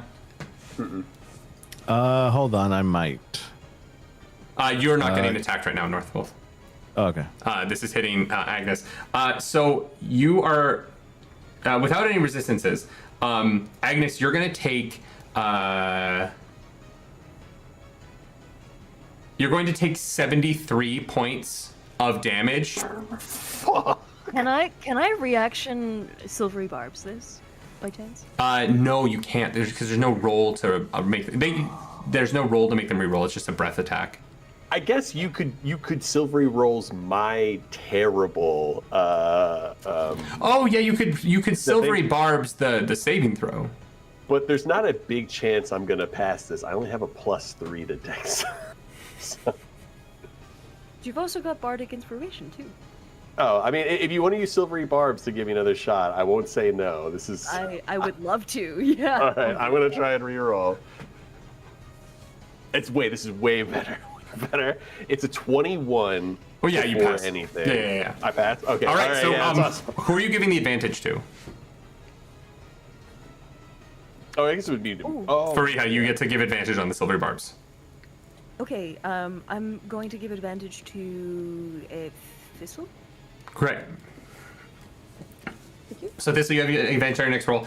So you're both gonna take 36 points of damage on the save.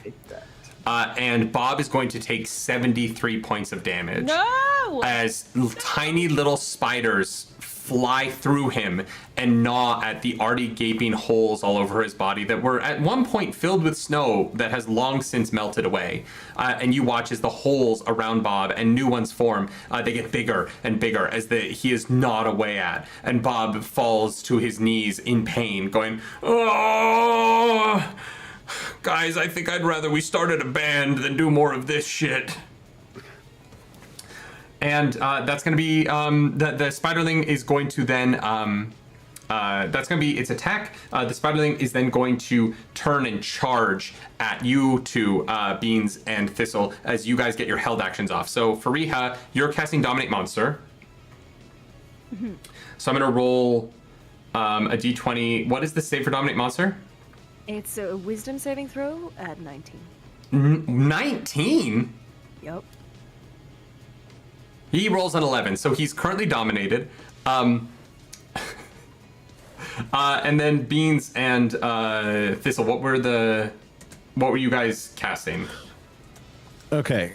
I think Beans is pissed the fuck off that he left and he asked him a question and it was rude as hell. So he's going to meet up with him and grab onto him. And as he does that, a green light will emanate from his wings down to his hands as he inflicts wounds on him at a 7th level spell. Great. What's the saving throw for that? Saving throw for inflict wounds. It's just a spell attack. Great. Then roll that attack with advantage because he is currently dominated and isn't going to be fighting back. That'll be a 25. That hits. All right. As he does that, you can see some frustration come from Beans' face, and he'll run at it. And as he's grabbing onto him, he'll say in Draconic, "I didn't give you permission to move, fucker." And he'll just... Absolutely. Let's go.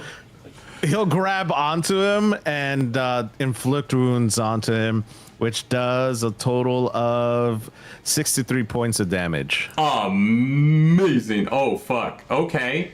Yeah, okay. 63 points of damage. Did my sound change? It's different in my head. No. Okay. 63 points of damage. He's going to reroll his wisdom save against the Dominate Monster really quick. Because he's going to do that every time he takes damage. But I can't imagine he gets a 19. No, he rolled a 5. He's still dominated. Thistle, you now have someone in melee, and he's also dominated, so you have so many advantages. So you do get your sneak attack. Okay. So the only problem is I rolled an 11 to hit, but I do have advantage and bardic inspiration. Are any of those applicable to this? Yeah, no, you get advantage on the attacks. You roll again.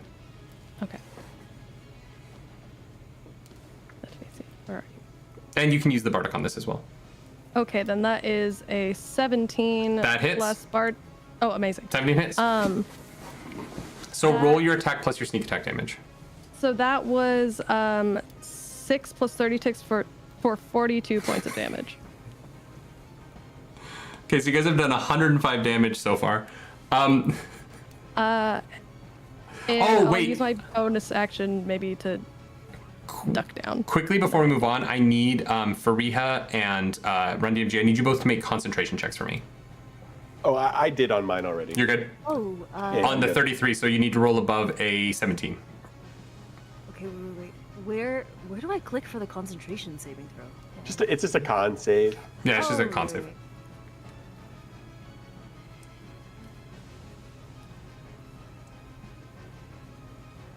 Okay, that's a 14. Okay, so your wall of force. Well, actually, your wall of force would have dropped when you cast Dominate Monster anyway. I don't think it's a concentrate. Hang on, let me Yeah, check. it is. might be. It. I do think Yeah, Wall of no, Force you- might be. it is. Yeah. Okay, so the wall of force has dropped, but so it doesn't matter. Thistle, I'm so sorry. I did cut you off there. You were saying you were hiding. That's my bad. Sorry. I just wanted to make sure you remember the concentration checks, but you were in the middle of saying something.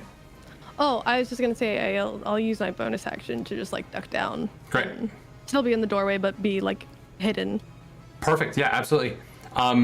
Cool. That is now the top of initiative again. Everyone gets their actions back. It is Northwolf. It is your turn.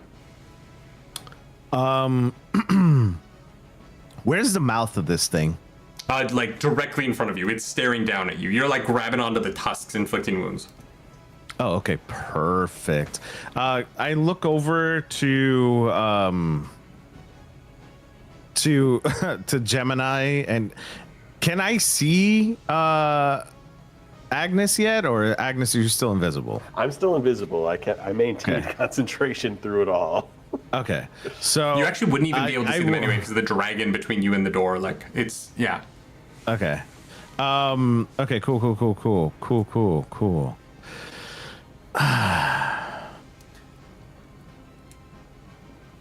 This thing just doesn't want to talk to me. That's fine.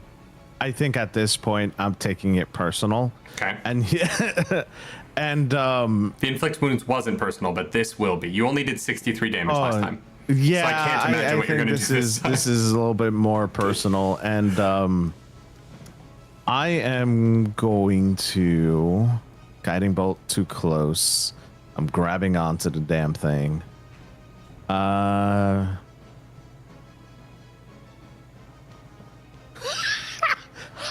How big is this dragon? He's 30 feet long. How large is this thing? I mean, he would be like a. He's a huge monstrosity. Okay. So if he were to shrink, how small will he get? Reduce. Does it do 2 sizes down? Smaller for the duration. Target the living. Target creature. If everything is wearing or carrying, changes size within an item. Reduce. The target size is halved in all dimensions, and it's So he'd be like a 15 foot. He would still be a 1/8. fairly large dragon, but he'd be smaller. Way smaller. Yeah. Okay. But he'd still be 15 feet long. Like he'd still be the size of, Yeah. you know. I was about to say Yeah. a sprinter van, but I don't even know if that's 15 feet. Yeah. Okay.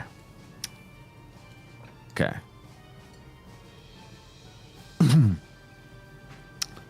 Sorry. Let's see.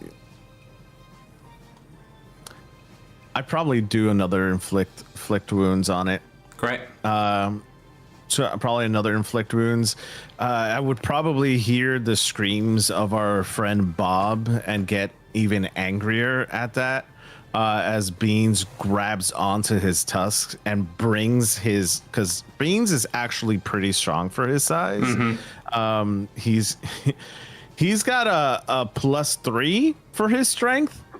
So he's bringing him down to his eye level and casts inflict wounds and stares straight into this dragon's eyes. Great. What level? Well, that is at level 5 or 6, excuse me. Great.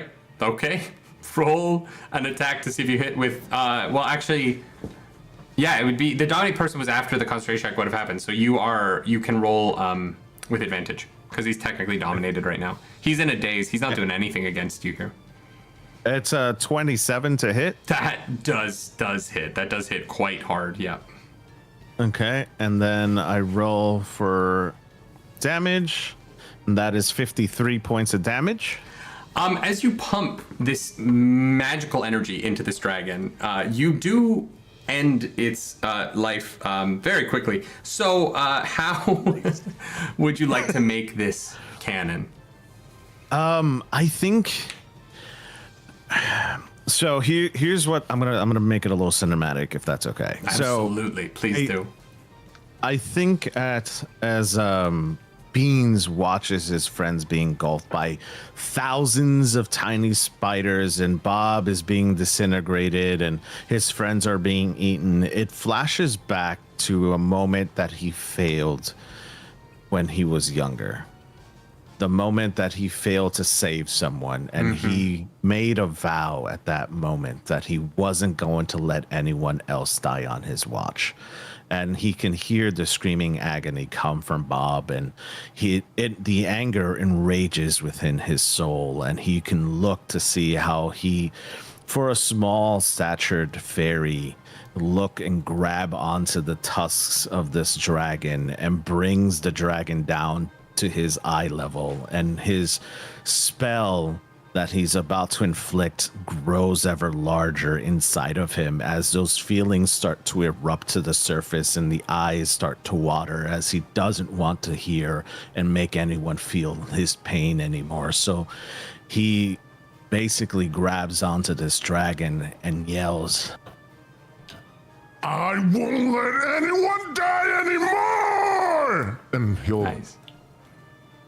he'll just explode his energy, this green energy that will inflict throughout the body of the dragon, disintegrating it into dust as he's holding onto the tusk as the dragon falls to the floor. Okay. Yeah, this thing is donezo. You all basically have all of the rest of your turn and everybody else's turn before the Yoklal can go. So, what is the plan, team? Everybody would know that Agnes has teleport. If we really wanted to just, cheese it, we could just get out of here. We could also try and finish off Koom Guitar if we want to. Everything's on the table, I think. Roll to seduce the slime. Seduce the slime. Slightly singed slime. How is Bob doing? Bob is pretty fucked up. Bob took 73 points of piercing and poison damage. I'm not actually sure how much poison can hurt snow that has been formed into a creature. However, Bob is pretty fucked up. Okay.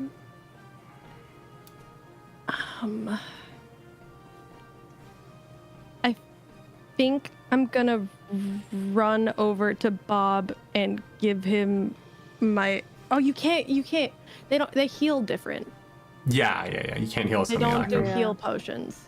I think they have to be healed or repaired during long rests. Yeah, with like herbs and stuff. Okay. Maybe I'll just run over to Bob and be like, Bob, how you doing? How was that happening? I don't want to metagame too hard. However, if Bob's ongoing life is of great importance to you, you do have a jar of wish. Oh, I'm fully aware. Okay. I'm not doing anything to Bob against their will, though, so I want to check on Bob. That's fair. Bob is like, I'm hurting pretty bad. I got a lot of spiders to the body and the face and the leg. They kind of hit me everywhere and they took little bites. I didn't like it very much. I'm less hot now because of all the hole. I got more holes. No, Bob. No, Bob. Holes are so hot to so many people. More holes, more fun. That's what they say, but my holes are all bitten.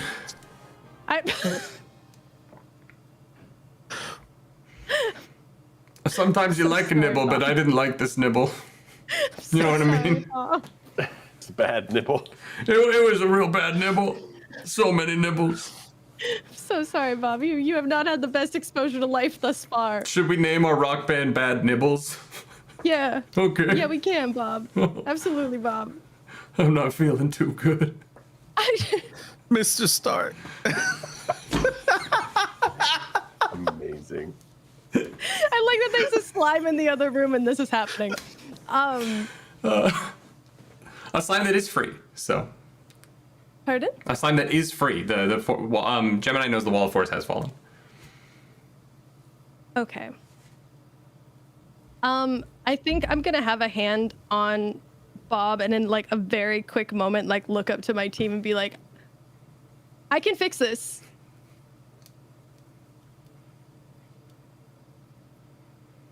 I could fix anything. Bob, I can fix this. Okay, yeah. Do you want to join our band? I mean, yeah. I don't know if my claws can play an instrument, but my lower arms can. We'll find the perfect instrument for you, bud. And I'm gonna wish our snowman to come to life. Also, again, sorry about a game. Constructs like these do fade away after 12 hours. So It doesn't matter, Freya. A wish has been cast. I wish him to be a real boy, a real they, them, a real whoever they want to be. You watch as Bob's Good version of Bob. soul lifts out of his body, and the snow that makes up Bob melts at his feet. And as this golden form of Bob floats in the air for a moment, complete, with no holes, except for those all Glabrajals are born with. As he floats back down, his foot comes into contact with the ground, and as it comes into contact from the ground up, the magic of the wish grows into this form and fills him out with red fur. As it goes up his thick, muscular, meaty legs, Oh my god. stitches together his Oh my abs God. one at a time until all 8 of them are rippling with sweat and desire, forms his delicious and abundant pectorals before filling out all 4 arms, 2 claws, 2 hands, and the goat face with the very kissable lips and horns that are perfect for grabbing for certain activities, and the very sexual Glabrajal that has been the charismatic force of your party despite having a bard, stands before you, a real boy, for the first time in his 17-minute existence. Yeah, I think this has been 20 minutes from start to finish. What a roller coaster life, As man. part of the wish, can they also have just a fucking awesome leather jacket? Oh, the leather jacket fits perfectly. It's already got a patch on it that says "Bad Nibbles" in like a dope ass font. Bad nibbles. With flames on it. Flames. Absolutely. As the party stands around emotionally watching this happen, the Yaklaw like creeps around the corner in its giant yellow oozy form, and is very confused at what is happening at the moment. It looks very angry for yellow sludge, but is so pissed off. But it's just like, what But is like, this? come on, Bob's so hot. He's Get in so on hot, this. and he's crying. Like there's just like tears of joy streaming down his face because he's like, I can feel things for the first time. I feel the wind on my face. This villain standing in the room like.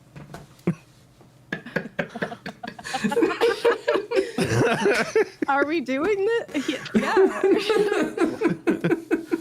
I don't know your deal, man. Behold the power of friendship. I hold hands with Bob and face the goo.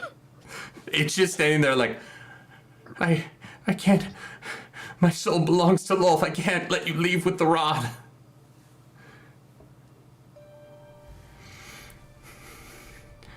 I mean, That's or you unfortunate. could. I mean, you could. I'm dead either way. You gotta Someone- understand. Yeah, well- I've got to at least try and stop you. Well, if you're dead either way, why not Yeah. just choose the one that you die later? You just watched a pile of snow become a real living being. Still confused about that. I'm not gonna lie. Wait. What if? Say we had an opportunity to go back in time and change one thing, and that thing was you giving yourself to Lolth. Would you be down for that? I reach out. I'm holding Bob's hand. I reach out my other hand and say, we can save 2 lives today. Let us fill those holes for you. So you mean I wouldn't be trapped in this cycle of having to fight for the admiration of everyone around me, and I could just pursue my own interests instead of being wanted by everyone? Yeah. Do whatever you want. That sounds pretty great. Sounds pretty all right. I'm not gonna lie. God damn it, I'm in. Take my hand, slime. This yellow slime limply lands in your hand. And you're not sure where on their arm you grabbed, as there's like a dangling bit just sort of hanging off the end. I think as it does, there's like a thread of fate somewhere is snipped as the slime hits the arm. And there's like that magic effect of just that's like trickles from my arm over their arm as they transform into whatever they want to be. Barbie girl. Barbie girl.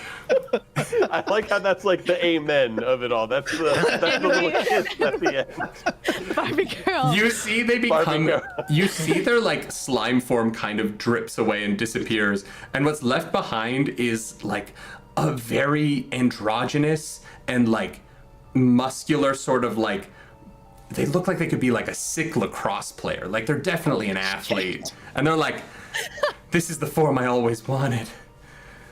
Everyone in the room is now having to deal with the 2 hottest beings we've ever seen. I'm just like,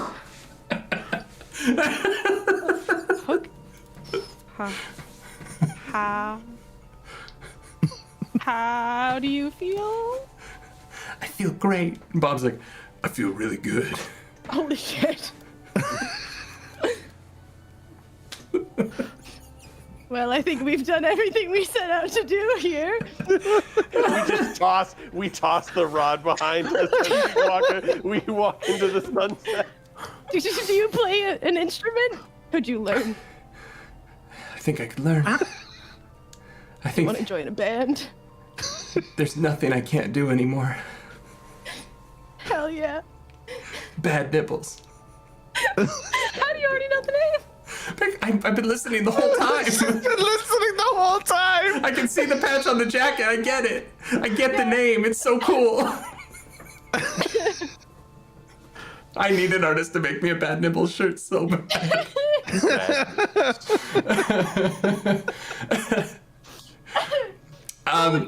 You all join hands.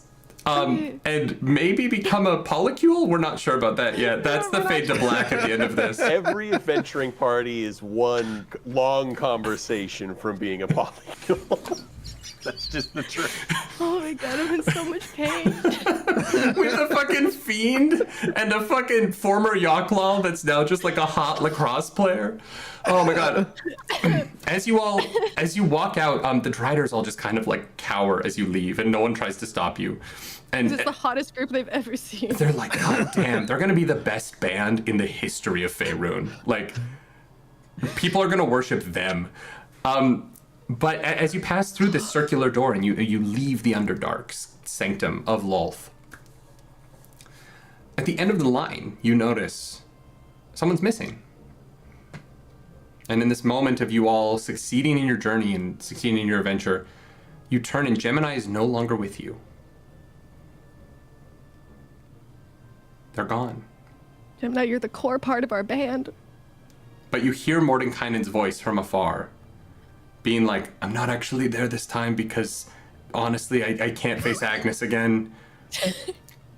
Gemini has to go fight Vecna, but I promise she'll be back.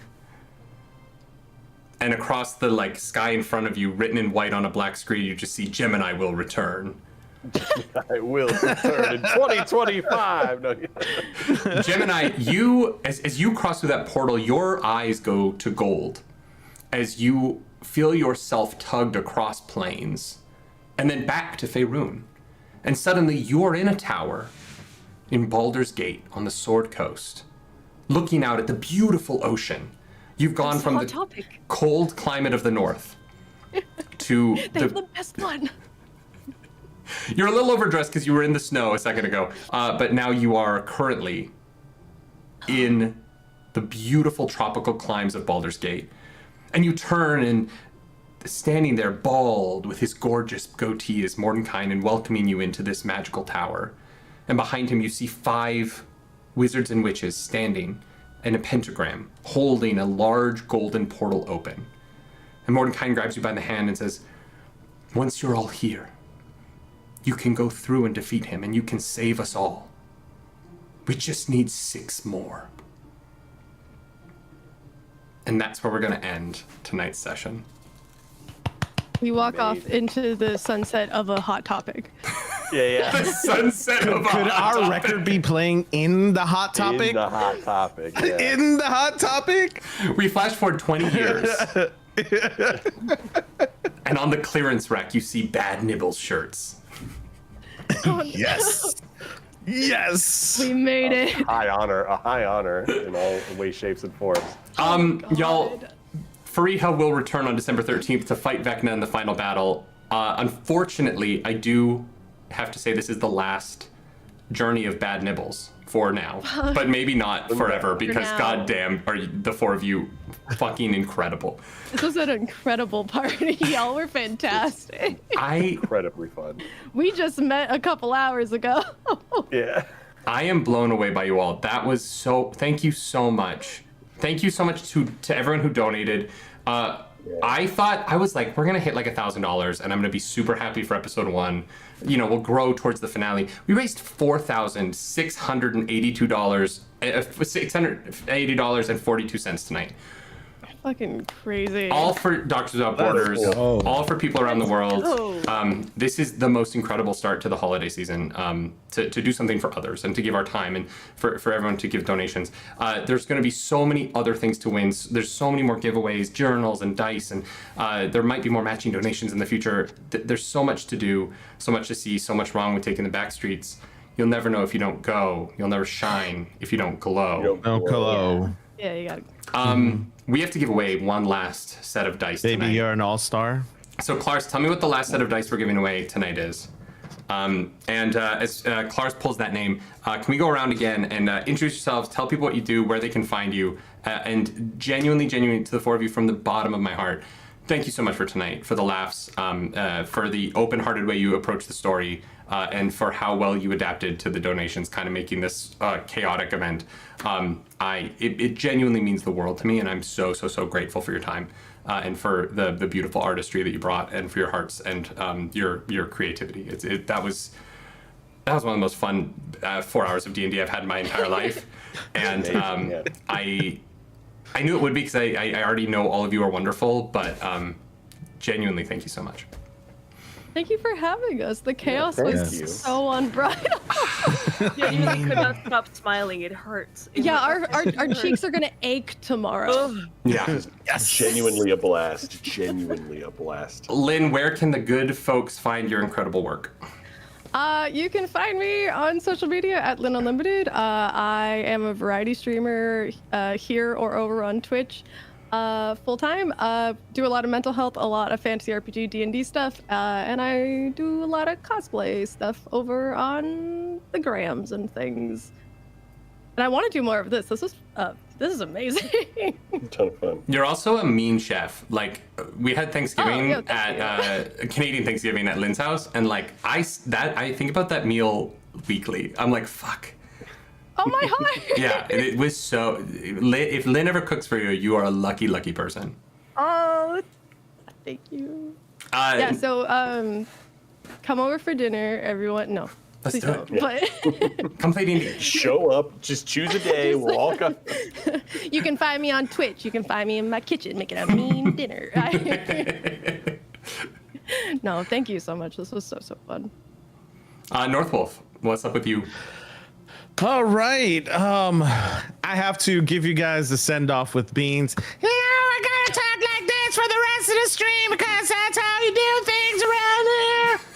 But in all seriousness, thank you guys so much for letting me play Beans tonight. You can actually catch Beans and some of his story on a different show, but you can catch that information on my socials. But I am currently the owner and the executive producer for Twisted Fates Productions. You can find me on my links there. We are in a multi-award winning, multi-show winning production company. We currently do Candela Obscura. So if you love the mystery and the spoopy stuff, that's where you're gonna hear some of the stories that we're currently doing, all homebrewed and made up by myself and the players. Big kudos to the players because they're amazing as well. Mm-hmm. I couldn't do it without them. And my team, which is me, myself, and the editor. And for putting it all together. It's been absolutely amazing. We also have another show called Dino Crisis, which was a one-shot show, kind of, sort of, which was amazing. That also won some awards. And currently, we are airing the second part to our Candela Obscura exclusive show that we got asked to do for Darrington Press and Beetle and Grimm's, which is really, really cool. So you'll get to see part 2, probably not tomorrow or Friday. We're falling a little behind, but for sure next week. In regards to that second part, it is a one shot. It is an exclusive look at their book that they're releasing, which is really awesome. But besides all that, if you really want to know more, you can find us on a podcast, on the gram, on the Twitter, on the threads, on wherever you go.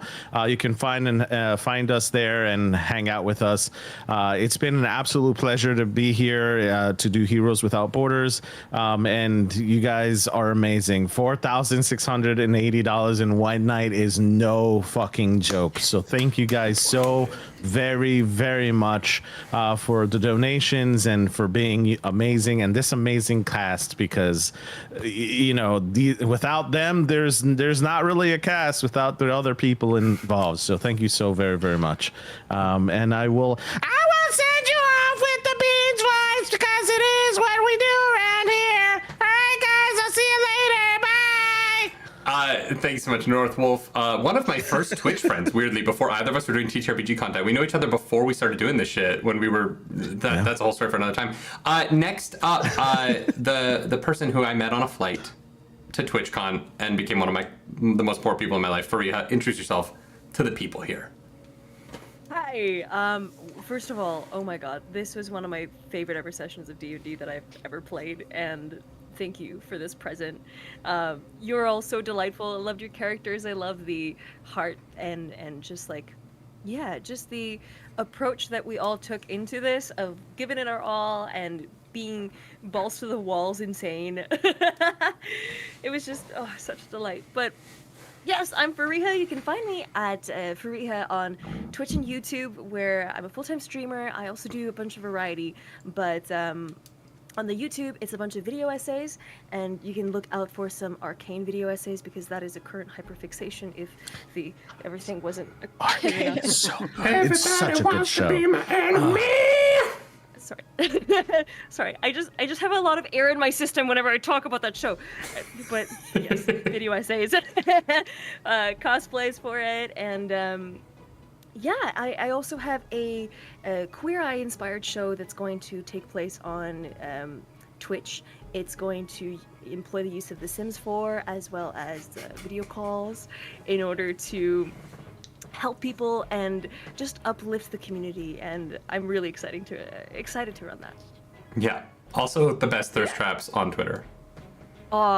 Just You're- the most you're like sweet. insane workout thirst traps you'll ever watch in your fucking life. That dumbbell row, goddamn. Stop it. Get off the internet. Run DMG, thank you so much for doing this. Introduce yourself to the people before we get out of here. Oh yeah, so I'm Ryan. I go by Run DMG online. I do a lot of little fun fantasy skits. I do a lot of stuff for Dungeons and Dragons and other tabletop RPGs. I also do a lot of charity stuff. So I'm always happy to join in on everybody else's charity stuff. It's so rewarding and it's so much fun, and it's a really great excuse to like do something good. Not invite, but get to know new people. Invite new people. Get to know new people. And this was an absolute thrill. It was an absolute blast. I had so much fun. All of you were amazing. All the people. This was just. I didn't know. I know North. We've done some stuff together, but everybody else, this is the first time in, and I think everything clicked so well. It was kind of outrageous. Y'all are amazing, and hopefully we'll get to do something like this again. Like honestly, that would make my heart sing to be able to play with y'all again. Y'all are just amazing folks, and this was a blast. And thank you so much for having me. Thank you guys. Bad Nipples reunion in the future. Yeah. Bad Nipples 2. It's gotta happen. All right, look out for Bad Nibbles 2 coming to you on the Electric Boogaloo. But for now, I have to be up in less than 8 hours to go do a musical for children that will not have the smutty quality that this did. I promise, YPT, I will be more appropriate tomorrow. So I'm gonna go to bed, but we will be back Friday. Friday is gonna be a really cool session in another place with another cast that I should have had ready already. I really fucked that up. Friday is going to also be at 6 p.m. Eastern. Now that everything's set up, I'll probably start on time because I actually know how this works. Which was really nice. I think we're going to stay with Theater of the Mind, maybe until the finale. I think the finale we might do some Foundry stuff. But honestly, this works so well. Thank you all for... I've never actually run D&D without people in person. This was the first time because we were supposed to do some practice rounds, and we never got to do the practice rounds because of tech. So I just want to say huge thank you guys for being so kind and generous with me as I tried that for the first time and really, really enjoyed it. Friday, we have Tease Nuts, the community manager for Quests and Whiskey, Matthew Lillard's D&D whiskey company. She is unreal. We met her in Atlanta at DragonCon. She's so cool. I cannot wait to play D&D with her. The Mandy, who is another incredible TTRPG content creator. We have Chaotic Neutral Joe, formerly Chaotic Neutral Goblin. You know her as your dad, and she is also one of my favorite people in my life. And Arcane Anthems, all of the music during the play tonight was Arcane Anthems. Music, and so I'll be using his music throughout the entirety of this event, and I'm so grateful to him for coming and being a player. He has the best scarves in the business and also some of the best tunes. If you need tunes for your game, make sure you check him out. Huge thank you to our sponsors. They are Many Worlds Tavern, Coffee, Tea. They donated $1,669 nice tonight that was matched by you all so generously. Dispel Dice with all the giveaways. And Elderwood Academy, don't forget, there's going to be an Elderwood Academy giveaway at the end of episode 4 and the end of episode 8, so do not miss that. Keep donating so that you are entered in the raffle to win. It is the end of the year, and I always say this at the end of the year, there is so much consumerism and there's so much time spent on joy, on personal joy, right? The joy of being with your family, the joy of opening gifts, the joy of Christmas music, of that first hit of Mariah Carey right to the veins. But I also think that in that there's also so much room to give back. And that's why we do this every year. It's why we go bigger and bigger every year. We want to make sure that we take this time to acknowledge that we're very, very fortunate to get to do what we do. And we're very fortunate to be in the parts of the world that we grew up in. And, that's a privilege that is unending. And to make sure that we take some time to reflect on the fact that there are a lot of people in the world who don't have as much. And we do what we can to equal that as much as we can. but also to this holiday season to remember that and to carry that with you and to make sure that you're living as a kind and loving member of the civilianship of this planet and taking care of the people around you as best you can. Be kind to one another. The world's crazy. Just be nice. Be generous. Be patient. And as always, do something nerdy tonight. I will see you on Friday.